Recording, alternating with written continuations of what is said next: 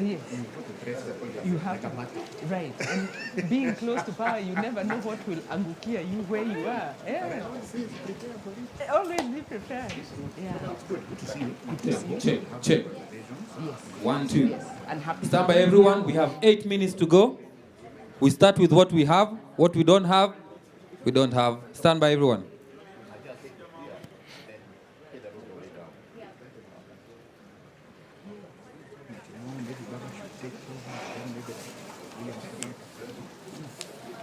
It's interesting because there's no way you can get to CBD on the expressway. Isn't it? Yeah. You either will go all the way to museum and come back again, or you get it out the aspirations. where capital. Am I too shy? Hasalas, is there an exit Yes, there is. to CBD? You'll come out Bunyala Road. There is. Style up. Don't take. I've used it because I came out just before that roundabout for. When you are coming to town from the airport. Asante, thank you very much. No, I'm not talking coming. How? Yeah, they are on both sides. The exit is on both sides. There's one for Haile Selassie. Yeah. You'll come out right at that roundabout that goes to Upper Hill and Bunyala Road. Yes. There's an exit here on both sides. Thank We you have a very team much. coming next week from all over Africa and Japan. So I think then they'll be picked from the airport. They are coming to Crown Plaza Hotel. Then they come out at Bunyara. Yes. They go up. How are you? Okay. I'd started panicking. Yeah. I haven't seen that actually, that exit. I used it to actually. Professor Gituro, do for me a sound check. Just count to 10. Huh? Just count to 10, sound check. 10, 9, 8, 7, 6, 5, 4, 3, 2, 1, 0. Okay, thank you. Nerima, test for me your microphone. 1, 2, 3, 4. Yes. Well, 5, 6, 7, 8, 9, 10. Yes. 1, they're 2, here. 3, 4, 5, 6, 7, Make 8, up. 9, 10. Make You up. well? Yeah. I'm still listening. Nerima is good? I'm well. Nerima Bado. Hello. Nerima. I'm fine. Nerima, your sound is not good. 1, 2, 3, 4, 5, 6, 7, 8, Yeah. 9, 10. 1, 2, 3, 4, 5, Do 6, anything white on me 7, shows, 8, yeah? 9, 10. 1, 2, 3, 4, 5, 6, 7, And I'm 8, like you, 9, 10. Is Nerima okay? Okay. 1, 0. 1, 0. Yes. Test for me your Of course, microphone, with the please. 10, 9, Ladies, 8, as a 7, panelist. 6, 5, 4, 3, 2, 1. Father, Can you hear me? Coming. My father's right, that's 1, 0. 10, 9, Absolutely. 8, 7, Absolutely. 6, They have replicated 5, 4, it 3, here. 2, I 1. think so. I think Can you so. hear me? So, Bado. Bado. May I count to? Good evening and happy to It's be good I'm here. not This in is the second Wanjiro one speaking. because, 1, 2, 3. she's 4, my neighbor. 5. Okay. That's good. Asaska. That would be interesting what you'd have to say here, about nice her. to be here. 1, 2, Asaska, 3. you okay? Is Asaska but okay? there's another panel which will come Tuko in kwa Saska. after us. I'm not sure. Sometimes they we are don't. going to Oh, Dr. 1, 2, Baraza. 3. Can you talk hear about me, the first Trevor? two. Yeah. Good. There'll be another one So at 7:30. the format it's going Oh, to take, okay. it's just And I a think pre-analysis and a post-analysis. panelists So what are your for main expectations from the candidates and the issues around their manifestos, what they sound like? So we're just going to bounce off ideas of each other. Yeah. The first question will really be your expectations. What do you expect to hear from them? Yeah. Liptons. I know, I was like, I'm just watching. Are you the one doing from? You're doing from Lipton, no? Lipton, oh.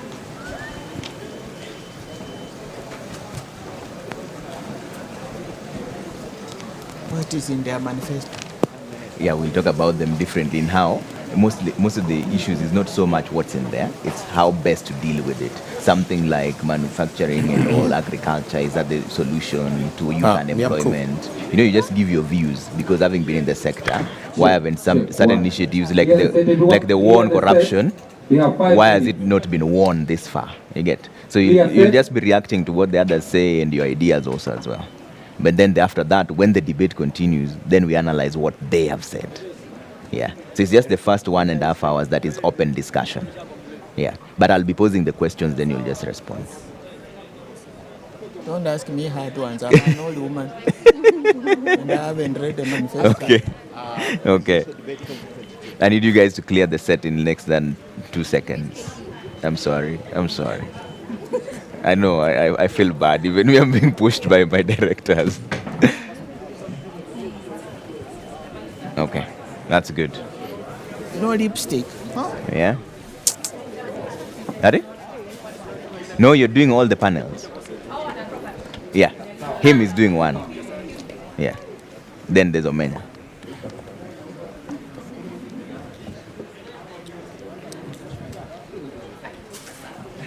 Tutakwambia.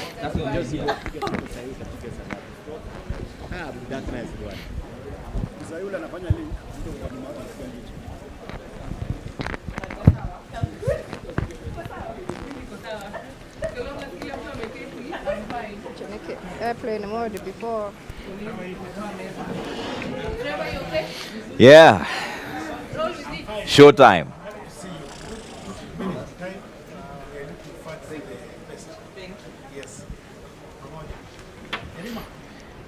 Standing by.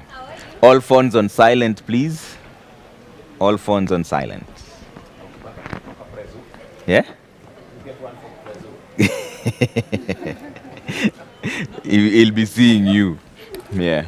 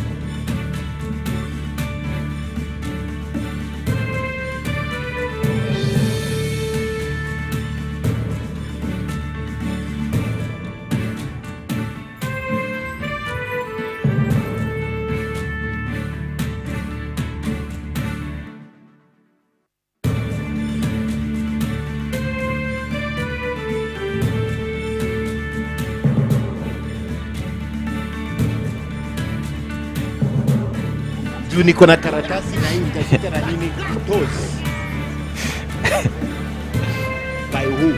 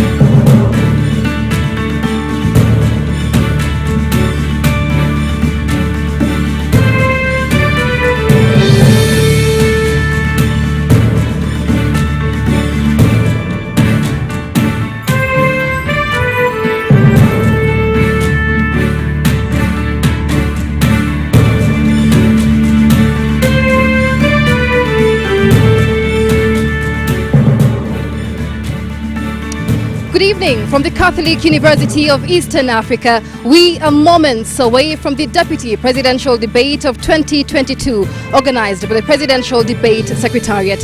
My name is Michelle Ngale from K24 TV, and I am not alone. The entire media fraternity is working round the clock to bring you this live debate.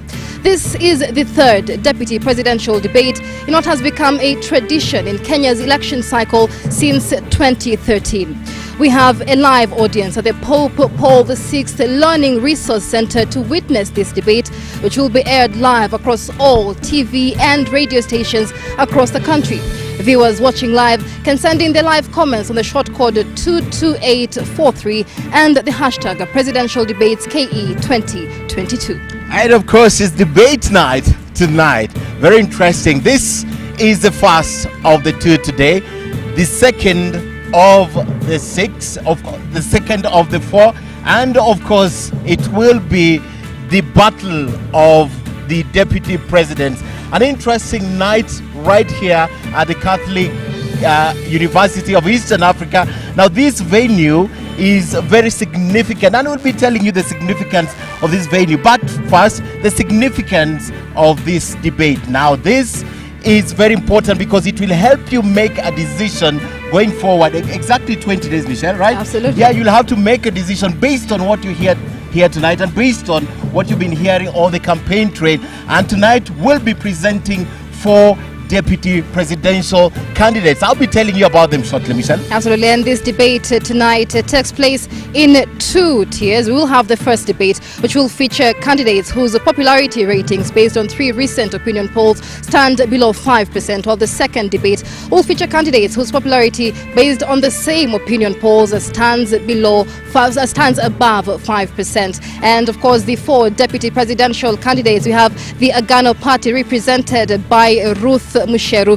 We also have the Roots Party, where we'll have Justina, Wamae, as well as the Azimio One Kenya coalition, which will be represented by Martha Wangari Karua, and last but not least, the Kenya Kwanza coalition with Geoffrey Rigathi Gachagua. And of course, my name is Ken Mijungu from KTN TV. Before I introduce the guest, I had to introduce myself. All right, so let's talk about Ruth Mucheru Mutua. She is from the Agano Party. She's the presidential running mate, deputizing Mwaure Waihiga.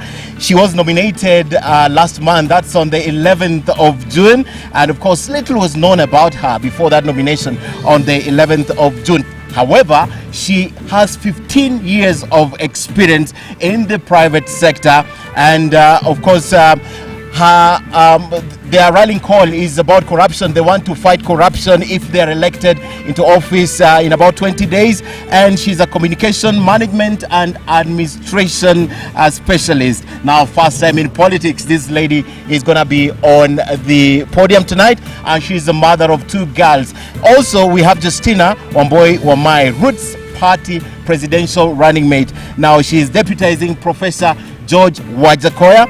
She is a youth advocate, a businesswoman, and she is a purchasing and logistics specialist. She is with us tonight and vast career in the private sector. She was a little known before this. However, she was thrust to the limelight. She was born right behind here in Kibra. Not her first time in politics, because I will tell you this, she tried in Mavoko and failed, and also tried to work for the government. She applied to be a permanent secretary, you know that?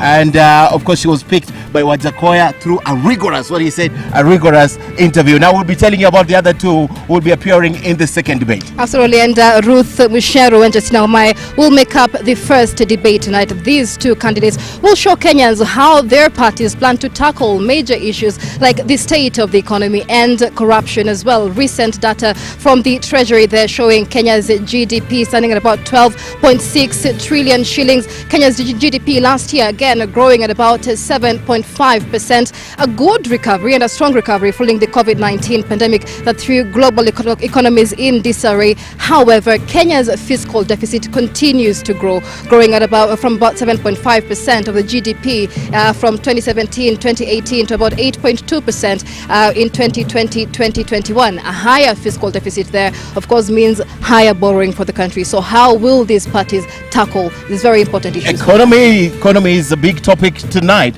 And of course, with 22 million of you going to the ballot, it's important that you know what they stand for. I mean, Kenya is the biggest economy in this region. So whoever is at the top matters most for not only the East Africa region, but beyond. And as Michelle mentioned earlier, we're not alone in this. It's a joint broadcast by all the media houses. It's being streamed live online. It's also not television station and most of the radio station. Now, on the other side, my colleague Nimrod Tabu is also standing by. And Nimrod, perhaps a lowdown on what you know about these candidates and what they present tonight right here at Kwea. Nimrod? Asante sana Ken, kama ulivyosema milioni 22 ya wapiga kura na asilimia ndogo tu imepata fursa kualikwa kama wageni kuja hapa kuweza kusikiza mdahalo huu moja kwa moja kutoka chuo kikuu cha Catholic University Eastern Africa. Bila shaka umeniambia nimzungumzie mmoja wa wagombea hao. Nataka nimzungumzie Ruth Mucheru Mutua ambaye kufikia Juni mapema mwezi huu aliweza kuteuliwa kuwa naibu mgombea mwenza wa David Waihiga Mwaure kuweza kushikilia tiketi wakiwa pamoja ya Agano. Basi katika hotuba yake moja kwa moja, sio wengi walikuwa wakimfahamu, lakini punde tu kutoka siku hizo na siku ambazo zimefuatia ameweza kuwa ni mtu mwenye kutambulika, fursa akizipata anazungumzia masuala ambayo wanataka katika chama cha Agano kuweza kukabiliana na masuala ya ufisadi. Vile vile amesema ikiwa atachaguliwa kuwa mgombea mwenza katika tikiti ya Agano, vile vile atakuwa ni mwenye kutetea maslahi ya kina mama, wanawake na wasichana. Isitoshe pia atatetea jamii ambazo zimekuwa zikitelekezwa na serikali tofauti hapa nchini. Lakini si mengi yanayofahamika kumhusu, kwani hajakuwa katika safu ya siasa ama uongozi katika umma ama masuala ya kisiasa, isipokuwa tu kwamba tunafahamu ameweza kushiriki kazi katika kampuni tofauti. Kama ulivyosema, aliweza kusomea shahada na kupata shahada ya masuala ya mawasiliano. Kwa hivyo ni mzuri kwa kuzungumza masuala ya mawasiliano. Lakini pia nieleze kwa kifupi kwamba alisomea shule ya upili ya State House Girls hapa Nairobi na hatimaye kuenda katika shule ya upili ya Visa Oshwal kabla ya kuingia katika chuo kikuu cha Nairobi na kupata shahada ya masuala ya mawasiliano. Lakini mtazamaji, mimi nafahamika kama Nimrod Tabu kutoka runinga Citizen, lakini hii leo siko peke yangu katika zulia hili jekundu. Na mtazamaji, bila shaka ukiniita busara na aman nitaitika, na anatoka runinga ya K24 TV. Na bila shaka ni shukrani za dhati kuona kwamba umetenga muda wako na kujiunga nasi katika mchaka wa mdahalo wa manaibu ama wagombea wenza urais hii leo hapa katika chuo kikuu cha Katoliki cha Afrika Mashariki. Na bila shaka mwenzangu Mijungu tayari amezungumza mawili matatu kuhusiana na mgombea mwenza urais ambaye ni Justina Wamae. Lakini kwanza Tabu jamani, mazingira yapo vipi? Mandhari yako vipi ndani ya chuo hiki? Ama kwa kweli yanapendeza, usalama umeimarishwa, wageni walioruhusiwa kufika ni wale waliopata mwaliko peke yake. Kwa hivyo kwa wale ni wafuasi tunawasihi watazame pale walipo, aidha kwenye runinga, katika mitandao na kadhalika. Naam, bila shaka kabla sijazungumza mengi, kukumbusha tu mtazamaji upote pale ulipo, ukitaka kuzungumza nasi, ukitaka kutuma maoni au hata mapendekezo, basi tuma kupitia ujumbe mfupi. Nambari ni 22843. Nambari ni 22843. Lakini mtazamaji, kumbuka kwamba mdahalo huu unakuja wakati ambapo taifa linakumbana na gharama ya juu ya maisha. Na muda mfupi kabla ya mdahalo huu kufanyika, jamani, utafiti ulifanyika na Wakenya wengi wangependa usiku wa leo wagombea wenza ambao watakuwa hapa waangazie masuala kadhaa, ikiwemo kupanda kwa gharama ya maisha, vile vile swala la ufisadi, vile vile swala la ukosefu wa ajira miongoni mwa vijana na hata huduma mbovu za afya. Kwa hivyo letu ni jicho kuona kwamba je, wagombea hao wenza watakuwa na yepi ya kusema kuhusiana na masuala hayo katika sekta hizo mbalimbali. Lakini nikirejelea mada yangu na muangazia Justina Wamae, na tayari mwenzangu Ken Mijungu ashangazia safari yake, alikolelewa, alikozaliwa, alikosoma. Kwa hivyo mimi nitaangazia tu zile sera ambazo wako nazo ndani ya chama cha Ruth. Bila shaka ni sera ambazo kidogo si za kawaida. Wanasiasa unajua, tunajua sera zao. Lakini kidogo kina Ruth Party wanakuja wanatuambia kwamba wataanza biashara ama ukulima wa nyoka. Naam, kando na hayo wanasema watawanyonga wafisadi. Kama wewe ni mfisadi basi utanyongwa. Kando na hayo wanataka kufanya nini? Kuidhinisha utumizi wa bangi. Na mengi atakuwa anasema mwenyewe katika mdahalo wa leo na kuwashawishi ama kushawishi wewe Mkenya popote pale ulipo uweze kumchagua iwapo ataweza kufanikiwa basi kushinda uchaguzi huu wa Agosti 9 ambao unakuja baada ya siku kadhaa tu za kuhesabu. Na usisahau busara, azimio lao la kutaka kuahirisha katiba kwa muda wa miezi 6 ili kuweza kuhakikisha kwamba mambo yanakuwa laini. Kwa hivyo ni masuala ambayo bila shaka wamepangiwa maswali ambayo pengine yatatusaidia kuweza kuwafahamu zaidi, kuelewa fursa zao, kuelewa zaidi pia manifesto zao, na pia ikiwa kama ulivyosema wana ushawishi aina gani. Ikikumbuka kwamba mdahalo huu umeandaliwa kwa sababu wao wako katika ile nafasi ambao bado hawajaweza kuwa na ushawishi mkubwa. Wana 5% tu ya pengine wale watu ambao wameweza kuwafuatilia au hata chini. Kwa hivyo ndio nafasi nzuri nafikiri kwa wao kuweza kujieleza na kushawishi wananchi ambao paka kufikia sasa pengine hawajafanya maamuzi ni chama gani ambapo pengine wataegemea. Na pengine Nimrod, mdahalo huu si wa kawaida, manake kidogo idadi ya wanawake ni kubwa zaidi ikilinganishwa na wanaume na si jambo la kawaida. Bila shaka, kwa hivyo tunatazamia mengi tu katika mdahalo huu wa kwanza, lakini kabla ya kuingia kwenye mdahalo wenyewe kirasmi, tunaye mwenzetu Trevor Ombija, hajaketi pembeni sana, yuko karibu nasi. Trevor.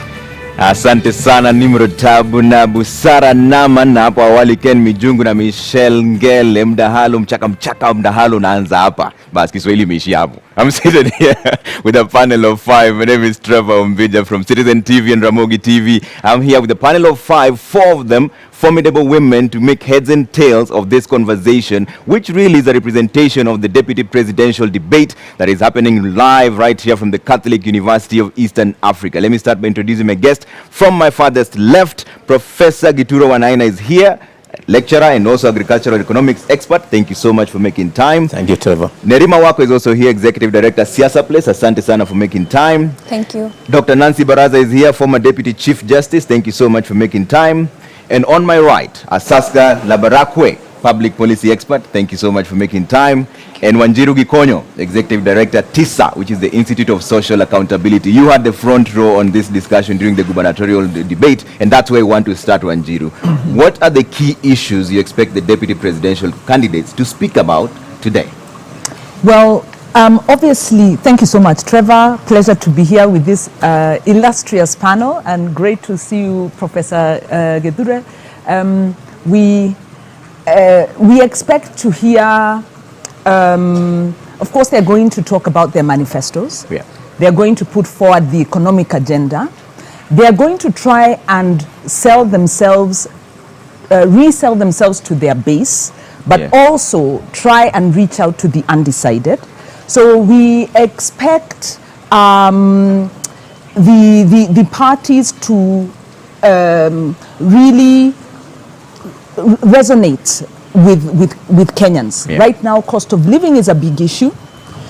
The issues around cost of living have to do with the policies of the Jubilee administration. Yeah.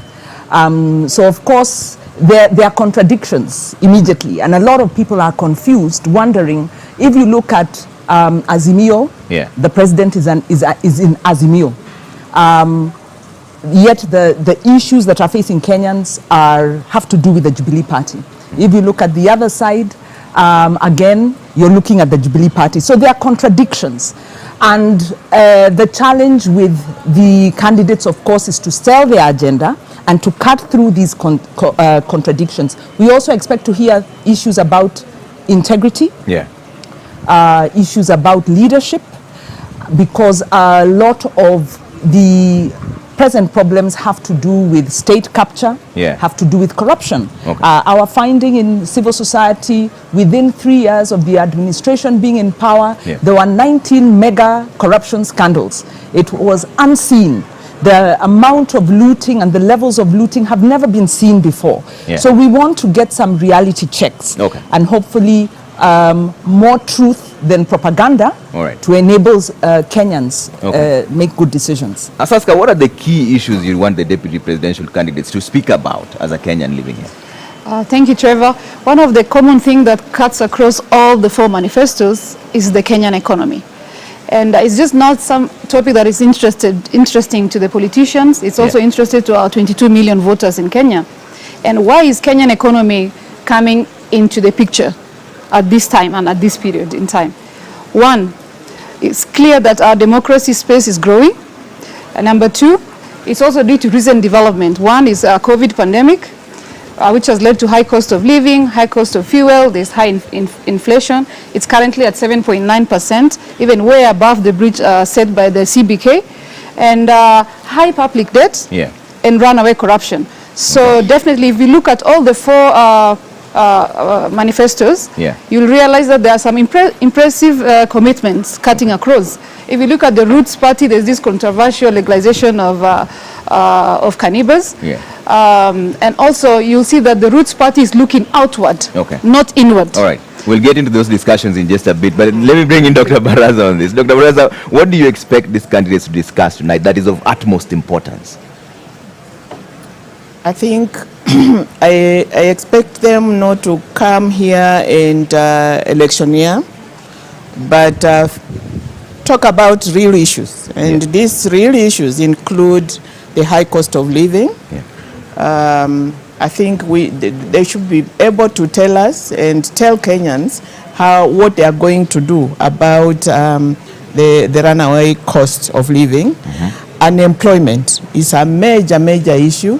I come from the academia. We are churning out youth from the universities. They are coming out of colleges and they are going nowhere. They have no jobs. And we don't want a future of all our youth jobless. Yeah. So I expect that they address that issue and in a very serious manner. Issues of health. I hear money being allocated to the Ministry of Health, but I don't think Kenyans are getting the services optimally. So I would want to hear how they intend to do this, but of utmost importance is the issue of integrity, as Wanjiru has said, and corruption. Okay. Corruption, which is a cancer, it is killing us, it is killing this country. I want them to address, or I expect them to address the issue of corruption. Okay. And Kenyans are expecting that they get candid responses on how they intend to tackle corruption. All right. Nerima, as a representative of the youth, what is of utmost importance to you? Hi, Trevor. I think everything has already been said by my co-panelists, and I agree with them completely. The fact that opportunities is going to be very high on the agenda, and how you're going to create those opportunities for young people, but not opportunities where you say we're providing a fund. We're very well aware that not all young people want to start enterprises and businesses. Opportunities within agriculture, food security, we are still undergoing a drought, so taking care of the population that is not normally seen as being Kenyan. They're second-class citizens, and that's how they feel, and it's an issue in our country. A lot of youth are in criminal gangs, talking about Mombasa County and even the northern frontier counties as well, and we tend to ignore these communities because a lot of times when we talked about the division of revenue, that's where a huge chunk of the debate came out from, where counties are concerned about collection of resources. Okay. So even when we talk about opportunities, we need to be talking about debt. Our debt is just too high, and it's going to fall on the youth to pay that debt. And how are they going to collect resources for that debt? Because as much as we talk about corruption, we need to do something about it. It just definitely needs to reduce. This is also a political season where too much resources has been used in campaigns. Okay. My friends, too much. I think it's the highest I've ever seen, ever. And I'm not old, but it's a lot. Okay. Looking at, statistics. And so that means that whoever is coming into power has to figure out, one, to recuperate. Number two, they're going to have officials or frontiers who are within parliament who their first thing will be thinking, how I'm going to recuperate financially. And then number three, it's going to be about how we're going to be able to sustain ourselves, even when we talk about the high cost of living and the impact that COVID has made. So I would say opportunities, looking at corruption, our debt and resources, how are we going to be able to manage them? Inclusivity, how are we going to also engage communities that are not normally seen as people who are at the forefront of these conversations that are normally overtaken by the majority. All right, Prof, I'll come to you to get your expectations in just a bit, but let's cross over to Busara Naman, who's standing by the registration center to tell us what's going on. Busara, kwako Busara.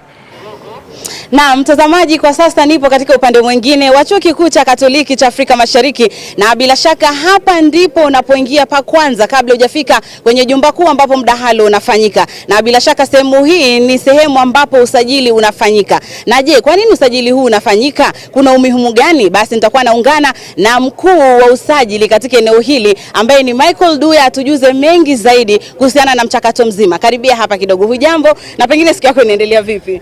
Si jambo, siku yangu iko salama. Na moja kwa moja labda tutuelezee kwa nini Mkenya yoyote ambaye anaingia katika chuo hiki hivi sasa katika mdahalo, je, kwa nini anahitaji kujisajili? Watu wanakuja kwa sababu ya security reason, tunawasajili kwa sababu ya security. Kila wakati wakija tunafaa kujua ni nani anakuja ku attend hii debate. So pale kwa online tulikuwa na form zenye tulikuwa make for attendees. So wakisha do the registration, tunajua kwamba wanakuja ku attend debate for a specific reason. Tulikuwa tunauliza kwa nini wanakuja ku attend the debate.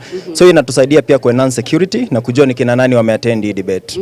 Yes. Na je, ni vitu gani ambavyo vipo katika hiyo mchakato wa online ambao unafuatilia? Ni mambo gani ambayo yapo ambayo mtu anapaswa kujaza? Pale online tunaweza kujaza bio details. The same time tunajaza vitu kama photo. Lazima upload photo yako ili tujue wewe ni nani. Tukiangalia na pia tunakuangalia, tunajua kumbe ni wewe ndio umekuja na pia umesajiliwa the correct way. Tunachukua pia kategori yako. Tunajua kama wewe ni delegate tunakuja ama wewe ni crew. Crew tunafanyia kitu inaitwa accreditation pia, so that tujue ukikuja unakuja under which media house na unakuja kufanya nini katika hii debate. Yes. Kwa hivyo inamaanisha kwamba wote waliokuja hapa ni waalikwa ambao tayari walijisajili awali. Yes. Naam. Yes, ukikuja ni lazima ukuli alikwa. Kuna list ya wale tulikuwa tumewatumia invitation. So wakishahakikisha kwamba ni the correct people wanakuja, ndipo tunaweza wapatia sasa entry into the event. Naam, shukrani sana Michael Luya. Bila shaka mtazamaji, huyo ndo mkuu wa kitengo cha usajili katika hafla nzima ya mdahalo huu wa wagombea urais. Na mtazamaji, kufikia hapo narudisha upande mwingine wa studio. Asante sana Busara Naman. Just for clarity purposes, this broadcast is coming to you live from the Catholic University of Eastern Africa. Only those who are invited prior will be allowed into the vicinity, but we're not leaving you out. Online, you can always send us your views on presidential debates KE 2022 as a hashtag, and the deputy presidential debates KE 2022. Also, you can send in an SMS with your name and where you're texting us from to 22843 to weigh into the entire discussion. We'll sample some of the views during this broadcast that is being aired across all media platforms. Professor, I was coming to you in terms of your expectations for this. Before you went to the commercial break. I was just trying to clarify to the people how the registration is working out there, so that they don't walk in here. But what are your expectations for this debate, Prof? Yeah, thanks. And again, I think I appreciate being the company of these heavyweights of ladies here. I think it's the same we expect in the debates. Yeah. There'll be only one gentleman, I suppose. Yes. And 3 ladies. I think the first thing is for them to appreciate and realize the position they are holding. You are holding the second person entrusted with responsibilities by Kenyans. And therefore what we expect you is to talk at that level. In the sense that, how am I going to look at a country like Kenya and place it where it's supposed to be in the world, in Africa? Could be the first economy in Africa, if not the second, you know. Yeah. I expect that from them. And as my sister talked about here, perhaps it's not a politicking. This is a very different discussion, because here they'll be asked questions.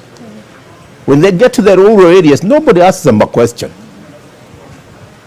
You are talking to the people. Yeah. Here we are debating. And therefore I would like them to go beyond what we are promising Kenyans. Yeah. Hope is not a strategy and will never be a strategy. Tell us, for example, we are going to have free education from ECD to the university. How? Anybody can say that. Yeah. Even the mad person in the street. But how are we going to do it? So what I expect, and I think the panelists here have brought the issues here. Yeah. If you look at the public debt, if you look at the fuel prices, how are we going to deal with it? That is something I would expect from them. Yeah. A very clear strategy. In fact, you move from hope to a strategy. And from a strategy, you have the implementation. Yeah. So that's what I'm really expecting of them. Okay. Because the moment you tell the Kenyans, we have issues of food. Yeah. What makes us go back? Farming, agriculture. What makes agriculture tick? Water. Yeah. What is my plan to deal with harvesting water? Okay. What tickles manufacturers? Energy. How are we going to deal with the energy? Yeah. So those are the kind of things that are going. And I think Ebre, they brought the drought, the public debt, post-COVID, the war in Ukraine. And of course, I think I would not like to to say like Wanjiru there. I know Wanjiru hits below the belt of the times he has opportunity. And I think everybody has. We are looking for strong leadership. Yeah. A leadership which is no nonsense, in the sense that it will not allow things like some transaction cost. Yeah. That's what we are looking for. All right. And Dr. Baraza, Professor Gituri is raising a very interesting aspect on position. The position they serve as the deputy president of the nation, the incoming one. The constitution itself, Article 147(2), is not even explicit on the roles of a deputy president. It simply just says he or she will deputize the president and execute functions by the constitution and assigned by the president. Is that where the problem is really? Did we err in passing it like that without clearing it? I was part of the drafting of that constitution, and I think there was no erring, and I don't think there is a problem there. I think it is clear once you are a deputy, I think the constitution expects you to be a principal assistant to the president, and the president assigns you work. And I don't see a president who would fail to assign work. I don't think from the framers or the position of the framers of the constitution there was a problem. The problem is being created in the office itself, in the presidency itself, probably people not wanting to appreciate the position that the constitution gives them. Yeah. I don't think there is a problem there. But as a person who took part in the drafting of it all, what happens if a president decides not to assign the deputy the duties? The deputy decides to take the president. Yeah, or the deputy decides to ignore what has been assigned. Did you look at that possibility? I think the expectation was that we were not going to have that kind of friction. Okay. That for a presidency to run smoothly, there is a reason why the constitution put there a principal assistant called a deputy president, and he would be assigned work.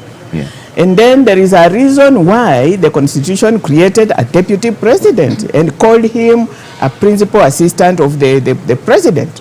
So if this principal assistant wants to outsmart the principal himself, I think now that is the problem of the persons holding those posts. Okay. Yes. Wanjiru, was there a mistake there in the drafting of Article 147 that did not explicitly give the roles of what a deputy president should do? Well, I think if you look at the practice the world over, the deputy president deputizes the president on the assumption that ideologically they are together committed to the implementation of the party manifesto.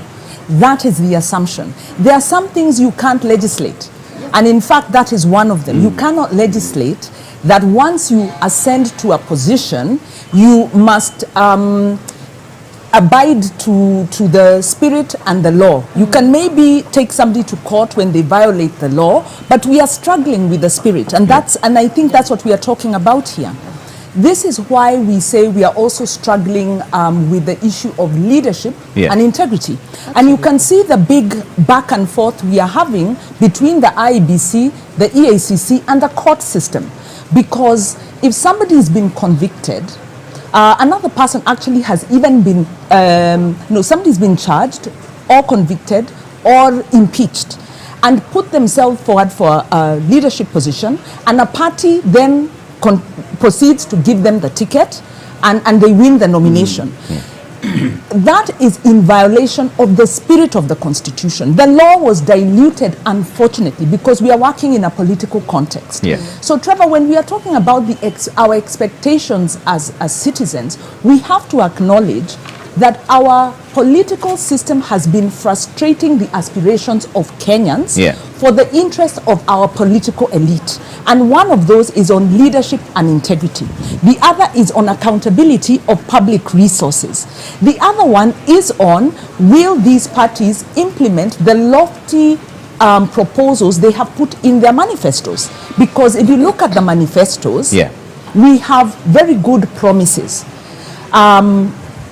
Based looking at the economy, and there's differences between the manifestos, but there's an agreement that we must focus on agriculture, we must focus on the informal sector, we must create wealth, we must open up these value chains and democratize our economic system. These are great and lofty ideals, and I think it's a big win in that citizens have been heard. But in Kenya, our problem comes to at implementation stage. Okay. We have a political elite, we have a government administration that really roundly does not implement, subverts the law, avoids the law, evades the law. So that is the big question, and we want to hear what are the tangible proposals we have for the implementation of that. But also, I think we have to look at track record. Professor says that I'm hitting below the belt, but track record is how do you measure somebody when you know, when you're assessing somebody for an employment position. You look at their ideas, you look at their education, you also look at their track record. What were you doing before? And we're not saying we are witch hunting or moralizing. We're just saying, have you been consistent in terms of your ideological position, in terms of how you've conducted yourself in public office? Okay. Asaska, I'll come to you. I see you're itching to respond, but I want to show you what's going on right now. The registration is happening as we speak. The auditorium will be full to capacity, 600 strong. All of them invited guests. It's happening right now. If you're prior invited to this conversation, then you're being cleared. There's a tight security check at the corner. The chaperones are there waiting to pick each and every person who they are assigned to. You can see them lining up there. As soon as the candidates come in for debate 1, we will usher you straight to the auditorium when the conversation will begin at around 5:30. Justina Wamae for the Roots party is expected here anytime from now. Ruth Mucheru of Agano party is also expected here anytime from now. The moderators will be Francis Gachuri and Zubeida Kome. As soon as that kicks off, we will take you there. But Saska, I was coming to you on this. Is it true what Wanjiru is saying, that it's the political system that frustrates the aspirations of Kenyans? Culture. Yeah. Not the system, The culture. political culture. Trevor, I totally agree with Wanjiru here. And I don't know if politicians forget that Kenyans do read their manifestos. They do scrutinize it to ensure that it does reflect our needs and our aspirations as a country. I think there is that missing link because we have beautiful manifestos with lofty promises, as Wanjiru has alluded to. But the thing is, there is no clear-cut implementation roadmaps on how best all these promises and commitments will be executed at the end. And that's what we're missing in this country. It's 6 years since independence. And as much as we have beautiful policies in place, beautiful policy frameworks and regulations, we still fail at implementation. And it's time for us to ask ourselves, why is this so? Why does this keep happening? Okay. Prof, do you agree with that? It's only about implementation rather than the policies we have. Do we have enough laws and this thing comes in my mind very clearly. I think when Raila was the deputy president or something like that, I remember him Prime Minister. I remember him in a safari park, and he emphasized, he did actually say in my presentation in 3 words: implementation, implementation, implementation. And I hope we can do that. It's not just the manifesto, even our strategies. I'll give you an example. Kigali Stock Exchange, actually brought from here. The CBC, there are people who have run away with it. And it's something perhaps, as we look all this, I think it's also really to see them, all these things they're saying, what is the foundation? And one of the foundation is education. And I think Dr. Baraza has pointed about here. And I think it's very important to distinguish here the youth and workers. Prof, hold the thought on the youth in just a bit, because one of the candidates has already arrived. That is Ruth Mucheru of the Agano party, and she's standing by there with Michelle Ngele. Let's find out how she's feeling just ahead of the debate. Michelle? Right, Ruth Mucheru, she's the first candidate to make it for the debate here, which is about to begin at 5:30 this afternoon. Trevor, good to see you today. You are the first of 2 candidates in the first debate. Are you ready? I'm very ready, Kenyans. I am here to bring our agenda and to give you the view and what manifesto we have as the Agano Party. We are ready and a privilege. Thank you for giving us this chance in the Media Council. It is a third deputy presidential debate. What are your expectations within those 90 minutes? To air the manifesto, to air what the Kenyans want to hear from us, what we are coming to bring in, yes, as the Badilisha team. What do you expect from your debater, Justina Wamae? She will come and bring forth what she has for the Kenyans. Right. We can debate from that point. Thank you. That is Ruth Mucheru. She is the first candidate to make it for the deputy presidential debates here at the Catholic University of Eastern Africa. Trevor, over to you. Thank you, Michelle. And Prof, you're finishing your thoughts on the issue of every time I'm coming, there's a commercial break is coming in. This is happening in real time. I'm trying to bring a nexus, which I think Dr. Barasa brought very strongly. Yeah. And Wak also brought it, the issue of employment. And where I come from, our young people are not really looking for employment. They are looking for opportunity to create employment. Yeah. And that is important. And I link that, I step back and link that to CBC, the curriculum-based... competency-based curriculum. Competence-based curriculum. Yeah. And what do I see the candidate linking that to what it translates to creating opportunities for young people to create employment? Yeah. And there are people in this town, I have some Maroto survey around me, and I've mentioned him, Kiprono, Kitoni. I did happen to have teach him campus, and he said, by then I'm not going to be employed, but I'm going to create employment. That gentleman today has created employment. That's the kind of youth we are looking. Okay. But how do the deputy president, let's say they hold very high position, link that to what happens in the classroom? Right now, there are issues. When you look at the the curriculum we have adopted, very expensive. Curriculum drives everything, but we need to look at in that perspective. But the leadership, Wanjiru, I totally agree with you. I had an opportunity to work in government, and so there are certain terms you use. I remember one time talking to the public service. You don't say they have no skills. Yeah. You say they have limited skills. Yeah. So I could be talking about leadership, but really talking the issue of prudent utilization of the taxes we are paying. That's a big hole. Somebody has to look at that. Because today you go excise duty 16%. Left and right we are being taxed. Yeah. And we Kenyans really we love to pay we like to pay taxes, but we must see what the taxes are doing. Okay. So I've already have that sting. I think I wish the candidates who are coming, please go beyond your manifesto. We have led them. But tell the Kenyans, if I'm going to do this, how are we going to do it? Yeah. That's what we'd expect from them. Okay. Yeah. Let me bring in Nerima on this. And Nerima, let's now talk about the cost of living and the economy. So, according to the Kenya National Bureau of Statistics, inflation has actually reached a 5-year high of 7.9%. Public debt is at 8.5 trillion. So, Azimio is talking about agriculture, livestock farming, and blue economy that will then grow the agriculture sector by 30% of the GDP. Is that where the solution lies as a young person, considering that the average age of a farmer today is 70? Yes. The average age of a farmer is old because, again, you like that word, old. Is because he's young. mature than That's a better word. Mature. Wise, I don't know. There are some very wise young people. But I would say that it's also because of how we view agriculture. Yeah. You know, even when we look at the vocational training institutes, a lot of times even when people apply or youth apply to go there, it's because it's the last resort. I wasn't able to go into a higher formal institution, or my parents can't afford it. So it's not a place where youth are saying, I am very passionate about doing this because I feel it's an opportunity for me. So we have to change the way we view agriculture, and also see that agriculture can also produce opportunity for young people. Okay. Once youth see that transition, you will not even need to advertise for youth to enter agriculture. They will come on their own. And also, I agree on Prof's point in terms of youth looking for opportunity. But this country is not very conducive toward small businesses, medium-sized businesses, and young entrepreneurs. It is a struggle. The number of youth who even struggle with, say, the paperwork required and the costs of it, or the taxes to even have that business, it clamps your company before it can even continue to exist. And a lot of them do not last more than 3 years. After 3 years, they're done and dusted.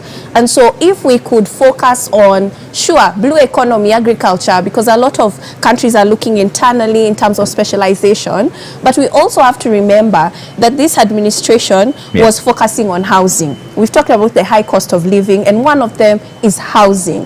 Youth right now, talking about land, owning land, buying a house, building a house is not even part of conversation right now. We cannot. You cannot afford it. But with this administration, they talked about housing. what happened to that? They managed to do some, but not as many as we anticipated beginning with their term 10 years ago. And number two, they talked about manufacturing. Yeah. What happened to that? The president had a whole idea of having civil servants wearing Kenyan-owned, Kenyan-made fabric on particular days, which is Friday. Kenya. Yes. But then what has happened with that? Even when we talk about implementation, the culture to want to support Kenyan-owned businesses is still far behind. And when you even see youth who are in agriculture, a lot of them complain about how there are certain policies that prop up. All of a sudden you need a license to start bee farming. All of a sudden you need a license to grow grass to be able to feed your cows. All of a sudden it's cheaper to grow onions in Tanzania and I get my eggs from Uganda. And so we have to look at how can we improve the business environment for young people. It will be important because we're looking at integration. We haven't talked about the free trade, Africa Free Trade Area that is now in place, and youth being able to see opportunities in areas like Rwanda, Kigali that we've talked about, and the fact that now that exchange will come into place, and it will also change the conversation on currency. And how we trade and what we're trading. Okay. And Dr. Baraza, in hindsight, what is missing when it comes to youth empowerment initiatives? Because some of them have been there, but they've collapsed on their faces. Or is it that the uptake has not been there? In your view, what is missing when it comes to youth empowerment? I think what is missing is seriousness in following those programs through, in implementation. I know there are programs, there are funds, we hear of funds, youth funds, but I think implementation is not good. Nerima has touched on a very important issue. Youth try to do things, to farm, for example, or to rear chicken, for example, but they have no market. And the reason is we, the powerful, occupy that space. Okay, we deprive them of market. They cannot afford inputs because they are too expensive, and so that leaves the powerful, the rich, to do the business that the youth could engage in. So I think we strangle them along the road, along the way, and so we just don't enable them to succeed. It's the enabling environment that's the not enabling there. environment is not there. Okay. Asaska, we were speaking about the Azimio manifesto of agriculture, but Kenya Kwanza, on the other hand, also is pledging to invest 500 billion over the next 5 years in the smallholder agriculture and informal sector. Will the proposed agricultural initiatives guarantee food security to all Kenyans? Thank you, Trevor. Definitely, as we all know, cultural sector plays a big role, is a key driver to Kenya's economy. And in 2021 alone, it contributed approximately 22.4% towards Kenya's GDP. Definitely, agriculture is a sector that enhances productivity and thus cannot just be wished away. And in that case, as you've seen in the Kenya Kwanza financial commitment towards agriculture, they've set aside, I think, about 250 billion Kenya shillings within the financial year of 2023 to 2027.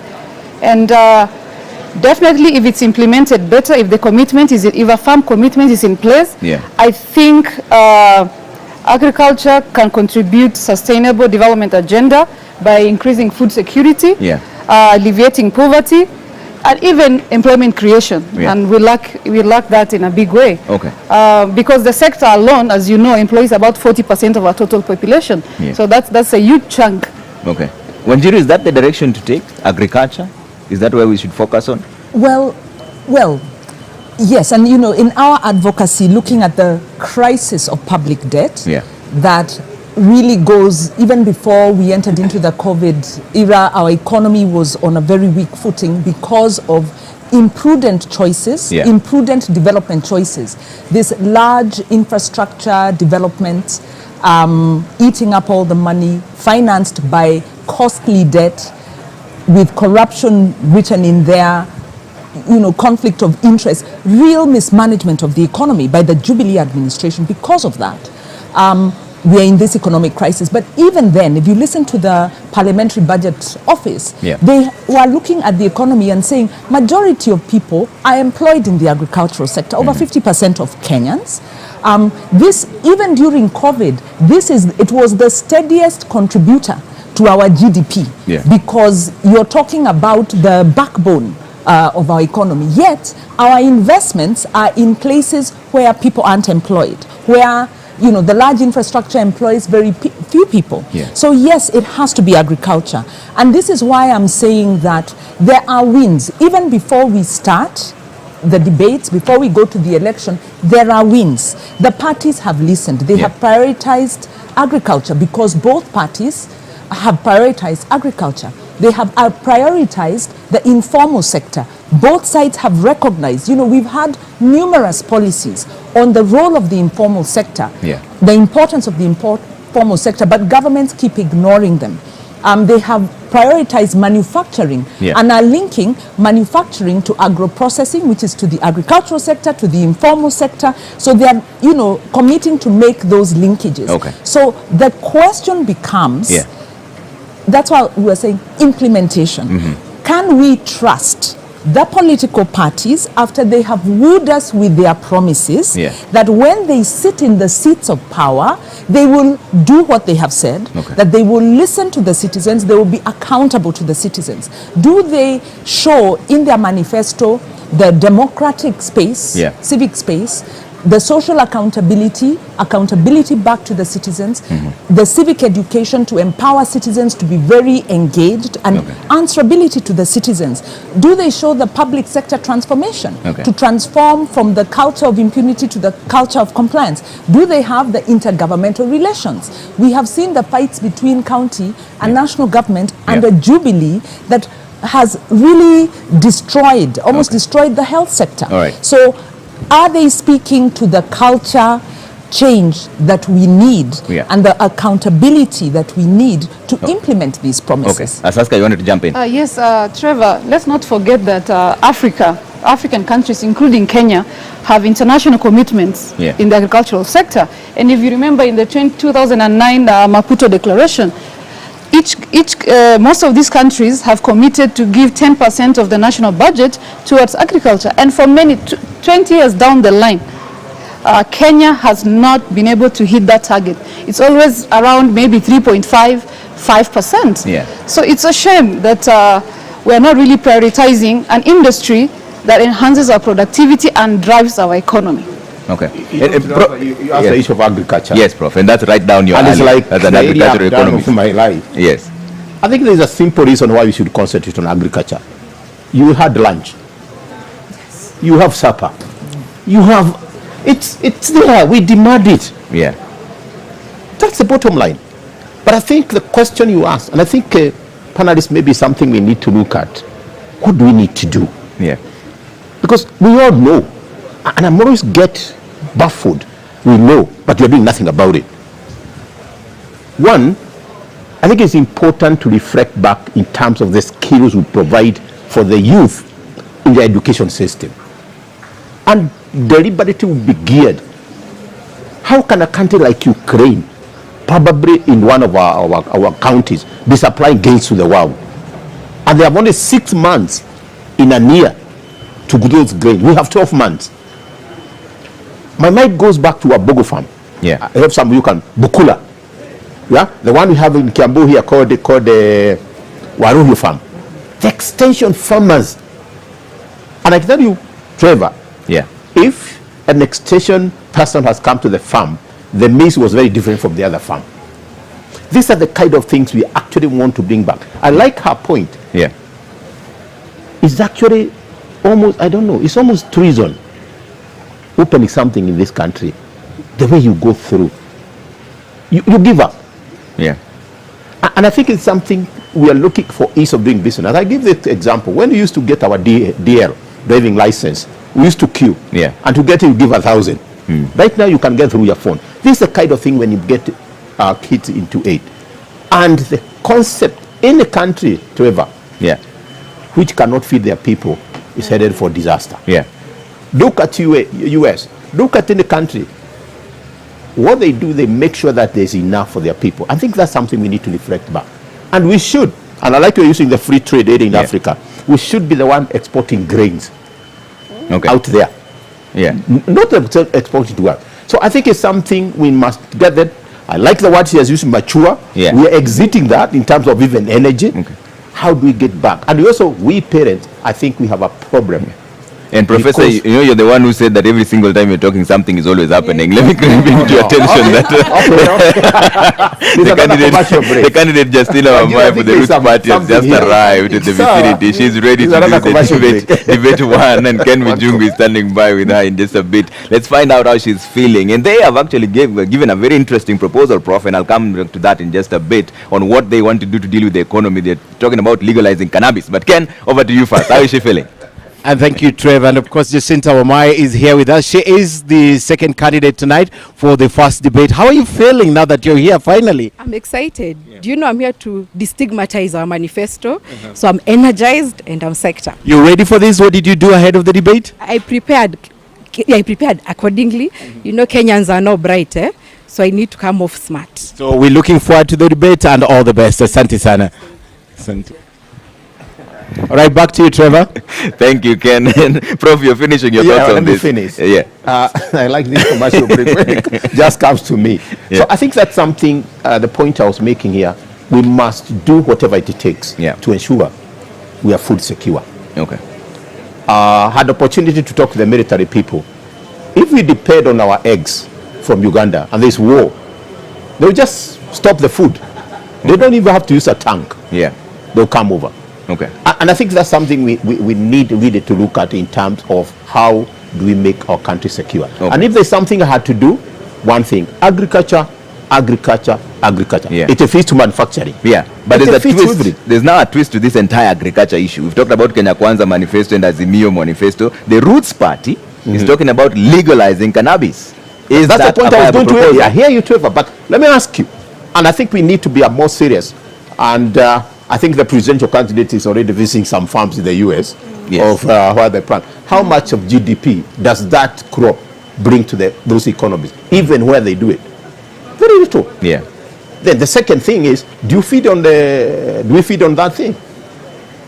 There are farms here in Naivasha planting flowers. We never eat on those flowers. The most people Kenya will cash your call with their kids are in Naivasha. So we also need to protect what people eat and what we sell for export. That balance is very important. And I will probably go towards grains. But the other thing is we need to change even the way we look at the grains. And I always give this example, and I think that Wako is here, can give this example. If we had unga in this cup, maize, it cannot even feed Wako.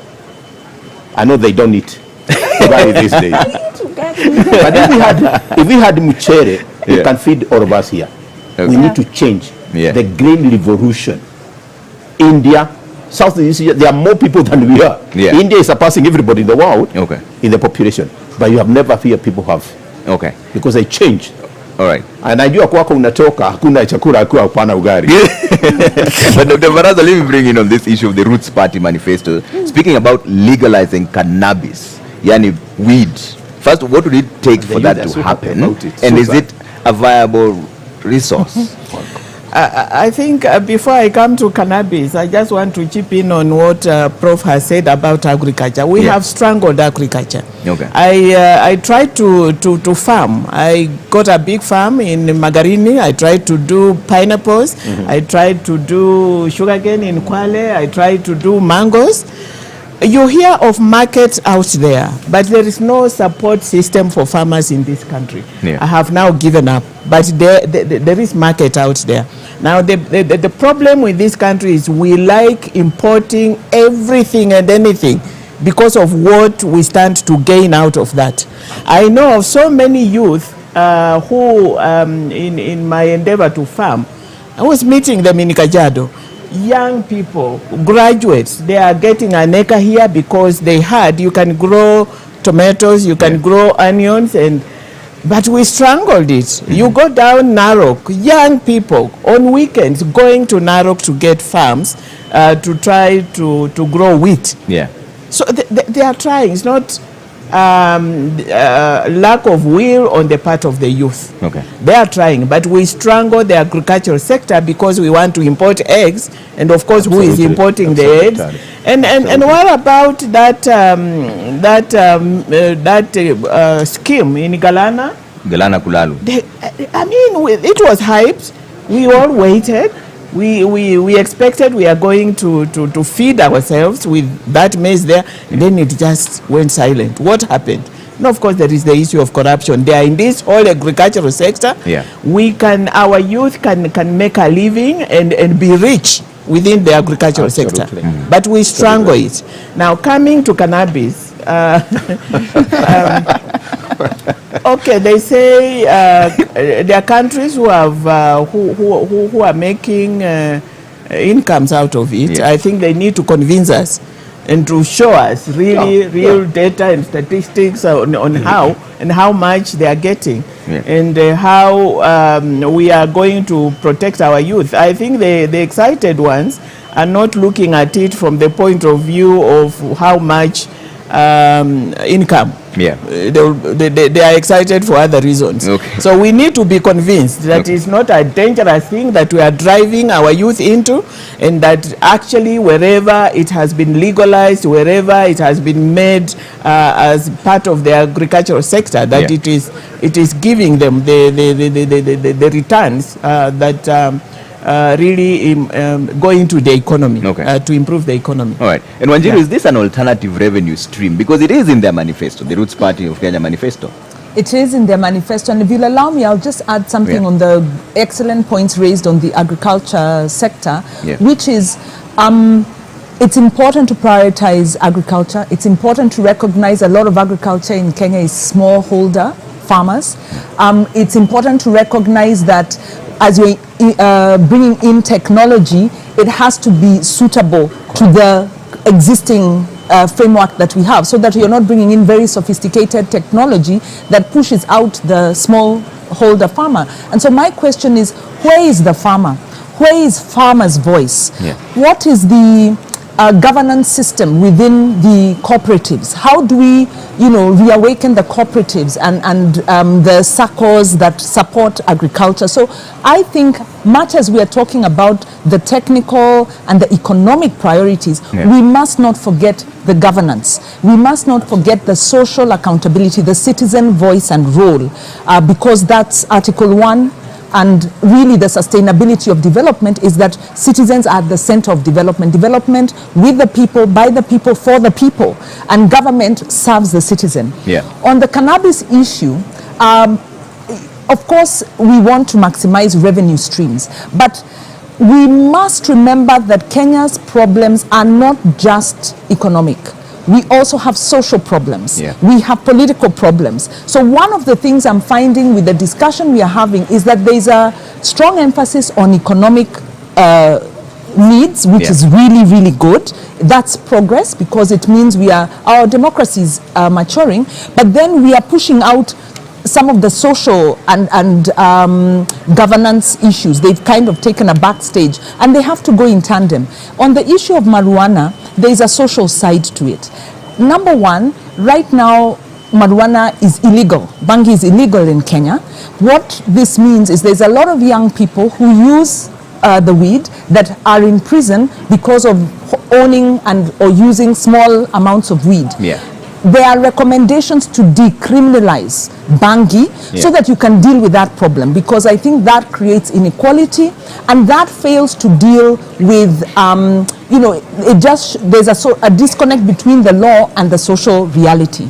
So if we are going to go into marijuana farming commercially, we then need to look at marijuana in terms of its medicinal contribution, but also as a drug, and ask ourselves, how well are we managing our drugs at present? How well are we managing alcohol? How well are we managing tobacco? What are the health impacts of these drugs? Because they are drugs much as they are legalized, and marijuana has different connotations because of the historical context. But the broader question is, what is the social support system? Kenya is quickly developing a drinking problem.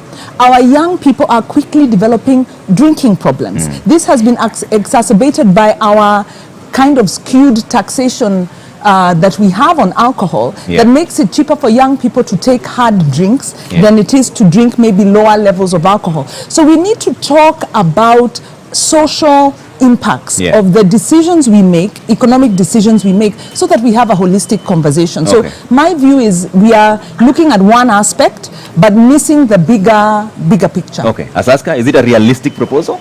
I find the Roots Party's proposal quite controversial and at the same time interesting. Like, if you ask me personally, I would look at it differently a bit. Yes, there's a social problem around drugs in Kenya. I don't doubt that fact. But if you look just around East Africa, if you look at Rwanda and Uganda, they've legalized the medicinal use of cannabis. And they're making money of it. They're exporting it just like tea or coffee. And they have investors who have come in and they're making money out of it, and that way they're having an alternative revenue stream that is helping develop the country. So I'm not opposed to maybe looking at it differently and having guidelines, tough guidelines surrounding the production of cannabis. I think it's something maybe we can look at, because but currently we have 10 countries we don't in Africa. have enough regulations to deal with the drugs we have currently. So if we add another one, wouldn't that's that be definitely an issue that needs to be addressed fast. And if you remember the late MP of Kibra, he brought the Cannabis Control Bill of 2018, and he had good proposals in there, because it can be used for medicinal value.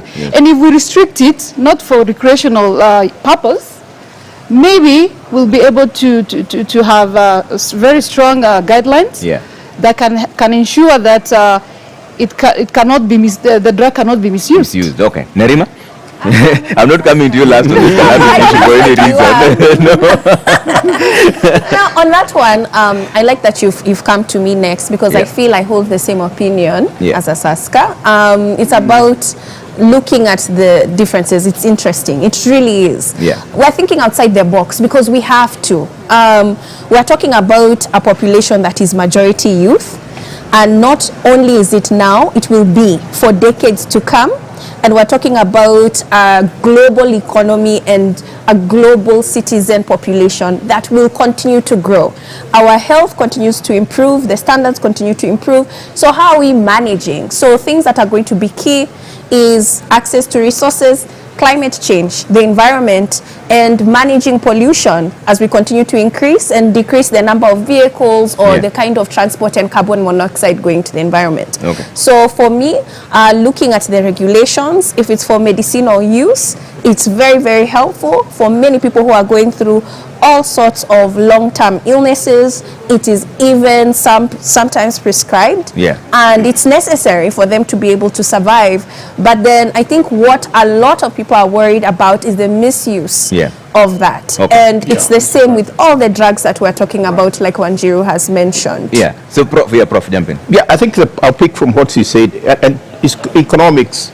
If you legalize something, it loses that value it had. You know, and it doesn't become like a gold, the black gold. But I think that what is important, and hearing that it has, and when you're right, it has the value in terms of medicinal. I think what we are balancing here is what do we do for export and what we do also for food security. So we need to balance that. So we can sell, but not at the expense. I think the first step is to ensure every Kenyan has enough food. That's the first thing. We can still plant flowers. We can plant tea. Tea plays two parts. It plays as an export, but also consume. But it's not food really. I cannot have tea and I say I've had lunch. So we think to be careful in that. The contribution to the economy is questionable, and I hope they have done their maths. I've just looked at it, and really no economy is actually saying we are getting so much from it. But the most important thing is medicinal, because it's medicinal, it helps us now to be productive in other sectors. Dr. Baraza, I know you still want to be convinced in terms of how much money it brings to the economies that have legalized it, but legally speaking, if that was to happen and make cannabis legal, what impact would it have on the previous rulings on people who are incarcerated as we speak for having had some marijuana on them? What impact would that create in the judiciary where you've served before?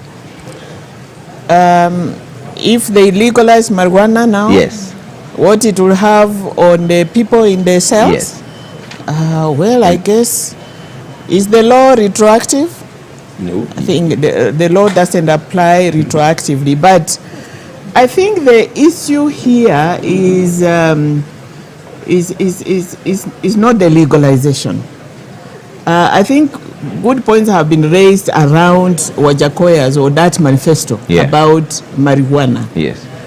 I think if it is properly managed, and personally I want to be convinced that it is of an economic value. Yeah.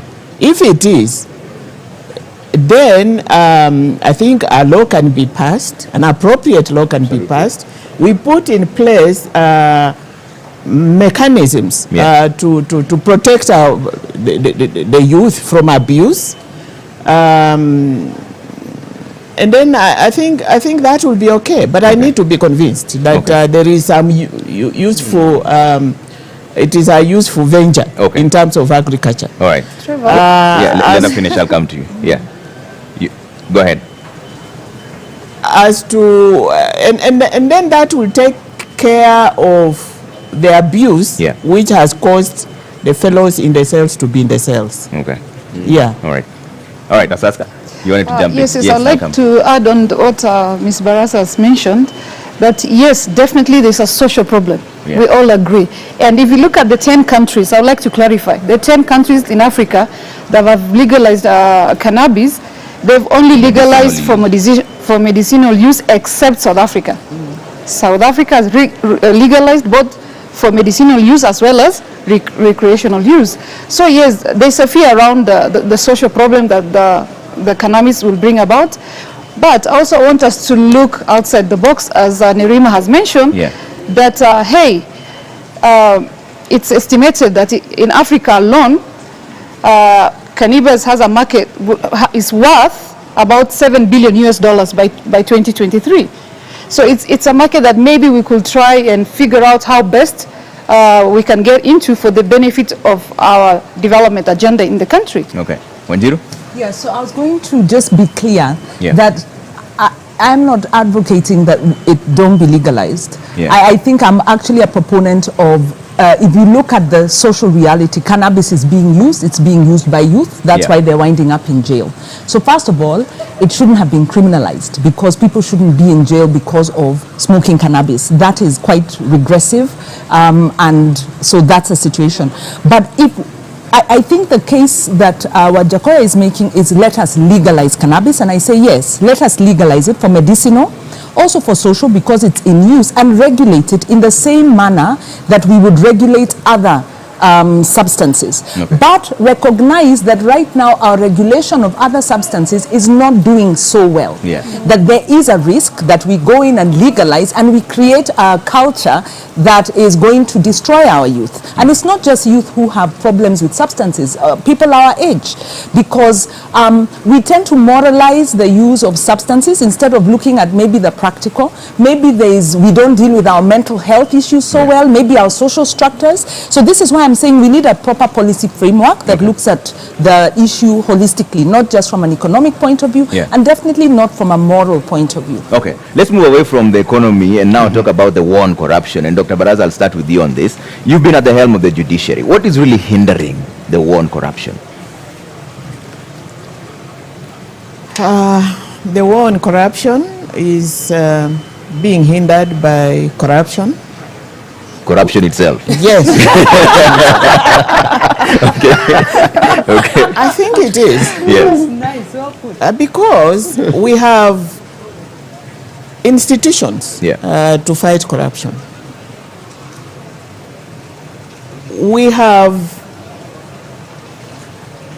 the law to fight corruption. We have constitutional provisions, although we've watered them down, as Wanjiru says. So what is the problem? And so we hear of cases of corruption, and they are major, and there are many, they are on a daily basis. They come to the courts, and probably you hear about them day one, and then that's the end of it. We just never hear of people getting convicted for corruption. So I don't know what happens, but I want to imagine that there is corruption in the fight against corruption. People have blamed that on the judiciary. For not Well, I'm saying I'm not exonerating the judiciary from the corruption issue at all. Yeah. Because there are things you just can't explain. Or in other institutions, those other institutions, to fight corruption. When you say the things you can't explain, what do you mean? You arrest people. Yeah. And by the time you go to arrest a person, you must really have a reason. So what happens beyond the arrest? All right? What happens beyond the being charged in court? I think there is so much which happens in that chain of dealing with corruption. Yeah. And my argument is that there is corruption, which is fighting to sustain corruption. Yeah. Yeah. So Prof, what then would be the solution? Just deal with it head on. Yeah. Yeah, there's no two ways about it. The Roots party is suggesting bringing back the death Then penalty. you do the head on. And what am I talking about head on? We know some countries, you mess up and you are in. That's it. Yeah. And look, this parallelism. We, as African culture, we respect leadership a lot. Because that's how we've grown up, to respect leadership. And I'll give you an example. Magufuli, and God bless his soul. Magufuli convinced Tanzania there was no COVID. Yeah? Majimaji, Lilani. They believed him. We knew there was. But that trust of leadership. So today, that leadership tells us Kenyans, I don't want this nonsense. Yeah. Yeah? Wako you show up, you're in. When they set it up, stay there until we sort it out. Yeah. But right now she has an issue, somebody's even going that we cannot arrest her. Yeah. Fine. You see, the narrative you're going, you are guilty and arrest proved. You're innocent until proven guilty. We prove you when you're inside there. But Dr. Baraza, the reason I'm coming to because you this is the animal you're dealing with. Firsthand. Yeah. The animal we are dealing with. And let's be a bit serious, and I think we are. Yeah. The animal we are dealing with, it's what is making our food expensive today. Okay. The animal you are dealing with is the one which is making very unsafe to go certain areas. Okay. Let me bring back Baraza before I come to the rest of my panelists. How can it be dealt with, having dealt with this firsthand? I think the issue of integrity is what is standing in the way on the fight against corruption. It's corruption. It is lack of integrity. Yeah. And we should deal with it seriously. Look at the people that we have in our institutions. Yeah. Are they corruptible? From where I sit, I think they are corrupt people. Okay. But Prof, we have enough who are not able to deal with corruption. Yeah. And that is how those cases go in such a zigzag manner that you never get to get the outcome there. Okay. If there look at even the word the president. He said last week. Yeah. Huyu atafunga nyinyi. We are looking for people tutafungwa. Okay. All right. Why should a youngster who is perhaps my grandson is on the road with a 33 million car? What the hell have you got the car from? Okay. Surely. Even if my father is built, whatever, is that a priority? Yeah. And I think she's right. It's in our bones. And you know, is something in your bones, you have to go through the cancer process. Yeah. You have to go through that process. At times we cut it off. Okay. All right. So here, yes. Sorry, let me just interject. We watered down chapter 6 of the Constitution. Too much. Yeah. We watered it down because right now I don't understand how people who are facing charges of corruption are the ones seeking the leadership position. How are they ever going to fight corruption? Our devolution, the gem of our Constitution, what is killing devolution is corruption. Yeah. And they are the same fellows who are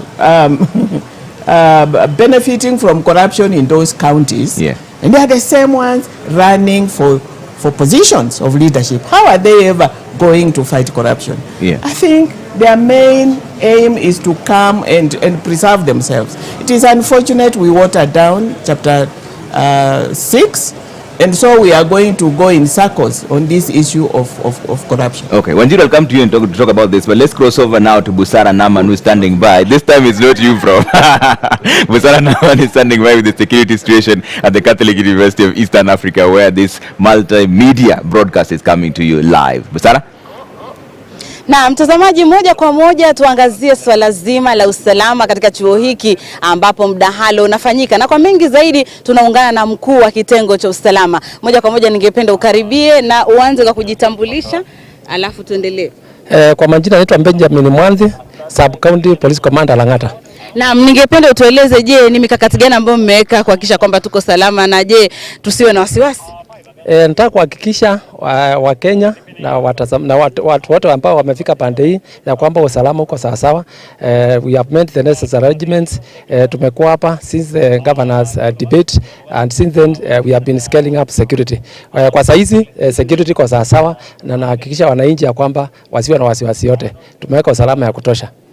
Naam, basi tayari ameshatueleza kwamba kila kitu kiko shwari, inamaanisha kwamba tusiwe na wasiwasi. Lakini cha mno, je, bado mnaangazia ni akina nani wanaingia? Ni waalikwa tu ama mnaruhusu mtu yoyote?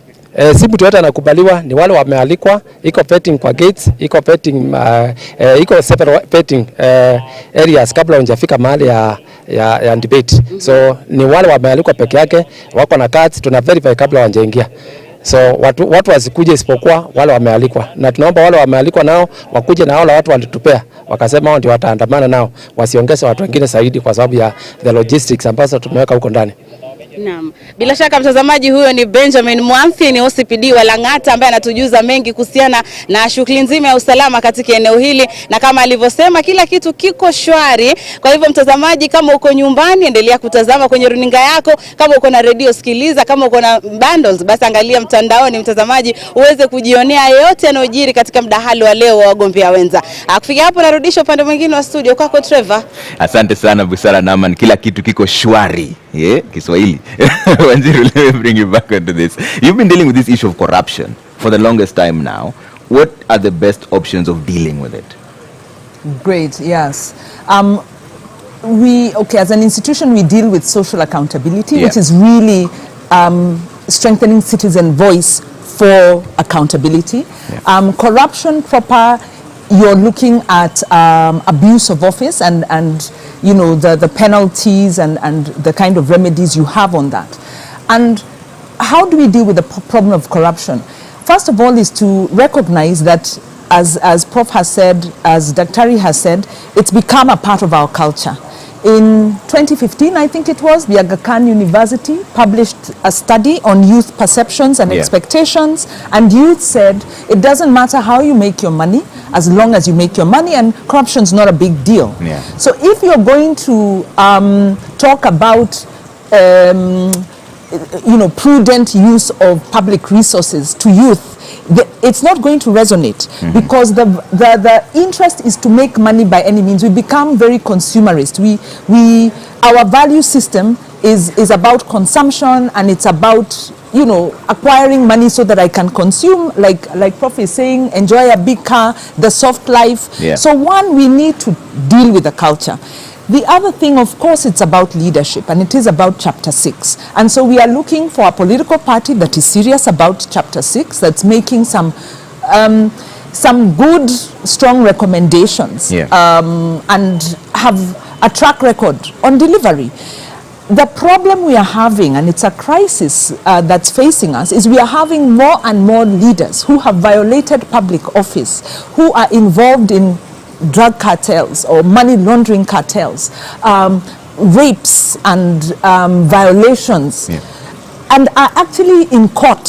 Sometimes it's rumors, sometimes they're even in court, and they're able to get into public office. And as Dr. has said, what will they do once in office? They will water down the law. So we are caught in a cycle. So it's a vicious cycle. It's a vicious cycle, but we must give ourselves some opportunity for hope. Number one, as we go to vote, Kenyans must refuse to vote for leaders who are implicated in corruption or other forms of abuse of public office, socially. Number two, we need to align with leaders who have expressed their interest and have a track record in fighting corruption, and then also in our own... Wanjiru, hold that thought in just a bit. There's an important process that's coming through. This time it's not Prof again, it's you interruptions coming through. Let's close over. We're equal. Twice now, even. so at least now you're even. Nimrod Tabu is standing by with the balloting process. It's an important process and he'll explain why. Nimrod? Na asante sana Trevor Mbija kutoka studio nyingine. Hapa tuko katika sehemu moja muhimu, na kama unavyoona ninao wagombea wenza wawili ambao tayari washafika tayari kwa mdahalo wa leo. Bi Justina Wamae hapa na Bi Ruth Mutua tayari kuanzisha kipenga chetu cha mdahalo wa leo. Lakini kazi iliyoko hapa ni kazi fupi ndogo ya moja kwa moja kuweza kumchagua yule atakayeingia jukwani wa kwanza, yule atakayerushiwa maswali ya kwanza na kujieleza wa kwanza. Kwa hivyo Bi Ruth na Bi Justina, ningewaomba tu kwa wepesi tu kila mmoja aweze kuchukua karatasi yake ambayo ni kura, halafu moja kwa moja tuweze kuzionyesha kwenye mpiga picha moja kwa moja. Mwaweza kufanya hivyo maana nishawapa kibali. Ameanza Bi Justina, akafuatia Bi Ruth, moja kwa moja kuweza kufungua tuweze kujua. Haya basi, ni kama unavyoona upande wangu wa kushoto, nambari wa kwanza atakayeinaingia jukwani si mwingine ila Bi Justina, wa pili atafuatia ni Bi Ruth. Na moja kwa moja basi niwaeleze kwa kifupi tu, kwa kuwa yule anaingia kwanza anaingia sehemu ya kushoto kuangalia wale wageni walioko mbele yetu. Kwa hivyo ni shughuli tu ya moja kwa moja kuingia na kuweza kuanza kusubiri mdahalo kuweza kuanza rasmi. Asanteni sana na natakia kila laheri. Asante. All right, asante sana Nimrod Tabu. That's Nimrod Tabu during the balloting process. Now that's an important process because now we know Justina Wamae of the Roots Party is taken number 1 and Ruth Mutua is number 2. What that means is Justina will be the first one to make her opening remarks and also the first one to make her closing remarks. That's the reason why the balloting process is important, so that we align on who goes first, right? Yeah, you're finishing your thoughts on recommendations of dealing with corruption. How do you deal with this monster of corruption? Number one is implement the law, because there are provisions. We need transparency. We need to know who the beneficial owners of public-sponsored projects are when you have private sector working with with governments, because what we are having is government officials enriching themselves through public schemes. So beneficial ownership, we need transparency, disclosure of the contracts. We are in court over the SGR. There is also a case on the Nairobi Expressway and many other. So we need to enforce the law. We also need to revisit our civic education, because how did we manage to overthrow the dictatorial, authoritarian Moi regime? There was a lot of civic education done in the 90s to ensure citizens owned their democracy and, were pushing for a democratic dispensation. Unfortunately, after the NAC administration came into office, we continued with civic education, but we lost the tempo. And under the Jubilee administration, there's been no civic education at all. So citizens are really not in step with our governance structure, which is becoming more and more sophisticated. So we need to go back to civic education, look at countries that have transformed their culture. And I remember, Prof, when you were at the Vision 2030 talking to us about some of the examples and how you do education at the family level, you do it at the community level to promote leadership and good values. Again, I have to disrupt you one moment now. I'll come back to Nerima and now she has 3 against 2. We're taking a quick break here. When we come back, debate 1 will be taking place right after this break, all right?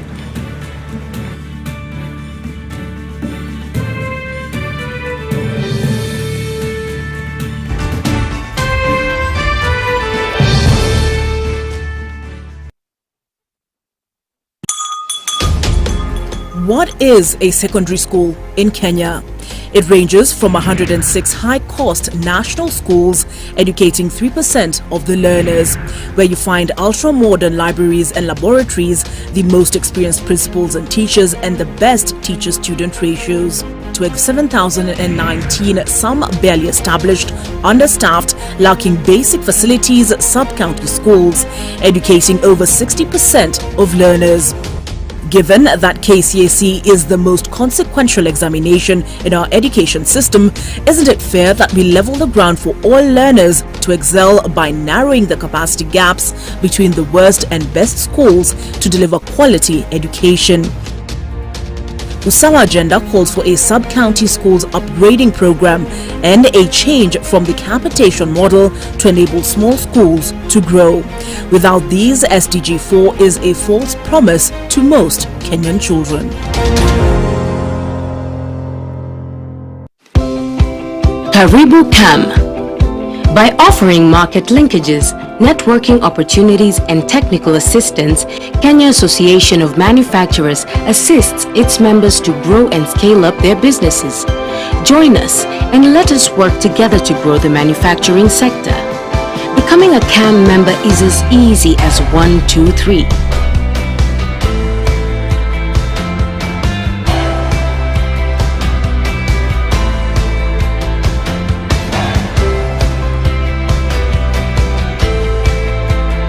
Kenya Association of Manufacturers, driving global competitiveness. Najivunia sana kwa Mkenya kwa sababu ni nchi ya amani. Naweza tembea Kenya yote bila kusumbuliwa. Kenya is one country that is most admired because of marathon runners. Our culture is one of the best in the world. Nashukuru kwa sababu ya demokrasia tulionayo. Kenya ni nchi bora, yani yapendeza tu.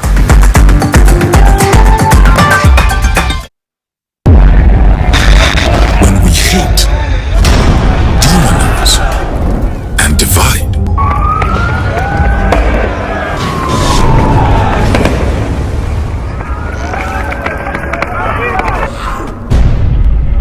We become them and us. But when we unite in solidarity, tumechoka na mauaji ya kiolela yanayofanyika katika mitaa yetu duni. Compassion and respect, our actions become more powerful.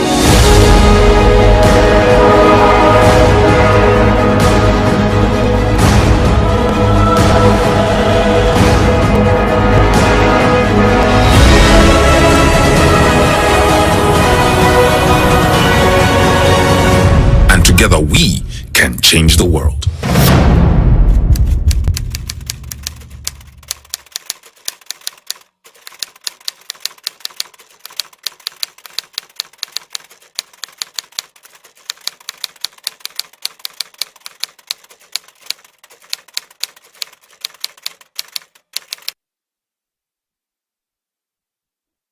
My core experience can be summarized in a nutshell as one of transformation.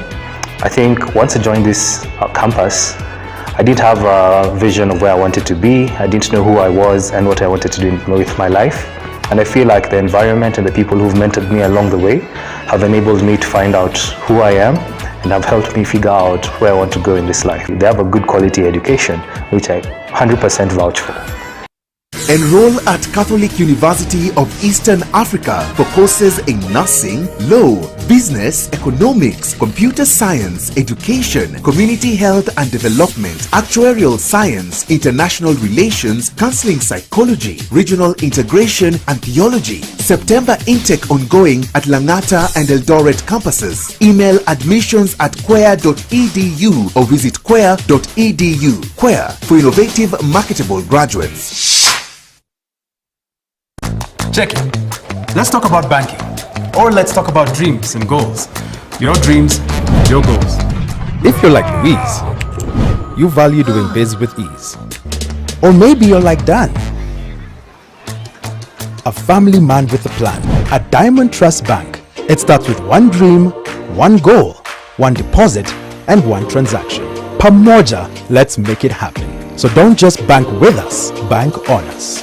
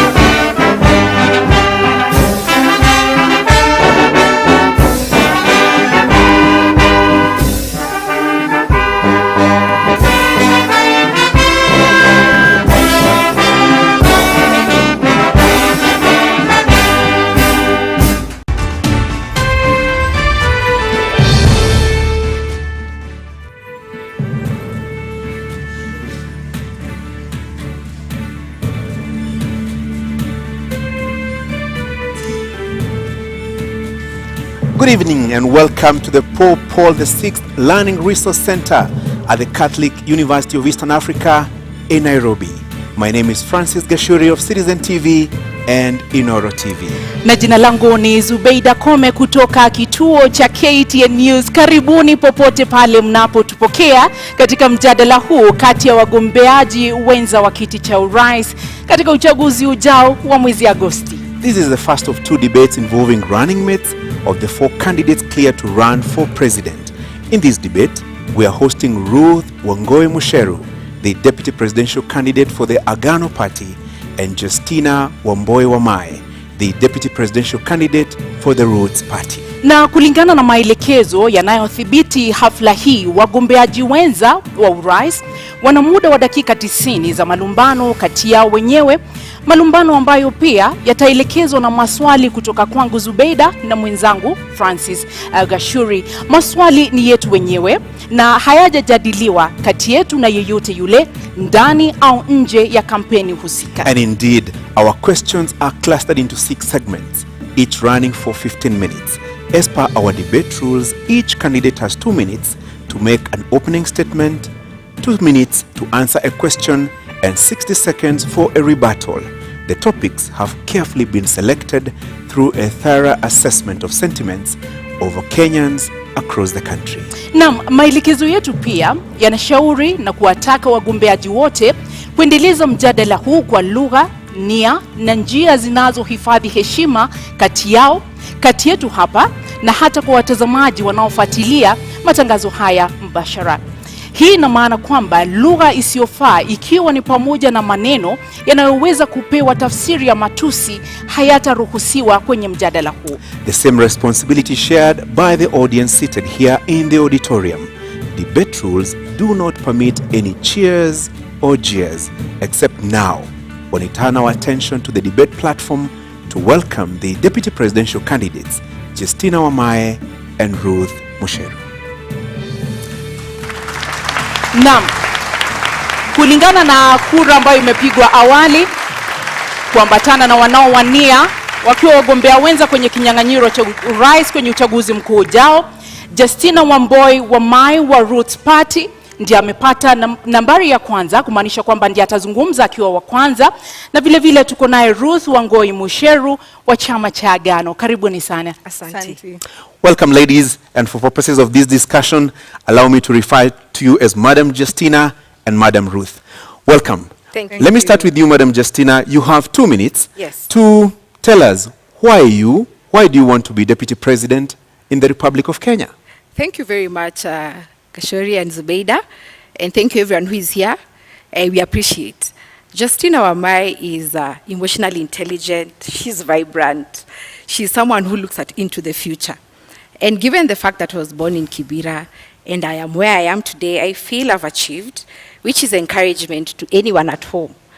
In 2013 and 2017, I must say I was a consumer of this production. I was at home watching, but today I'm part of the production. So I feel very humbled, and given that I understand the role of a DP, that you deputize the president in all execution of his duties, I am ready for it. My educational background in procurement, having a master's in procurement, links with the public service. We are out to run an efficient government, a government that looks into how we are managing our money. So that gives me the upper hand. And again, being 35 years a youth, I can resonate with the challenges the youth are facing. Besides, I had ran for Mavoko in 2017, member of National Assembly. And many people were asking why the member of National Assembly. My drive then was to go into National Assembly and formulate and sponsor bills that are youth responsive. So when I speak here, I know the plight of the youth, I know the plight of the women, and my focus is telling the Kenyans the truth, that it is not easy, but we are going to make it. The future is beautiful for Kenya, and that is what Roots Party stands for. Naam, shukran sana Bi Justina. Bi Ruth, una muda wa dakika 2 kuanzia sasa kutueleza mbona unatosha kuwa makamu wa rais wa Jamhuri ya Kenya. Asante sana Zubeda. Nashukuru the media council that you have given us the chance to sell our manifesto and tell the Kenyans what we have for you. I am Ruth Wamae Mucheru. I am a daughter. I am a wife to one, Mr. Mutua. I am a mother, and I'm here before you to tell you what Agano is coming to change, and the required change that all Kenyans have been waiting for. And to ensure that whatever you desire and whatever you want to achieve, Agano gives you. And what our policy is that we bring the money back. Agano inarudisha pesa ya Wakenya. Welcome. And once more, Madam Justina, the role of Deputy President is outlined in the Constitution. Yes. Do you understand that role well?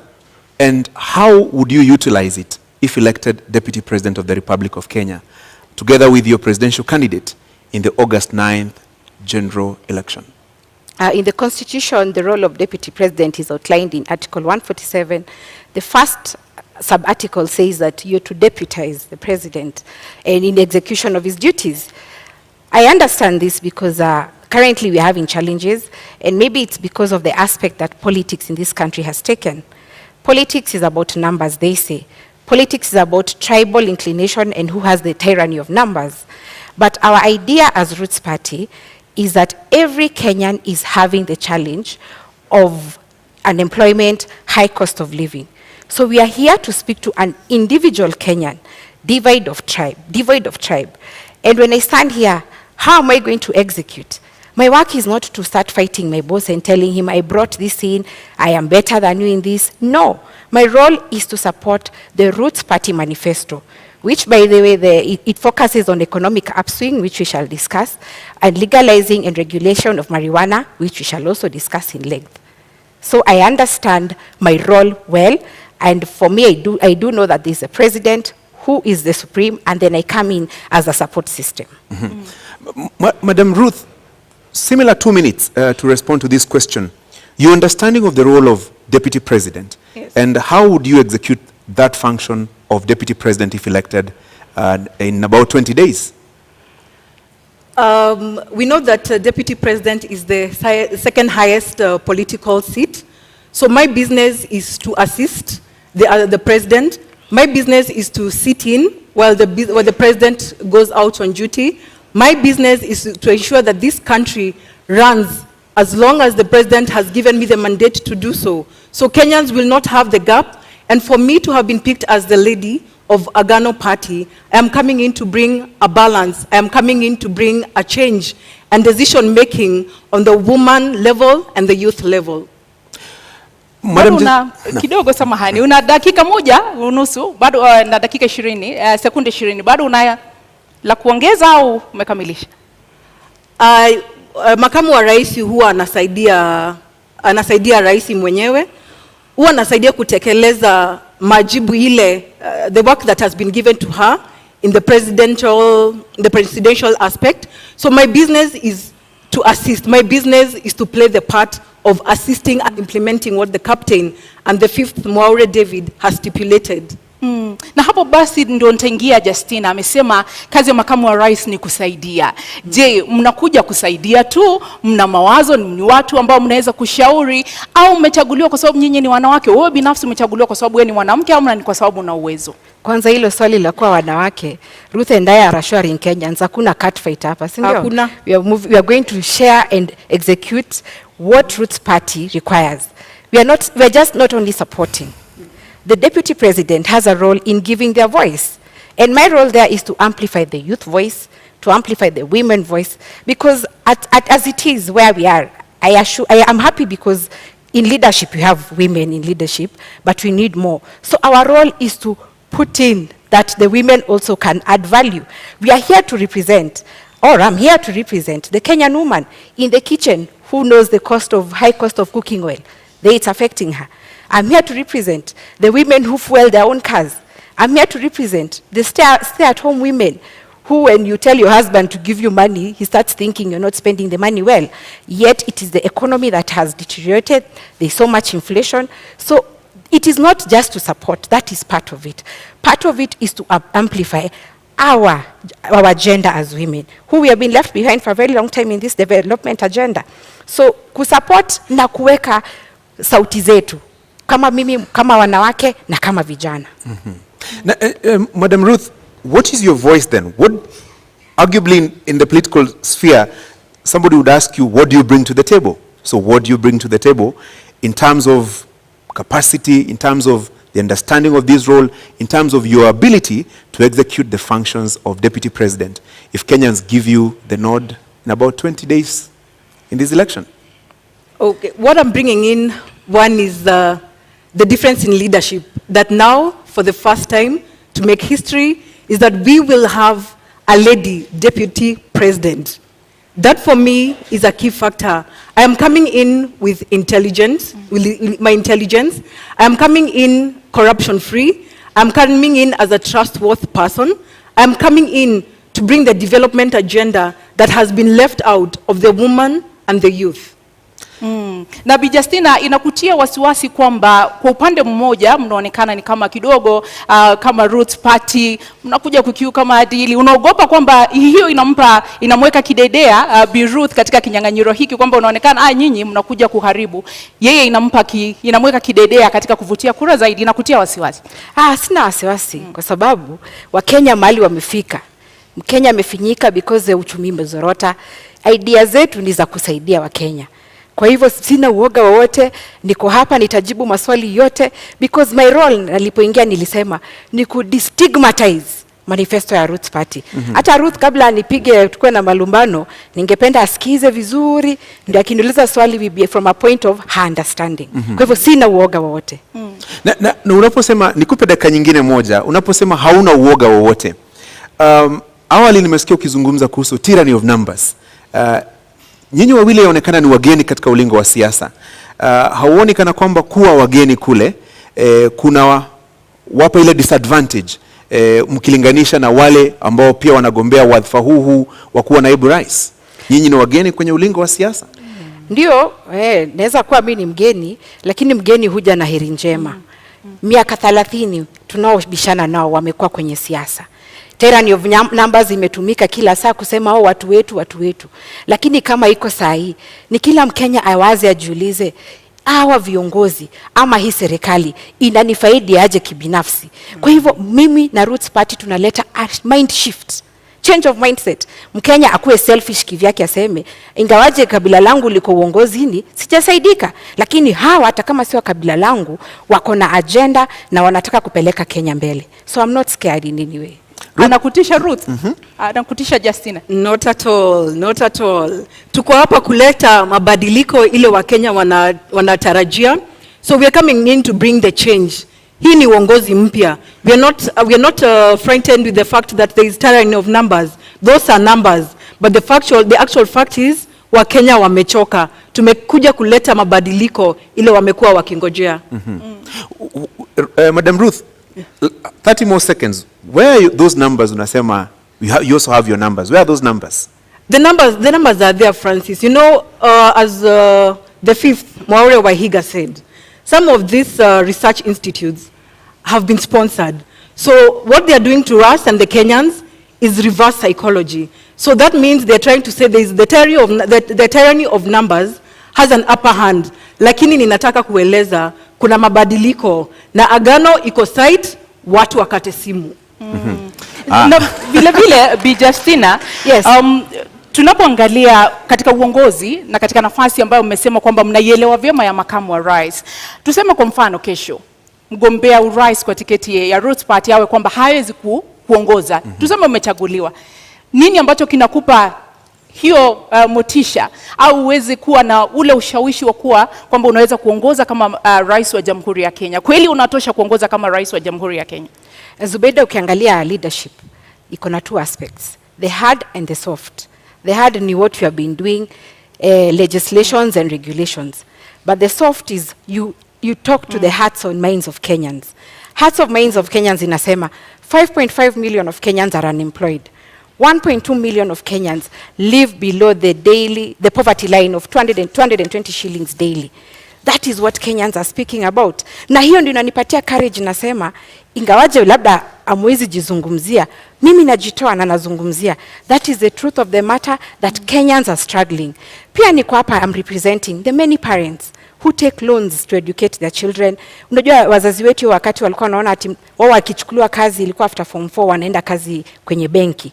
But now our time, mzazi hiyo time akaona labda degree ndio itasaidia mtoto wangu apate kazi. Unfortunately, hakuna kazi, wazazi wamejekelea loans. Kwa hivyo mimi nazungumzia wazazi wetu, nazungumzia ule youth hana kazi, nazungumzia mpaka wale watu ambao in 1998 kulikuwa na bomb blast.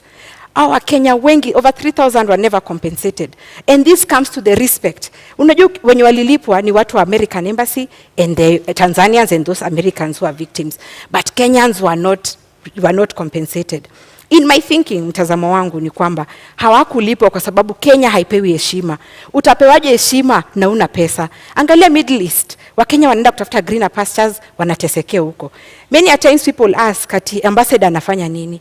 Lakini niulize, ambassador na pesa ya mafuta. Sisi hatuna, ni madeni tumejaza tele. Atawezaje kusimama na huyu mwingine?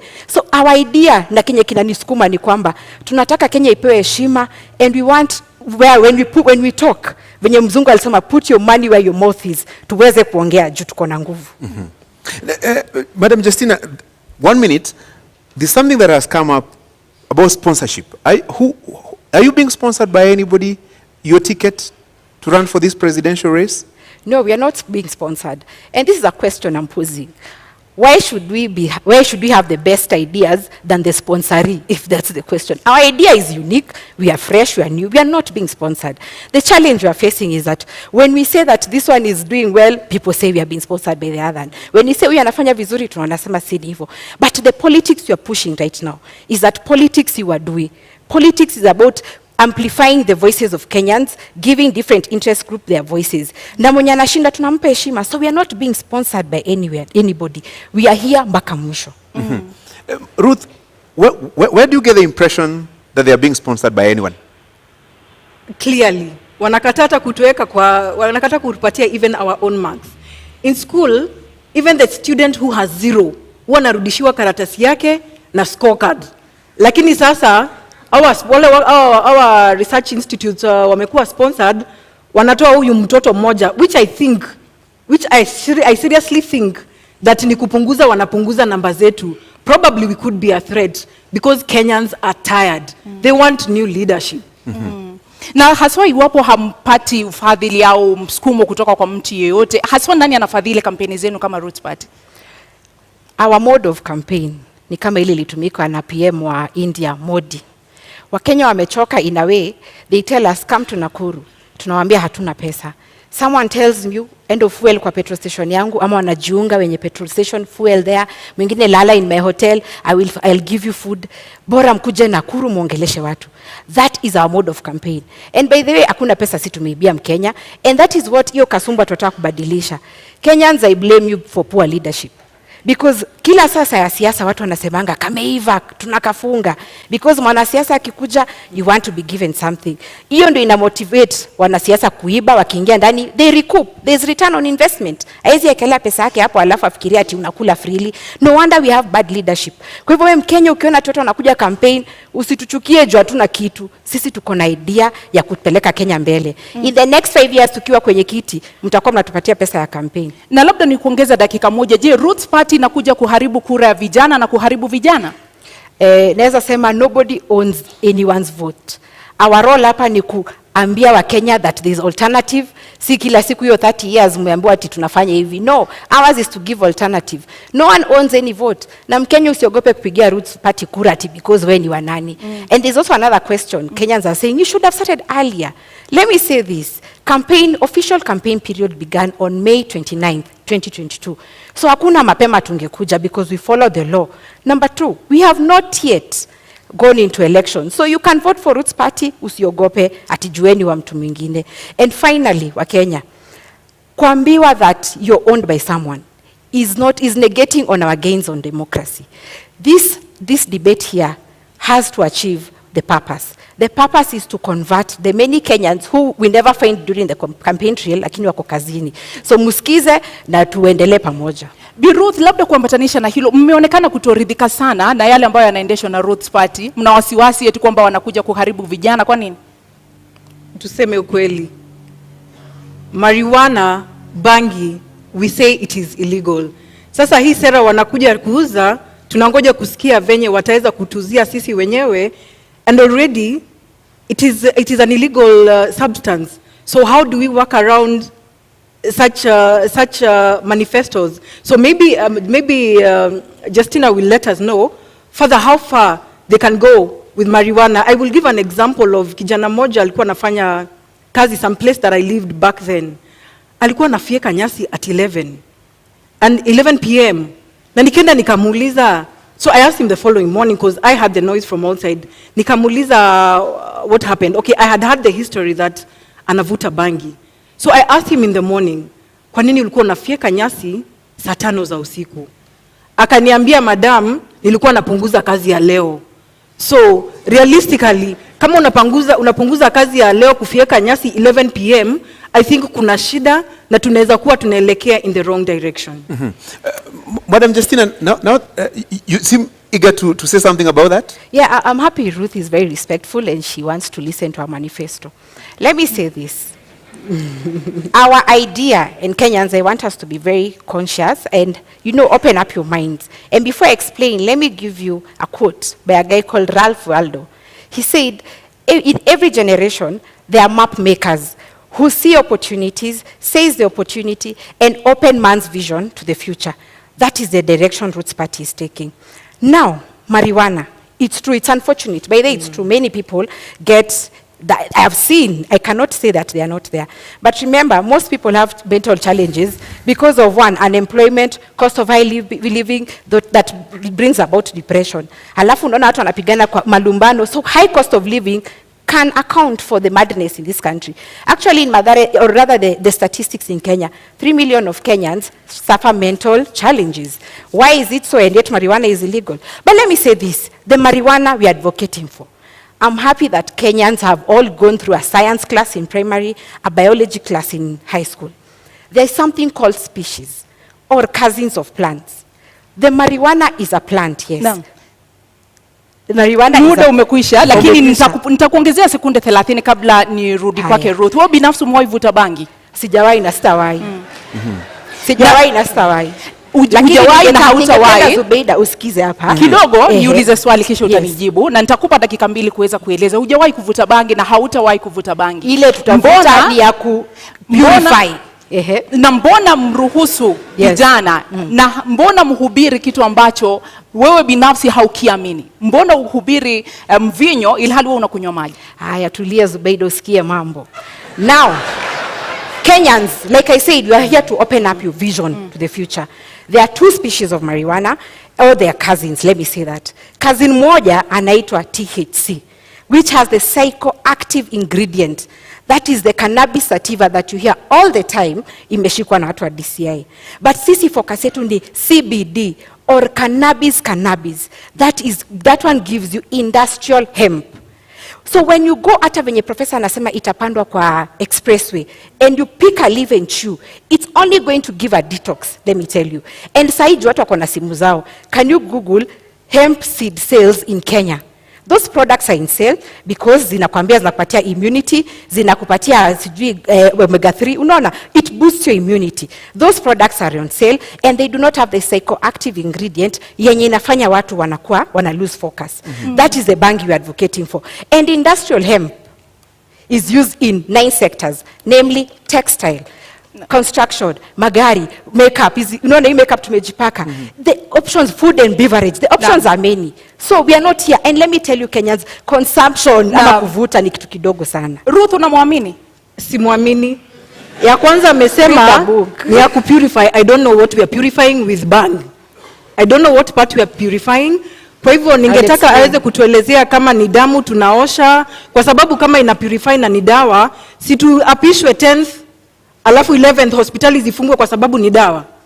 Let us hear, how does it purify? I would wish to know. Nimjibu Ruth, purifying si ati detox, kuna difference. Nimesema purify si detox. Kwa hivyo una need dawa ndio. And most medicine is made out of marijuana. Those medicine for epilepsy, cerebral palsy, pains, easy pains, watu wanakuanga chronic pains. So medicine inatengenezwa from marijuana. So already you're consuming. But nimesema purification process. Purification process, angalia, purification process ni we have a challenge in this country, mainly corruption. 2 billion is lost every day. We were told that. But you know, corruption stems from what? Scarcity mentality. There are no other options in this country to make money. So everyone wants to go into politics where the salaries are lucrative. So your scarcity mentality, unaingia, you are mass for yourself. So we are going to be purifying the scarcity mentality and the bad impact of corruption, colonialism, tribalism. Hizo vitu ni spiritual, and we are going to purify them. Ndio ziishe kwa hii nchi. Ndio tukianza kazi, ile siku tutaapishwa, Kenya ikuwe safi, clean slate. So we are not smoking ati kufurahisha. Justina, umesema how you don't take the substance. Na umesema that means we are all consumers of bank through medicinal, yes. The medicinal part of it. So that means then why are we having it legal in our constitution? So what is the reason why we have not legalized it from the beginning? That means kuna madhara ile wataalamu wanajua ndiposa hawajapitisha hapa kwetu Kenya. Let me answer Ruth. Ukiangalia Nakada ilipatiwa gazettement in 2001. The economic challenge at that time, we had a government, a new election was coming up in 2002. There was teacher strike, banker strikes, the economy was doing badly. So IMF told Kenya, come up with a law criminalizing marijuana. And you know IMF ni akina nani? China is there, France is there, UK is there, Canada is there, US is there, they have legalized. So for them waliona, our jinga joana do, let me use that word, we give them, we curtail their opportunities. Remember, we have arable land, plenty of land for this thing. So they curtailed our potential to invest in this so that they can give us loans on high interest. That was the idea. And when I say Kenya inastahili heshima, it's because we are disrespected juu hatuna pesa. So our idea, if they have legalized, yet they are the same ones who are coming here to tell us it's wrong, then I think we are still being colonized. Aki Justina, mi sija approve hiyo. I don't expect you to sija approve kwa sababu Jamaica would have been a first world country. They are doing so well in terms of the economy. Their GDP is growing more than ours. Imekaa sana, basi they are doing well. They are doing well. Take a book. Madam Justina, in 2 minutes. Yes. Marijuana is not just illegal in Kenya. It is also illegal in other countries. Yes. We've also seen situations in this country where certain people grow marijuana. Why have they not been rich if growing marijuana was such a lucrative business? When you look at our neighbors, let's talk about Africa. Malawi has legalized for medicinal and it's restricted. Uganda is doing it, but it's the Israeli government who have come in to help them. As it is with their loan, Uganda was about to go the Sri Lanka way.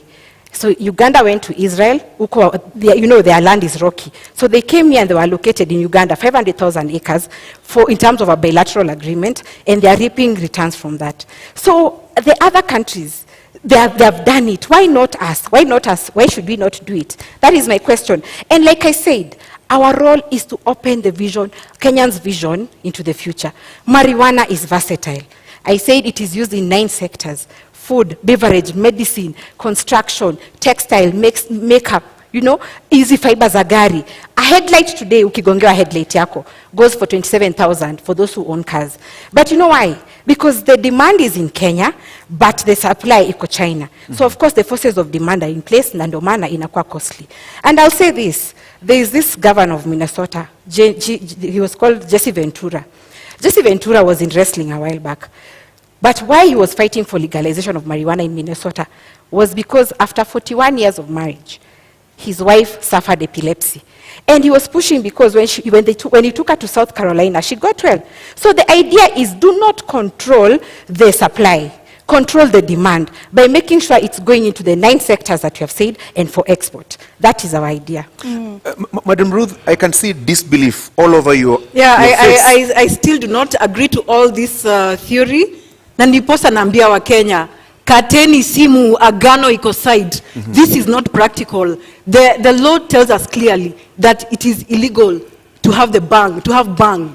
So how else, na amesema, na yeye mwenyewe alisema ama amesema sahi, that they will smoke bang on the 10th. I'm looking for a happy mother. I am a mother. Ruth, I'm looking for a happy mother CBD, not that THC. will, no, CBD. I am looking, allow me to answer. I'm looking for a happy mother who will attest that mtoto wake amevuta bangi and they are okay. Yeye mwenyewe pia najua ni mama. Nataka kujua atakubali mtoto wake avute bangi on that 10th. Because for me, I don't think I would allow my children to take it up, nor my sisters and brothers. Good question. And I'm going to answer this question to you and Kenyans as Mama Wambui. I said open up your minds, dear Kenyans. The marijuana we are advocating for is industrial hemp. I think I gave the clarification, not THC. So Ruth, stop belaboring this idea that we are smoking. It is not for consumption. And is it smoking? It is for purification. You can even put it in those things, you know, you nachoma mahali, inatoa scent. So it's not smoking, it's purification. There's a difference. And it's true, it's true, Ruth. Okay. Mothers are suffering. Let me say this. I don't want to come off like I don't relate. I have seen mothers are suffering.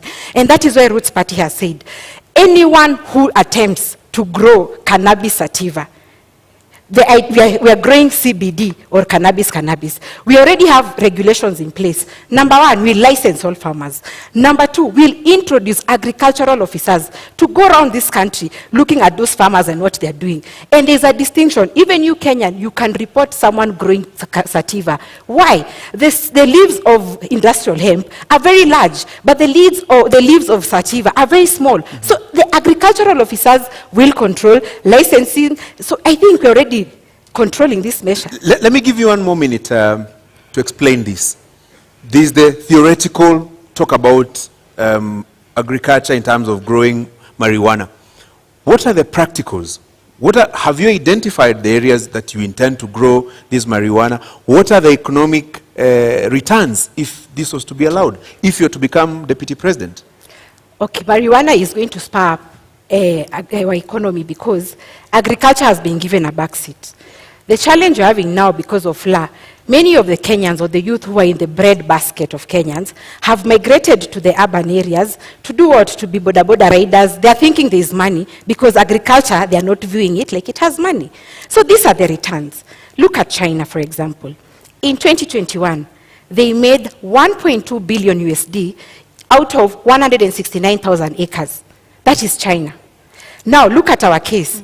And by the way, land in Kenya, when you look at the NLC report, Kenya is close to 144 million in acres. 80% they say is dry and arid. 20% is what we are using. So when you bring marijuana will be like crop cover to stimulate our soil so that it can be able to produce other things. So we are focusing on the arid area, the 80% of it. 20% of it is where Kenyans are crowded. So we'll open up space so that we use all the other land that we have. Bi Ruth, kidogo kuambatana na kile ambacho wamesema, unadhani uchumi wa Kenya haujaimarika kwa sababu hatujahalalisha bangi? Wakenya wanaumia kutokana na gharama ya maisha kwa sababu hatujahalalisha bangi? Hapana, sikubaliani na hiyo. Uchumi umezoroteka kwa sababu ya corruption. And that is why Kenyans, we are coming in to bring in a new leadership, a new change in how things run in this country, and give a Gano party, Mwaure Waihiga, the chance to come and be the president of this country. Corruption has eaten us up. In every corner of each sector, corruption has eaten us up. It's not that we do not have bangi, lakini corruption imetukula sisi wenyewe. We have eaten ourselves up, and a few of us know ourselves. So we are going to deal with that. Let me add something quickly. Okay, when you look at private businesses, they look at what is our competitive edge. How can we be ahead of our competitors? So not that uchumi imeharibika because of no legalization of banking. Of course, I agree with Ruth, corruption should be blamed. But look at this situation, that if private businesses are looking into the future, why is government scared to look into the future? And the future is legalization of industrial hemp or marijuana. So our idea as Roots Party is to run a profitable government, devoid from increasing taxes from Kenyans, from getting further debt, but we are going to look for our own money. Our own money will come from legalizing a regulation of marijuana. Case in time, a pilot study will be Kulalu Galana, the 1 million acre project. Iyo iko 1 million, that is times 5 of what China got in 2021. So we'll have 6 billion USD. You can do the math in Kenyan shillings. That money is money that will be used to pay teachers, pay the civil service, increase their salaries in trenches. So for us, tunaangalia competitive edge, what private businesses do. Niulize Justina swali kidogo. Kuna kuanga na employee incentives. Ukifanya kazi kwa bakery, huwa wakati mwingine unapatiwa mkate uende nayo nyumbani. Na je, bangi watenda nyumbani na nini? Watenda nyumbani na very good question. Watenda nyumbani na proceeds of bangi. And it's good you brought me to this idea. The youth in this country, not all of them want to be employed. But hawa vijana wanatafuta capital. Unaenda bank unaitishwa logbook, title deed. Kweli, you don't have. What you are going to do with Ruth's party? I told you government owns 10% of 144 million acres. In every county, government land will give 200,000 acres to our youth. We'll have a thing like the Yali project, which we are calling Roots Entrepreneurship Initiative. Tunafanya competition, tunachukua 50,000 youth. Kwa hiyo mradi ya 200,000 acres. Na ujue bangi grows in 4 months. So akishauza hiyo bangi yake, hiyo proceeds, 2.8 million according to hesabu za China, youth atakuwa na capital, seed capital ama capital to boost their business. So you won't take home bangi, Ruth. You'll take home capital for investment. But ni illegal, lakini bado watu wanavuta. I don't know how we will deal with those incentives. So those are the challenges in this country. In fact, you should ask the ones who are in government now. Why is it illegal and Kenyans are smoking? That's the question to them. Kwa hivyo Ruth, kwako wewe ni kuhalalisha kutohalalisha bangi au ni swala la maadili? Kutohalalisha, the constitution does not allow. Lakini unaona kwamba inahujumu maadili? Sorry? Inahujumu maadili au haswa tatizo lenu kama Agano Party ni kwamba bangi ni mbaya, haistahili kuhalalishwa au ni swala la maadili? Ni maswala ya maadili na si Agano Party, ni wa Kenya. Kama it is already legal, it is currently illegal. So how safe is it? How safe is it when we start taking it up? That means we are destroying a whole generation. We're destroying our children. I am concerned as a Kenyan. So you're being unfair to Ruth. You know Ruth cannot support our manifesto. So it's true atasema ni mbaya. Let me give you some 60 more seconds, Ruth. Yes. Is it a question of faith and values that drives your opposition to the Roots Party's manifesto and proposal to engage in marijuana farming? It is more values. It is more value and faith too, yes. It is more values and faith too. Because I'm trying to look at, right now, currently what is happening in Kenya right now. Nirudie statement. It is illegal. Lakini watoto wamejaa madhare. Wamama wanalia pale nje. So I'm wondering, how many are smiling? How many are going to smile? How many are educated out there to know that hii ni biashara, mtoto hafai kuvuta? Children are idle out there. Watajaribu kuvuta kidogo, and you know the consequence is going to be what we all know. Watoto tunapoteza ufahamu, tunapoteza future. I think I was clear on the control measures on this, Ruth. Nilisema the seed will be CBD, tutatumia KEFIS, tutapatiana licenses, we'll reintroduce agricultural officers to man or inspect what Kenyans are doing, and we are also going to bring back the NYS, those ones who have graduated, to control government marijuana. So I think the control measures, and that is why we are saying legalize and regulate. Unajua hata ile shamba iko thika pale ya mananasi iko na control measures, lakini bado watu wanaiba. Sasa it is our Kenyans we need to change tabia zetu venye Ruth anasema. Yes, tutaweka electrical fence, I don't know. Very well. Let me move you now to a different aspect of this debate. Yes.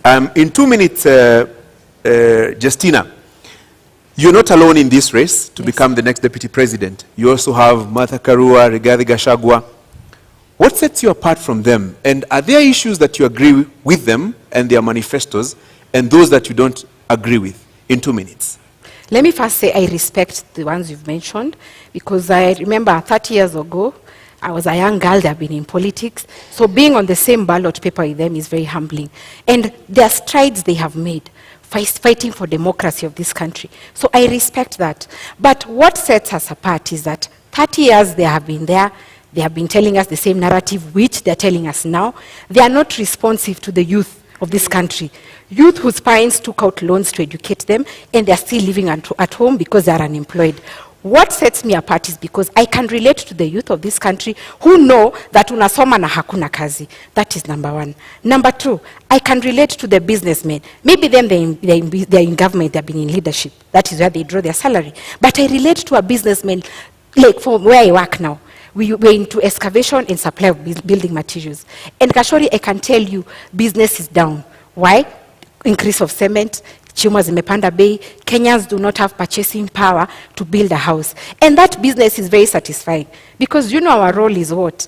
We are the first stroke of paint. When you want to build your house, sindo tunatoa cotton. But it saddens me that Kenyans cannot afford. They are not building and neither are they affording to pay rent. So that is what sets me apart. I know that what we need now is policies and leadership that is responsive to the plight of Kenyans. Madam Ruth, same question to you. This is it's a political competition. You're not in the race alone. Yes. What would you use to convince the Kenyan voters to elect you as the next deputy president and not your competitors, Rigathi Gachagua, Mother Karua, and in this case, Justina Wamae? Let's first talk about the other two who are not in this debate. Yeah, at least for Justina, we have probably a lot in common because we are new, we are fresh. But our competitors, yes, they have experience, but they have let us down. I have voted for the last 2 decades. I have chosen the same leaders, so I don't see what difference they are coming to bring in, because I feel like some of them are sanitizing the leaders who have been there. We want new blood, we want fresh blood, fresh ideas, so that we gear this country to a different direction. What is this new idea, fresh idea? What does it constitute? Corruption. Our big agenda is corruption. It has eaten us in big ways and in every way. So corruption is our bangi. So that is what we are after. Then the rest will be able to be balanced out. Justina, the same question. What about the larger coalition setup? You know, let's say the Azimio setup, the Kenya Kwanza setup. Do you see any challenge there that would inhibit you from becoming the next deputy president, for example? No, I'm not challenged in any way. Ashori, I told you that Ruth's party realizes it is wrong, it is very wrong that 5.5 million of Kenyans are unemployed. 1.2 million of Kenyans are below the poverty line of 220 shillings per day. So these people have been in government. I dare say that they are to blame for our current situation because they never looked into the future when they were there or the time they've been there. Maybe the future was telling them, legalize marijuana. It's going to set us apart in terms of competitive advantage. They didn't do it. So I'm not scared because every individual Kenyan, it doesn't matter what tribe you are, what creed or educational background, everyone is suffering. Let me tell you this. Ask a woman who has a salon or a man who has a kinyozi. Do you know boys are saying ati beard gun? It's not a maneno a beard gun. There is no money kukwenda kunyolewa. So Kenyans are lacking. Unaona pesa mkononi or the purchasing power iko chini. So I'm not scared because I'm amplifying the voices of Kenyans. Right. Bi Ruth, haswa kwa sababu umetaja maadili, umetaja ufisadi. Kwa kuwe unaelewa vipi sura ya 6 ya katiba? Maadili haswa kulingana nawe ni nini kwa dakika 2? Maadili, integrity, kwa maoni yako ni nini haswa? Unaielewa vipi? Maadili kwangu na kwa Agano Party is the intention to be transparent, is the intention to be trustworthy, an intention to be trustworthy to the Kenyans who have employed you. Kwa hivyo pale mimi naona the integrity has been compromised with the current and the past government and our competitors. Kwa hivyo tunaomba wa Kenya waweze kutupatia nafasi kwa kuwa sisi ndio tuko we are ready to be audited, we are clean, so why not give us the chance? We are not threatened by the other pair of competitors because they have been in it. Kenyans have seen, Kenyans know. This is nothing new to us. Ni kubadilisha tu, tunahitaji kubadilisha. And Agano Party is coming in as the option ya kubadilisha. Na kwa nini mnaamini kama Agano Party kwamba Agano Party ndio inakuza maadili na sio Roots Party? Mbona mnaona wao ndio wanahujumu maadili? Maadili hapo ni personal. If I got your question right. Integrity is very personal. For me and the fifth, Maure Wahiga, he's entitled to audit. I'm entitled to audit. Ndiposa tunaweza kusimama mbele ya Wakenya kuambia, they trust us with this job. We have nothing to hide. We have no worry on what we need to do. Pale corruption tumesema lazima tutamalizana nayo. Pesa ile iko nje. I believe this is the only party and the governance that is going to bring Kenya back its money. Ile pesa imefichwa pale nje, the development money that has been kept out, that is over 10 trillion, inaweza lipa deni ya Wakenya in one single day. Zubeda, one single day. Justina, let me get your understanding of Chapter 6 of the Constitution on Leadership and Integrity. 12 years later, what do you think is the challenge in implementing Chapter 6 of the Constitution? Let me say this. I think the judiciary, and I'm sorry to say this, but they are used to impede the Chapter 6. For example, if I went to IBC and they said my degree is not right, I'll run to court, and then the court will say, fine, can you clear Justina? And then there are other issues, there are other agencies. For example, maybe the university, or the Commission of Higher University will say, no, it's out of our, out of our mandate, we can't handle Justina. So I feel that Kenyans have this attitude, when you do wrong, you run to court and your money will be used to sanitize you. And that is why as Ruth's party, we are saying that if you're corrupt, if you're not doing the right thing, because integrity is focusing on your conscience, do the right thing irrespective of circumstances. So even those in the judicial system who are rotten, they are going to be subjected to what Ruth's party is saying, hanging, because you're the ones who are impeding how Kenya, the aspirations of Kenyans, when they're looking out for leaders who relate to their challenges. And not just leaders, but leaders who are within the Chapter 6 of the Constitution. Mm-hmm. So integrity is very key. And yeah, we are propelling it. Professor and I have not stolen any money. We've not been in government. We are genuine. And I always tell Kenyans, tupende bure, we don't have anything. Lakini, integrity is key. If we need to go ahead, we have to instill integrity. And let me give this quote because I have time. There is a quote that Mugabe says, how can you tell young people that education is a key, yet you have poor graduates and rich idiots? So the thing is, we have to make sure that the youth, the younger generation, I'm sure right now they're watching because their parents are watching, the younger generation needs to move away from this idea of deals. And our idea, Gashori, means that you shouldn't be my friend to benefit in government. You have your own marijuana. You don't need a deal. You don't need a tender from government because Justina is your friend. Wekele industrial hemp yako will pay you according to the market price. Ruth, you've been in this country in the last 12 years. Yes. And you Since understand. I was born. Yes, and you understand Chapter 6 of the Constitution. Mm-hmm. When you look at it, what do you think has been the major impediment in the implementation of the leadership and integrity chapter of the Constitution? That is lack of will. We have leaders that are not willing to change for this country.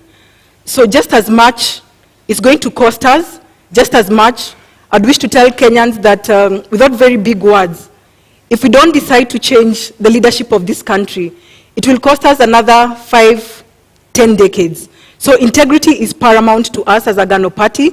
We are the clean. We are the only option for Kenyan citizens. Tafadhali mtupatie kura. Tutakuja kuleta mabadiliko. Give us practical examples of how you will deal with corruption and implementation of Chapter 6 of the Constitution, because there's the saying, yes, and there's the doing. Agano Party has a covenant with Kenyans to abide to the constitutional law. And we say, if you do not follow the law will follow you. For us, nobody is above the law. If you have been in corruption, you will face the law. We are not hanging anybody. Na umenielekeza mahali ambapo nilitaka kuelekeza wewe binafsi. Unadhani tutaweza kukabili ufisadi kwa kuwanyonga wale ambao ni watuhumiwa wa ufisadi? Agano Party governance yetu si ya kunyonga, lakini tunaweza, we were able to deal with it in an amicable way following the law. I don't think even kunyonga is in the Constitution. So that means the one wana breach kuvuta bangi na the next wana breach kunyonga watu. Bi Justina, mmesema kwamba mtasitisha katiba mtakapoingia mamlakani. Hasa mtakuwa mkitumia vigezo gani kuhalalisha hukumu ya kuwanyonga wale watuhumiwa ufisadi, namna ambavyo unasema kwamba mtawanyonga? Na tutasema tutasitisha katiba as a whole. Tutasitisha parts. We will suspend parts of the Constitution that are not working. Chapter 6 is not working. Hiyo tutasitisha. Because we need to instill fear in public assets of the public. Let me tell you this. In China, if you're corrupt, you're shot. In UK, if you're corrupt, you're taken to court or you're jailed. In Japan, if you're corrupt, you're so scared, you commit suicide. So why is it that Kenyans are jittery about, we are crying every day, corruption accounts for this loss of money, but when it comes to executions, Kenyans are jittery. We are going to suspend chapter 6. Go back to the Kenyans and tell them, what do you think about this hanging thing? And let me tell you, they are all very happy. They are saying that corruption is accounting to deaths. Look at the badly done roads like Ngong Road. Ngong Road is badly done, a local contractor, and we are assuming that the money was used as kickbacks and then they had to save some little money, so they didn't give qualities. So when that person dies or someone is in an accident and they die, it's not an issue. When medicine is stolen or medical money is stolen and people die because there is no medicine, it's not an issue. Let me tell you, Kenyans, it's about time we be stand on corruption. Our idea is instilling fear in the minds of Kenyans that public mali ya umma ipewe heshima. Na hukumu ya kunyonga iliharamishwa mapema miaka ya 80. Haswa ni nini, ni kigezo gani ambacho mtatumia kuona kwamba sasa inaweza kufanyika, kwa sababu ni kitu ambacho kimeharamishwa nchini Kenya? Ni kwamba mnaona kuna mapengo, kuna nafasi katika katiba ambayo mtarudisha hukumu hiyo, au haswa utekelezaji utafanyika vipi? Unajua hii katiba, Zubeida, ilikuwa copy and paste. Watu walikimbia huko wanaona ati wazungu wanafanya aje. Na wazungu ama wa China ndio wanakuanga na hizo UN conventions ati human rights issues. Kama kwao they are shooting, where are they curtailing us? And that is why I'm saying Kenya haipewi heshima. We need to be firm on this, because sisi ndio tunajua shida zetu. Hakuna mtu wa UN ama nani who are feeling our pain. Sisi wenyewe ndio tunalala njaa, sisi wenyewe ndio tunateseka, hatuna kazi. So we are going to look at it as Kenyans. In fact, katiba kama ingekuwa inafanywa public participation, ingekuwa ingetranslatiwa in all tribes. Mtu asiseme ati because nani amesoma niko sawa. No. Ruth, the last time in this country somebody was hanged, a convict was hanged, was in July 1987. 35 years later, would you agree, would you support the hanging of convicts, and particularly those who have been found culpable of corruption? Francis, I'll go back to the law. We have a covenant with the Kenyans. We have a covenant with the law. The law clearly stipulates we are not allowed to hang. So what business do we have hanging convicts? There is a law that enforces corruption, the people who have committed corruption. So for us, ni kumaanisha wakivuta bangi on the 10th, one, that is breach of law. Sijui kama hanging is part of it, because it is breach of law. They have broken the constitution. So I don't think I would agree that we need to suspend part of the law. We just need to probably sit with experts if we need to revise. But I don't think we need to hang people's life. People deserve to live and be corrected. Ruth, there are very many injustices. Let me give, for example, Anglo-Gleasing golden bag. Yes. Money was stolen in this country. So in your opinion, the Agano way, how would you do it if it's not hanging? It is law. They follow law. Which is? Si tunafunga. Wamefungwa. Watu Anglo-Gleasing. Sijaingizwa kwa ofisi. Tuingizeni Agano kwa ofisi muone. We will deal. That is the question. We will deal, but you know, if we are saying, why would we want to hang people? You have a sister, you have a brother who probably just needs to be corrected. So why hang? Na wenye wanakufa because of road accidents, lack of medicine, au si wa Kenya, wenye watu wameiba, wanakufa. That is unplanned. KEMSA unplanned. Life is life, Ruth. Life is life. No, KEMSA, the Anglo-Leasing, all this is planned. Mtu akigongwa na gari, that is very unfortunate. And God forbid, those unfortunate instances, we cannot debate on because that. Of road design. But we are discussing about surely road design. We can. Sorry, we can. Okay. Kwa hivyo Bi Justina, yes. Kama Ruth Party, kwa kuwanyonga mtarejesha vipi mali ambayo wameiba? Mtatoa vipi mali ambayo imetumika vibaya, imeibwa, pesa ambazo mnasema zimefichwa katika mataifa ya ughaibuni? Ukinyonga yule mtuhumiwa, hiyo mali itarudi vipi kwa Wakenya? Na wacha niseme, atusemi mtu akigongwa na gari anakufa. Nasema people who are given jobs, like to build Ngong Road, for example, those people want to save on money. So the road design does not, they save money, so wana save pesa and wajenge barabara in a cheap way. But niseme hivi, there is a process, Zubeida. We are not just going to pick someone at because media imesema is they are corrupt. we are going first to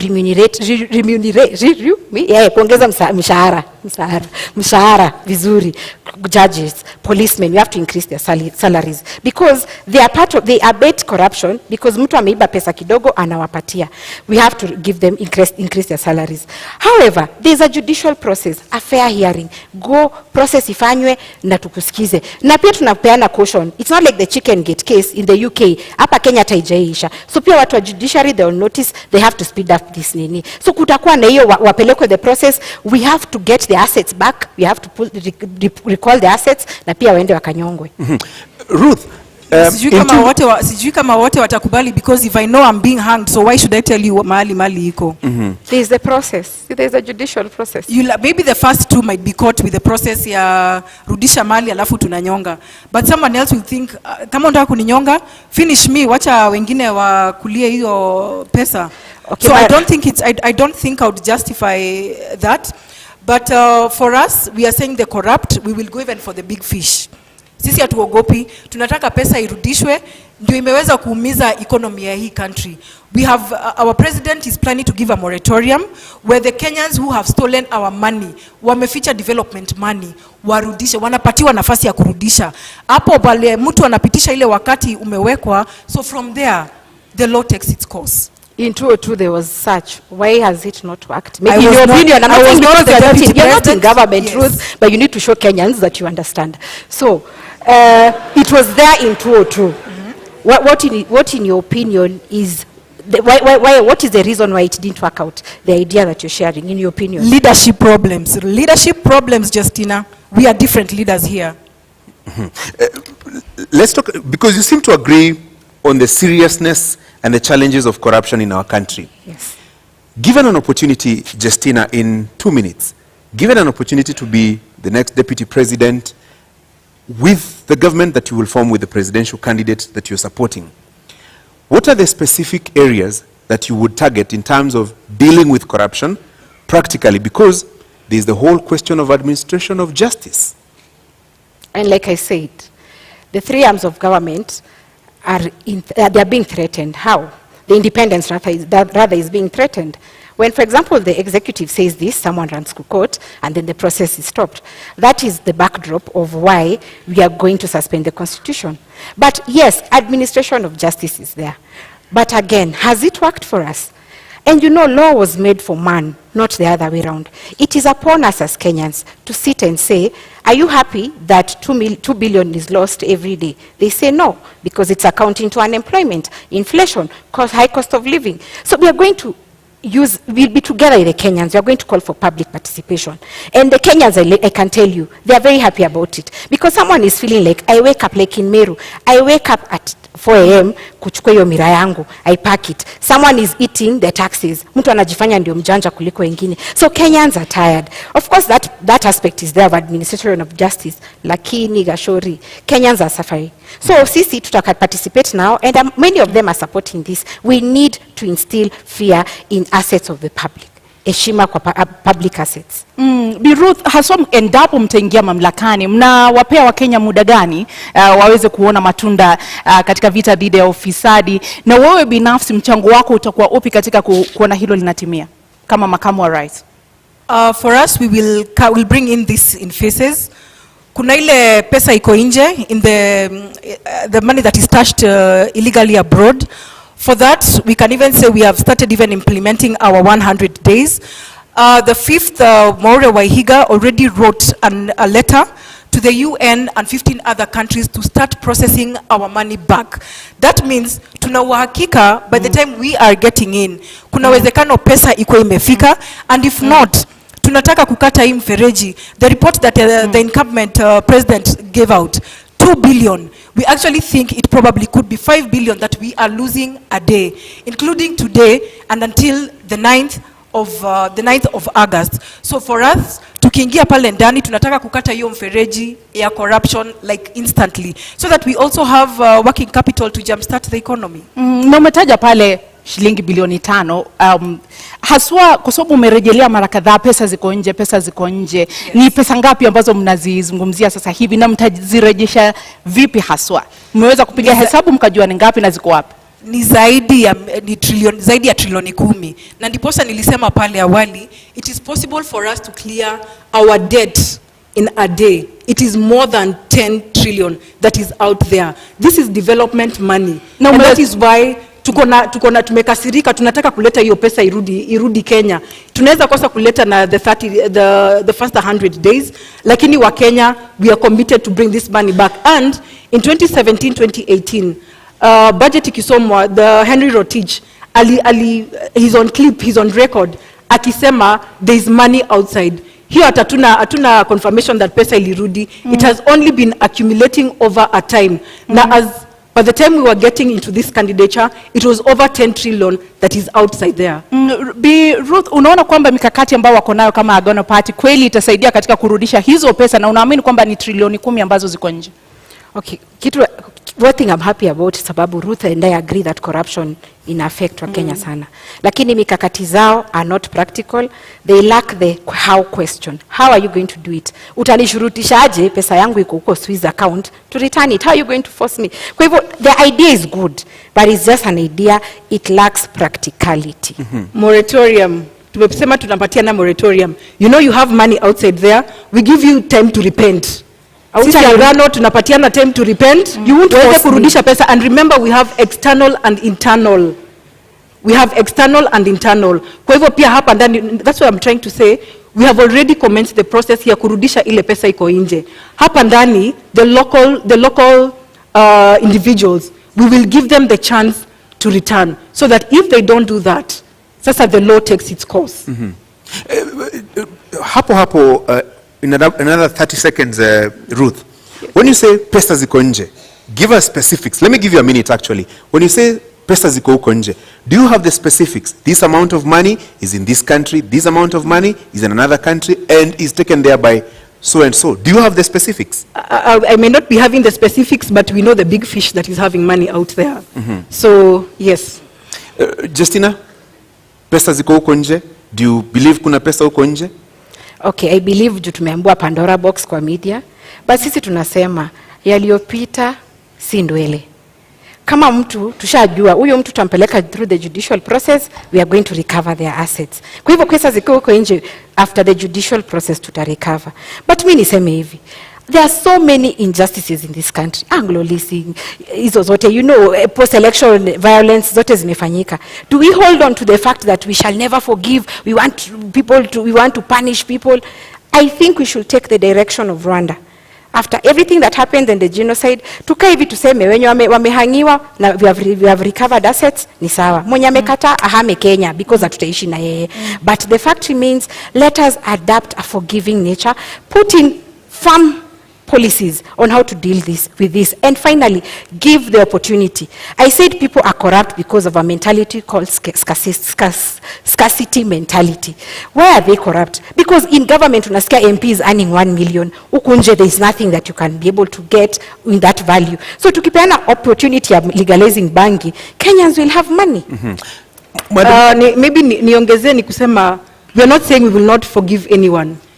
Ukisema utarudisha pesa yetu, we have no reason, we do not have any reason ya kukupeleka ahead na kukuingiza ndani. We just want Kenyans to bring back development money. Sijui venye wao wata jumpstart economy, but that is a long term strategy for us. Pesa irudishwe ndani. Tunapokata mfereji na inapoteza pesa 2 to almost 5 billion a day. Tutapata nafasi ya kuweza kutengeneza our economy without having unnecessarily borrow more money out there. Kwa sababu nikisikia venye anasema, then that means wataongeza loan ile tuko nayo sahi. Ruth's party is fighting to pay off the loan. The loan as it is 9 trillion Kenya shillings or 70 USD. 70 billion USD. Our idea is this, Ruth. Marijuana or industrial hemp takes 4 months to grow. And I gave an example that Kenya government owns around 14 million acres. Tufanye pilot test ya Kulalu Galana. In 4 months, tumekelea industrial hemp. In 4 months, we are going to be able to recoup 6 billion USD. So we are in the process of paying. Hata tukisema Kulalu Galana ndio tunalipa nayo. In 3 years, 6 months, tutakuwa tumelipa deni. Hiyo 9 trillion. Lakini, tuko na shamba, we have times 14, 14 million. So we are going to know how we are going to appropriate this land. But niseme hivi, our idea And I tell Kenyans, I'm here to tell you the truth. The economy is messed up. You need an honest leader who tells you it's not going to be easy. But our idea is that don't even question us at the first 100 days. That one will be lying to you at tutafanya. But in 1 year, ask me as Justina, did you achieve to get the 50,000 times 2 youth who got 2.8 million each? Because I said marijuana takes 4 to 6 months to grow. Right. So in 1 year, tutaweza kufanya hivyo. Ruth, let me now introduce a discussion on the cost of living. Yes. And I want to give you 2 minutes to tell us, in your understanding, what is the driver of this rising cost of living? And if elected president, let's say in the first 100 days, what would be the Agano proposals to reduce the cost of living? I agree to what you're saying, and I think the 100 days for us, we will repeat that our agenda is corruption. Cost of living has been affected by corruption widely. And if we deal with corruption, I think Kenyans will smile back at us. And the first 100 days, one that was implemented yesterday, na ninajua unga haijateremka, 2 weeks ago, on our manifesto we launched that. We will introduce the subsidy of maize. It was introduced yesterday. Na Wakenya wameambiwa to wait for 2, 3 to 4 weeks for it to be felt. Jana nimepitia kwa supermarket, bado unga ni 230. So for us, we still have to bring the subsidy for Kenyans to be able to eat, because a hungry nation is an angry nation. For us, we're also planning to implement the pay cutoff of 50%. I know you'll want to ask where the deficit is going to come in. Our repayment period for the loan is 1.3 trillion. And the financial year, the last financial year, KRA reported that the payment that was done through the payee was 461 billion. So if we cut off the payee by 50%, that is 230 billion deficit. If we come and cap the repayment period, the repayment of the 1.3 trillion, kumbuka tutakuwa na ile extra 300, ile tutakuja kusongesha pale kwa payee, so that we are able to run our activities as usual and even have a small surplus of 7 billion to run with. That being amongst them. Do you agree with her and the proposals to reduce the cost of living? Okay, first, I can't agree with her, definitely, but cost of living is occasioned by inflation, number one. Too few goods, but there's too much money in circulation. Number two, taxes. When manufacturers have the tax burden, they push it to the consumer, and the consumer is not having any salary increase. So that is the reason we are having this. So let me say this. We are not going to do the 100 days, that's a lie. But you ask us after 1 year when you get into office. That one, we are going to widen the tax base. Why? I said marijuana is used in 9 sectors, across 9 sectors. Example, paper. We are going to give life to pan paper. Pan paper had been given life, but again, the logging law came in, so they don't have raw materials. We'll have marijuana that will be used for that. So our idea is to drive local economies whereby a Kenyan, instead of importing something from China, like the people of Nyamakema, their stuff was burnt for lack of quality, let them organize themselves, have local industries. If it's textile, plastic, paper, printing paper by the way is very expensive. So when we have local economies, we are going to widen the tax base so that a corporate tax shouldn't be 30%. We can lower it because we have more in the tax net. Another thing is to ensure that we give conducive environment for business. As it is, businesses are not comfortable. They are saying that lack of the dollar in the country is impeding their purchasing power in the global supply chain. So when we give a conducive environment, the economies are going to be there, Kenyans are going to be employed, and then we are going to have money. Then the other youth who want to be employed in these industries can go into the other thing of investment that I said. We are going to empower the youth financially. Kidogo hapo, hata kabla usonge sana, kwa sababu umesema kwamba hamtaahidi wa Kenya kwamba katika muda wa siku 100 mtafanya hivi na kadhalika. Awali ulituambia bangi inachukua muda wa miezi 4 kukua, na umetuambia kwamba hamtaahidi kwamba mtatimiza baada ya miezi ama mwaka siku 100. Kwa hivyo yule Mkenya anakutazama sasa hivi hawezi kumudu gharama ya kununua pakiti moja ya unga. Kwa hivyo unamwambia nini? Huyo Mkenya nitamwambia that the truth is tumeteseka miaka 30. 1 year tunaweza vumilia, but we are putting in, you know, Kenyans need an honest leader. As it is now, hii maneno ya kusarakasi na siasa is what is getting us here. We are being honest. We are saying, of course, they have put in the nini, unga imeshukishwa bei. But sisi tukiangalia the truth, marijuana also gives flour. We can look at alternatives to the challenges. If maize flour is costly, then marijuana flour can cook ugali, can cook chapati. And then cooking oil, the seed produces cooking oil also. So we tunaangalia kama hii ni expensive, we are going to use this. So the alternatives. So mimi naambia Mkenya, hatutawadanganya. Tumedanganywa miaka nenda miaka rudi. We are telling you the truth. Question us after 1 year. Ruth, unaona Wakenya wavumilie, watumie unga ya marijuana, watalala njaa 365 days from the 9th. But they know the truth. But they will die.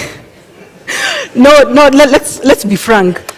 There's, of course, we do not need a list of 10 items. I would almost agree, but we do not need a list of 10 items kufurahisha wa Kenya that we can accomplish all this in 100 days.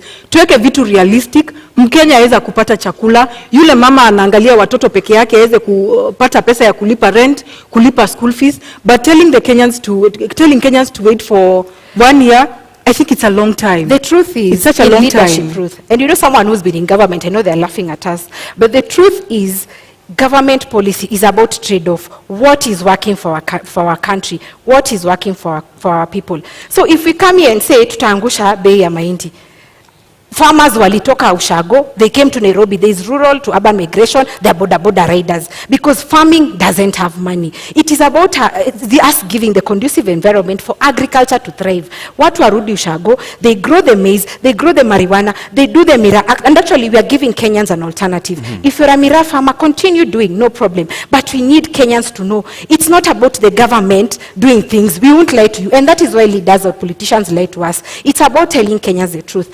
Here is a trade-off between a very bad situation and a worse situation. I think maybe I think agriculture has money. Sijui kama hapo tutakubaliana, lakini farmers agriculture has money. I will give an example. My grandmother amekuwa ametegemea majani chai. They have brought up she brought up 8 children. Lakini sai mkulima wa sai analia. So if we restore back our economy, that means hata ule mtu hajasoma ataweza kuongeza pesa kwa mfuko, na tuweze pia kukata hii importation tunaleta ya michele, na kuna project kuna schemes kama za Moya tunaweza patia wakulima nafasi to boost themselves back, na Wakenya waweze kupata chakula ya kukula. Just like even the maize, people are having maize in the granary. Kwa nini tunaleta mahindi kutoka nje? Tupatie nafasi wa Kenya wajijenge. I believe farming has money. Yes. Pia ule akona ng'ombe ananunuliwa maziwa 30 shillings lakini inauzwa 60.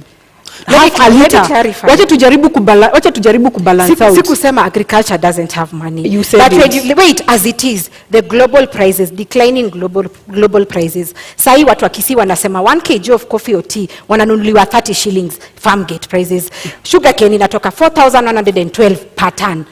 Sahi mahindi 3,000. Na sahi ekelea fertilizer. So the input cost of agriculture as it is so costly that you as a farmer you're not getting money. Na niongea about maziwa hata dairy farmer. By the way, hemp produces animal feed. So our tukitengeneza animal feed which is very costly as it is, they impede maziwa production. Kutakuwa na so much milk that Roots Party is telling Kenyans, and we are promising Kenyans, kutakuwa na maziwa ya Roots na mayai ya Roots, because animal feed will be affordable. Kenyans can take milk as they wish. So our purpose is to reduce import costs in agriculture, but agriculture has money. No, that one I quoted you, Justina, and I think the pricing right now of the food products is because of a leadership issue. It's nothing that the Kenyans cannot produce. Tuko na mchanga, tuko na maadili. We only need to give Kenyans ile nafasi waweze kulisha Wakenya wenzao. Just that. Let's stop saying ati mahindi iko na intoxins, whereas the strategy is kuleta mahindi binafsi, unaleta hapa kwa nchi, unajitengeneza wewe mwenyewe, lakini unafinya yule mkulima ako pale Muranga, ako pale Kisumu, hawezi pata return on investment. Kwa hivyo let us try to promote what we have locally, because this is a blessed nation. Justina, in 60 seconds, listening to you, then it sounds like it begins and ends with marijuana farming. That is part of our manifesto, and agriculture is the core principle in our manifesto. Let me say this, the snake farming. As it is, 3 Kenyans die out of snake bites as it is. And we have a law called Wildlife Conservation Act 2013. And this gives us the option of having this snake farming as an income generating activity. So even if you go to KWS right now, the law is there. Ours was just to amplify that voice and give options. Like I was saying, 3 people are dying every day because of snake bites. And why? The antivenom we import in this country is from South Africa and India mainly. But there are over 3,000 species of snakes in the world. So maybe the snake that will bite you didn't have that antivenom. And if it's antivenom, one vial goes for 13,500. And you need between 5 to 10 vials ndio upone hiyo kumwa na nyoka. So ideally utakuwa na 135,000 ya kupona hiyo snake bite. What is our agenda? Our agenda is to look at what we have. We have snakes around. One, we'll have the venom industry. This is where unasikianga mtu kushagua amesoma biochemistry, but you don't know where they're going to work. We are going to bring them into this pharmaceutical industry where they are getting the antivenom so that we can compete in the international market. Right. And then protect the 3 Kenyan lives who die because of snake bites. Ruth, in 1 minute, story ya nyoka. Story ya nyoka linasema for our government, Agano Party, we cannot deal with snakes surely. Tutafunga kwa compound ama ni kuku tutaweka shwari ndio tupate mayai. Then again, how much do we have to wait for this venom itoshe ndio Wakenya waweze kupata medication, whereas we are going to start probably, if at all they get the chance to lead from 10th, tutaanza kurea from 10th ama tuko na za kutosha Kenya. What business do we have putting in snakes here? We have amplified what is there. There is a law, Wildlife Conservation Act 2013. Today is 2022, so it's been there for a while. And it gives this leeway for wildlife snake farming as an income generating activity. Let me tell you, our idea is making Kenya an export hub, putting money in the pockets of Kenyans. Ndio tunapata ile foreign exchange tulikuwa tunaambiwa tukiwa shule, ati Kenya is earning foreign exchange from wherever. So yetu ni ya kwamba, let's get other alternatives, income generating activities for Kenyans and to sustain our export manifesto. So how much venom do we need probably? Like I say, do the math. 1 vial goes for 13,000. You can check, you can Google. 1 vial goes for 13,500. If we do it locally, we are going to lower the cost. And remember, even your government, if you win, is going to incur the cost of importing antivenom. So why not have our own here so that we can lower the cost and save the lives of Kenyans as we create an industry. An industry for this venom thing. There's someone at home amesoma biochem. Me unaonanga ama pharmacist sijui nani. They only sell in chemists. There is no employment. Our target ni kuemploy everyone. Mwenye amesoma asiregret. Mwenye hajasoma kuko na hizi zingine economies anaweza invest in. So yetu ni kuweka pesa mkononi. Na Justina, ni baki kwako kabla kurudi kwake, na una muda wa dakika 2 kuweza kujibu hili. Kwa yule mtazamaji au mkulima ambaye anakutazama sasa hivi, imekuwa vigumu kwake kulima mahindi yake au kahawa yake, majani chai na kusafirisha nje. Itakuwa vipi kwake ukianza kumwambia sasa tufuge nyoka tusafirishe sumu? Kama hawezi kusafirisha mahindi, ataweza vipi kuuza katika soko la kimataifa sumu ya nyoka, fisi? Haya, niseme hivi. Bangi, nyoka already kuna frameworks na ziliwekwa 2013, tutafuata hizo. But bangi, ile challenge mkulima sasa yako nayo, tukaangalia kama ni farmer, kuna watu wanaitwa KTDA au Coffee Board au wote. They come here, they take your produce, they go sell it and then come back to pay you. Many times wanakuja wanakuambia, you even you owe us. Unaona? And that is why farmers wanakasirika, wanasema hii ni ya nini? Our idea of marijuana, because this is fresh, snakes is in the law. Idea of marijuana is we are going to cut down this brokers, these KTDAs hatuwataki. Hii tunasema buyer representative anakuja kwa gate yako. If you've sold 50 kgs, we are going to ensure ananunua according to the price, market price. You're given your money cash as opposed to venye KTDA inapatianga farmers annually. This farmer needs to educate their children, anataka kusustain maisha yake. That is why farming is no longer lucrative. So we are going to cut off the brokers au watu wote wako katikati na buyer representative. Kama ananunua, anakuja kwa farm gate, anachukua produce, anapatia cash, unajipanga na pesa. Na hao nyoka wataiko wapi? Ni kwamba mtajenga vibanda. Unajua sasa hivi ukienda kule mashambani kila mtu ana mahali ambapo anaweka kondoo, ng'ombe. Kwa hivyo sasa utajenga pia panyoka, fisi na vitu vingine. Na hii agenda yetu inaleta msisimuko. But I'm happy because Kenyans are opening up their mindset. Maneno ya nyoka. There is the Wildlife Conservation Act 2013 that stipulates the process and the procedures and the systems. KWS itakuja kwako. You give and you show interest, yeah? Expression of interest.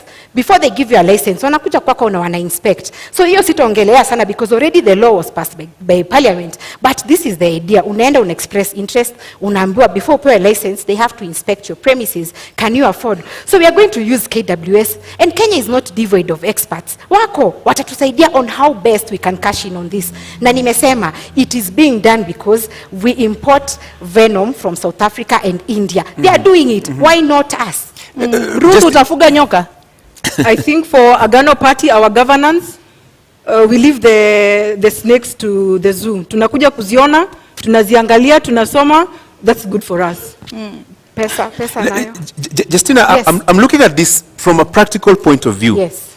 If you want to introduce, let's say, tea farming or maize farming, you give farmers seeds, fertilizer, and everything else. So what will you give to somebody who wants to engage in snake rearing? What will we give? Yeah. Like I said, Gachuri, the law was passed in 2013. KWS, we are not doing it at Justina or Professor Gachagua. No, there are regulations in place.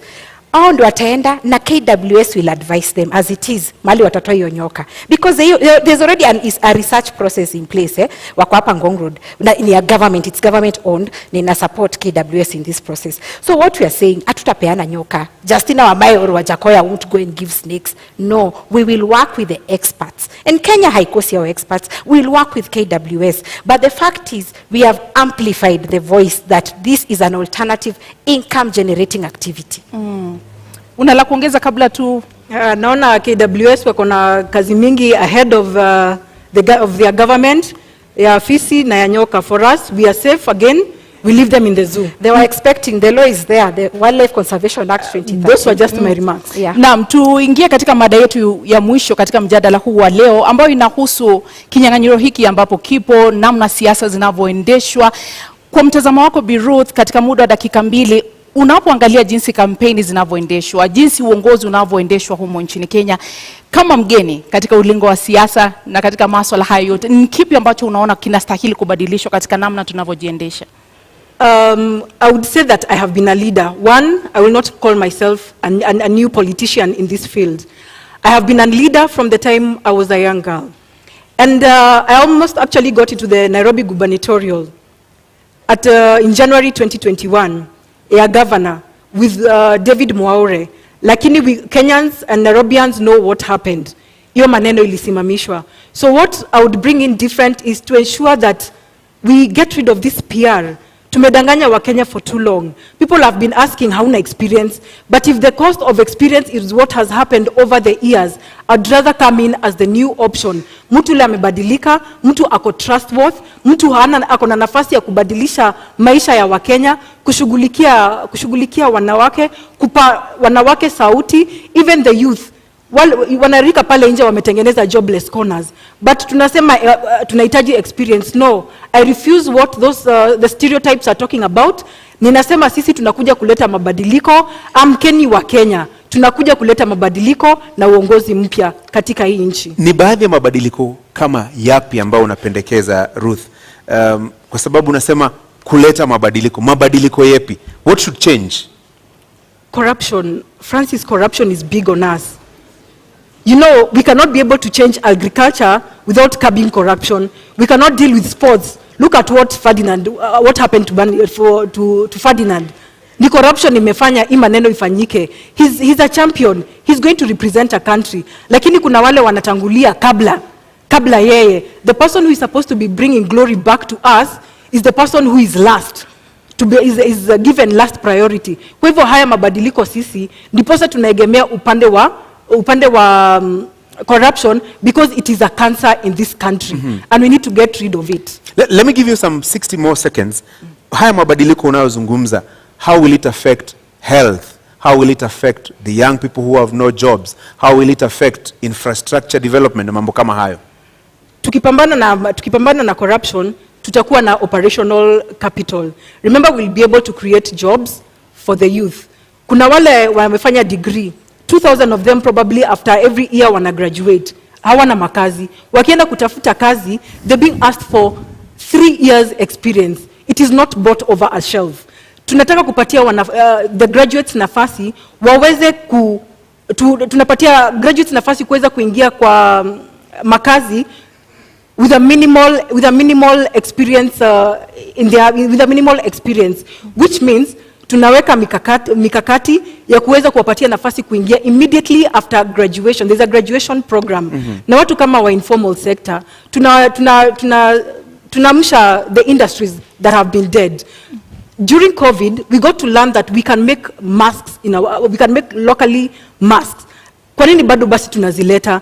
To employ wanarika walipo hapa ndani waweze kutengeneza mask. You can imagine we're even importing toothpicks. Situpatie wanarika in the informal sector nafasi waweze kujijenga pia. Justina, what should change about our way and mode of doing politics? Let me say this about health. Ukiangalia as it is, if you have for example, you're told to come for an MRI, to get an MRI scan or dialysis, ukiwa Turukana, you have to come to Nairobi for NHIF to give you authorization for that. Assuming you're very, very sick, so you have to come with someone. You travel from Turkana to Nairobi. Up until 2018, it was working. I don't know why it stopped. You come here to Nairobi, maybe upate watu ni wengi kwa NHIF office, so uende bado ulale, there's cost of even kuspend in Nairobi, and then you go back. What I'm thinking, the change we need in Roots Party, what we are pushing as Roots Party. Number one, NHIF zote in all localities and branches, can they authorize this thing? So that kama ni dialysis, kama ni MRI, we were told that machines were bought. Why should they come to Nairobi all the way from Turkana or Mandera for authorization in Nairobi? So that is the change we want. Number two, doctors are professionals. They should also have their own health service commission. They have been fighting for this. So as Roots Party, we are going to push for that. Wacha wajipange kama Judicial Service Commission, because health is very, very paramount in this country. Another thing which borders on devolution. Our idea as Roots Party is that we've seen that 15% is not possible because national government is not able to give county governments, and county governments are crying. When we say we are going to suspend the constitution, that comes into chapter 11 of devolution. What we want is for the counties, they are already organized in caucuses. Wajipange, they get their own revenue, wagawane according to their regions. They are only going to give national government ya Roots 10%. Iyo, a doctor wa county atalipwa, suppliers who've been auctioned because they have not been paid watalipwa. Unaona, and service delivery ya county will be manageable. So that is the change we are pushing as Roots Party. Na Bi Ruth, katika kauli yako ya kumaliza una muda wa dakika 2, ni kipi ambacho mtakifanya tofauti na utawala ambao upo sasa katika kauli yako ya kufunga? Wakenya tunaleta transparency. Wakenya tunaleta uongozi mpya. Tunakuwa, we are the new broom. We are the people who are coming to clean up the corruption. We are people who are coming to stabilize the economy. We are concerned about our youth. We are concerned about the women plight, just as like the disabled, the people with disability. So give us the chance to take care of you. You are our bosses. It's paramount to know that you are our bosses. You are not the subject. So give us the vote and we shall bring in the change that we have been talking about. Kauli yako ya kufunga, Bi Justina? And I called for mindset change when tulikuwa tunaanza hii debate. Kenyans, let us respect the media owners. They have organized this debate.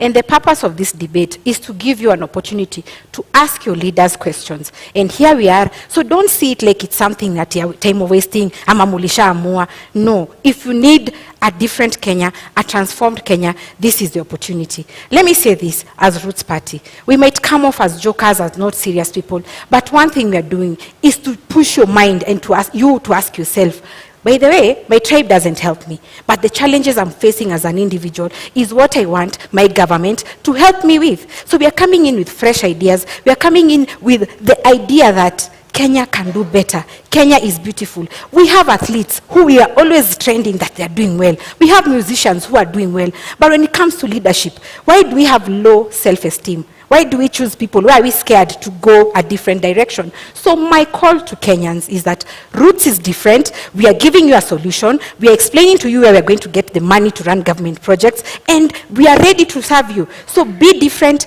Don't feel like anyone owns you. Don't feel like you're doing someone a favor. And for the 44 million undecided, I hope I've convinced you. And the ones who are decided, I hope I've converted you to vote for Roots Party, because this is the government and the party for the future. Thank you very much.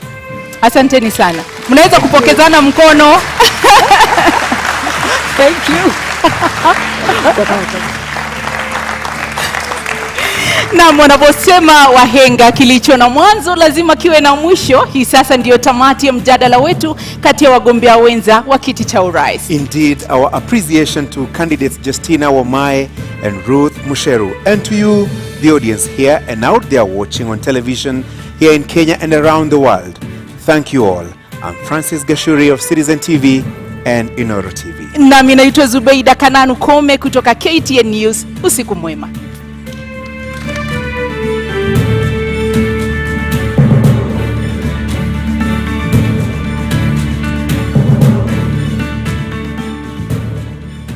Thank you for staying with the deputy presidential debate. Debate 1 has just ended just moments after Justina Wamae of the Roots Party and Ruth Mucheru of the Agano Party faced off there in debate 1. Debate 2 is kicking off in just a bit, but my panelists are still here with me. In fact, some of the leaders are already here, within the vicinity. We're waiting for Martha Karua, Azimio la Umoja, One Kenya Alliance, and Rigathi Gachagua, who is from Kenya Kwanza, who's just arriving for the debate 2, which will kick off in the next 1 hour. And I'll be crossing over to Ken Mijungu in just a bit, and Michelle Ngele was standing by for that conversation shortly. And my panelists are still with me. Professor Alfred Omenya, urban planning expert, is changing places with Professor Gituro. Nerima Wako, executive director, Siasa Place, is still here. Dr. Nancy Baraza, former deputy chief justice, is still with us here. Saskala Barakwe, public policy expert, is also with us.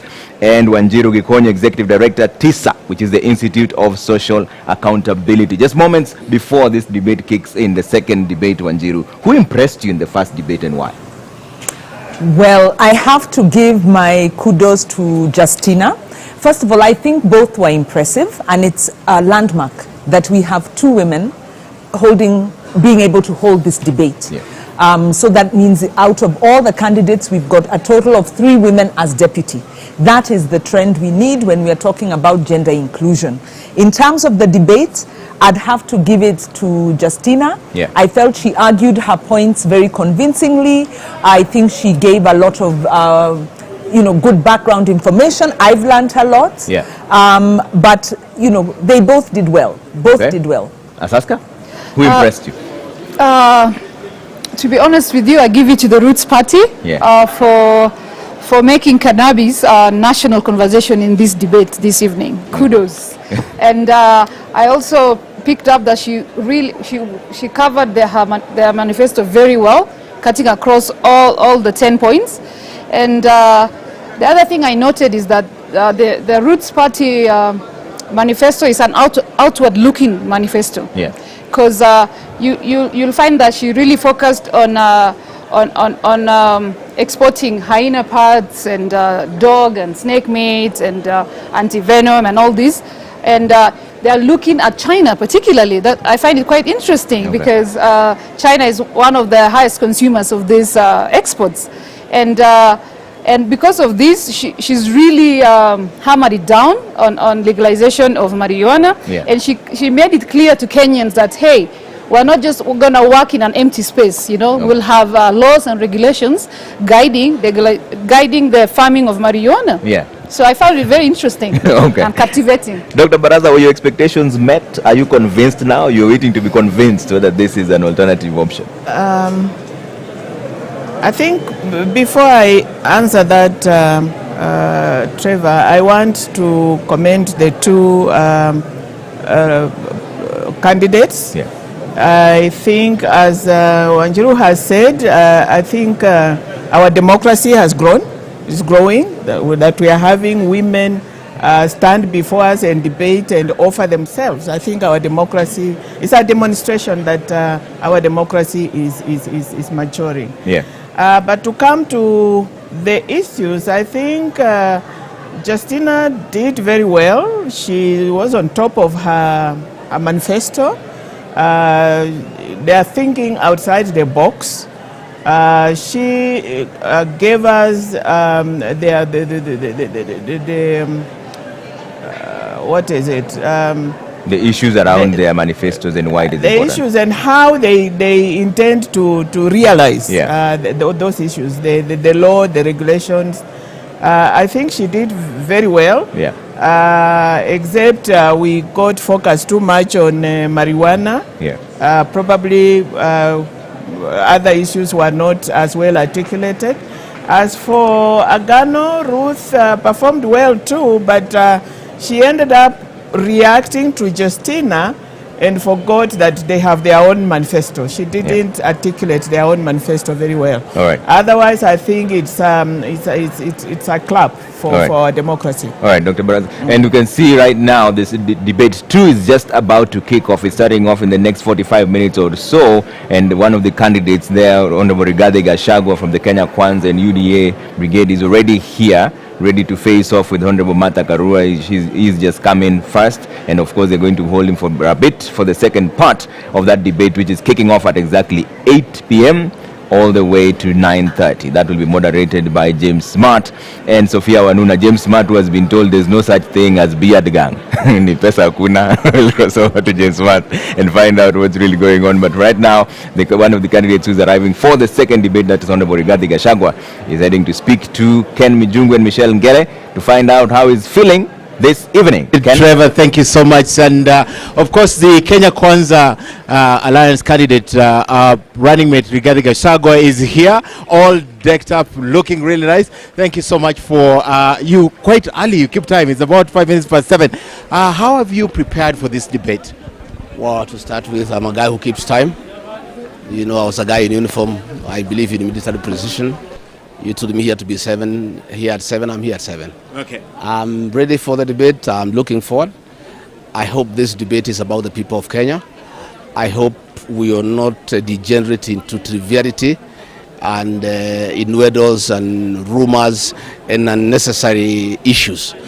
I trust that the moderators will give us a chance to present to the people of Kenya our plan to turn around the economy, to change their lives, to put food on the table, to make sure that every Kenyan can pay their bills, they can take their children to school, to make sure that every Kenyan who goes to hospital cannot be detained there because of lack of money, and to restore the dignity of the Kenyan people. Okay. You know, Kenyans are in a state of helplessness. Kenyans feel very dejected. They lack hope. We need to give them a plan. Okay. And we have that plan. And given an opportunity tonight, we'll talk to the people of Kenya and tell them the plan that we have. Very, very interesting. But as I let you go, because you need to take a little rest before you take to the podium, you are prepared for this debate. You have been going around campaigning for Kenyans. But how do you feel being here tonight? This is the day, you know, because obviously prepared for it. I feel good because I'll have an opportunity to talk to many Kenyans who don't come to public rallies. There are many Kenyans who, because they are working, they are busy in business, some outside the country, they don't get time to attend public rallies where we have been pushing our agenda and explaining to the people of Kenya why they should give Dr. William Ruto and I a chance to change their lives, to restore their dignity, to give them hope, to inspire them. And those are the Kenyans I want to talk tonight. And I trust and pray that the moderators will not be trivial. They'll give me an opportunity to talk to the people of Kenya about our plan and convince them that we have the best plan for them, and that is why they should come out on the 9th of August and vote for Dr. Ruto and I. All right, Rigathi Gachagua, running mate for the Kenya Kwanza, all the best as he walks in to now take his position. And Trevor, very interesting, he's a man who keeps time, and he says he's ready for the debate, and I know we are also ready. Over to you, Trevor. Thanks, Ken. We're absolutely ready for debate 2. This is just moments after debate 1 has just finished. Justina Wamae of the Roots Party and Ruth were facing off. Now debate 2 is kicking off in the next 45 minutes or so. That's at 8 p.m. They're going all the way to 9:30, and the first candidate has already arrived. That's Honorable Rigathi Gachagua. Nerima, coming to you now, just post the first debate. Who impressed you and why? Well, I would have to say that as well. I agree. I believe it was Justina Wamae. You could clearly see in the way she articulated herself that politics is something that she is well versed and used to. She was able to use very personal stories. She identified with the people, the audience. A lot of times with her responses, you could hear the audience chiming in and laughing. But also the fact that she had tried to stand in Mavoko and also applied for a permanent secretary position. It shows you that even in her articulation of responses, she could see how things work within the counties. Okay. And Nerima, I'm going to ask you to hold that thought. Now the interruption comes to you for the first time. At least that's one vote on your side. Let's go over to Busara Naman, who's standing by with Justina Wamae of the Roots Party. Post the first debate and let's find out how she's feeling. Busara? Naam, mtazamaji, bila shaka duru ya kwanza ama awamu ya kwanza mdahalo imetamatika na tayari tunajitayarisha kwa awamu ya pili. Lakini kabla hatujajitosa katika awamu ya pili, ni lazima tuweze kujua jinsi mambo yalivyokwenda katika awamu ya kwanza. Na hapa nipo na mgombea mwenza ambaye ni Justina Wamae, na pengine tu ningependa utueleze, je, unahisi vipi baada huo mdahalo? Na je, unahisi kwamba umeweza kuwashawishi wa Kenya? Asante sana Busara kwa hilo swali. Nikiingia hapa nilisema kazi yangu itakuwa ku destigmatize Roots Party manifesto na believe nimefanya hivyo. But wacha niseme hivi, Kenya imebadilika, wa Kenya wanataka leaders who understand them. Na ndio maana ilibidi nifanye a lot of research na ni present well ndio wa Kenya watuelewe. Another thing, Mkenya wa leo si ule wa kitambo. Nilipokuwa mdogo nilikuwa naona wanasema women in politics are not married. So the men in this country wako progressive, watasupport ideas, hata women empowerment ideas, and I need to thank personally my husband, my spouse, Bwana Alex, tuko naye huku kwa kunipatia hii opportunity ya ku choose and do what I love, which is public service and leadership. Nimefurahi sana. Naam, asante sana kwa kuja, asante kwa kuitikia mwito. Na mtazamaji, kufikia hapo na ningependa kumpisha mwenzangu Nimrod Tabu naye atueleze upande wake kuko vipi. Karibia kaka. Naam, asante sana Busara. Bila shaka nafikiri mgombea mwenza ameeleza vizuri. Ninaye mgombea mwenza pia mwingine alikuwa hapo katika jukwaa, Bi Ruth Mutua. Nafikiri pengine hisia za kwanza tu ulipowasili na mpaka sasa. Je, unasikia fursa hii umeitumia vizuri kuzungumza na wananchi? Manake kuna wengine ambao pengine walikuwa hawaja kuona kwa muda mrefu kuchukua majukwaa kama haya na kuzungumzia manifesto. Hii nafasi nimeifurahia, and I thank the Media Council for the opportunity that you've given unto us. We are not really competing against each other. Tumekubaliana na Justina, tumekuja kuleta the manifesto. What is this government coming to do? I have loved the interview. It was interactive, but not si ya kuleta mtu chini, ya kumuonesha this one is better than the other. Na pia ningeweza kufurahi kushukuru familia yangu, pia mimi bwana na watoto wamenishikilia for even this first time of a race. Nasema ni asanti. Bila shaka tunatumai kwamba umeweka msingi wa yale ambao mnataka kufanya hata siku za usoni, lakini asante sana kwa muda wako. Bila shaka tukiwa na migaragazano kama hii tutakuwa tunatafutana na nyinyi. Haya basi, ndio kama ulivyosikia mtazamaji, wagombea wenza wote wakifurahia fursa hii kuweza kuzungumza na wananchi na kuuza sera zao kwa wale ambao walikuwa bado hawaja kuweza kuwafahamu ama kuwaelewa zaidi. Lakini kwa sasa hivi tunakwenda kwake Trevor Ombija, bado wakili na wachanganuzi, kuzungumzia tu awamu ya kwanza na pia matamanio na yale yanayotarajiwa katika mdahalo wa pili. Asante sana Nimrod na Busara there, but we come back to you. You're finishing your thoughts on why Justina is the one who impressed you. Yes, yes. So basically she said it herself just now, where she said she's passionate about public service. Yeah. We saw that. She was able to bring it out. But also her opening statement, where she talked about, you know, Kenyans, open your mind. So Ruth's party is definitely different. We saw the difference. And she also closed it with Kenyans, open your mind. Okay.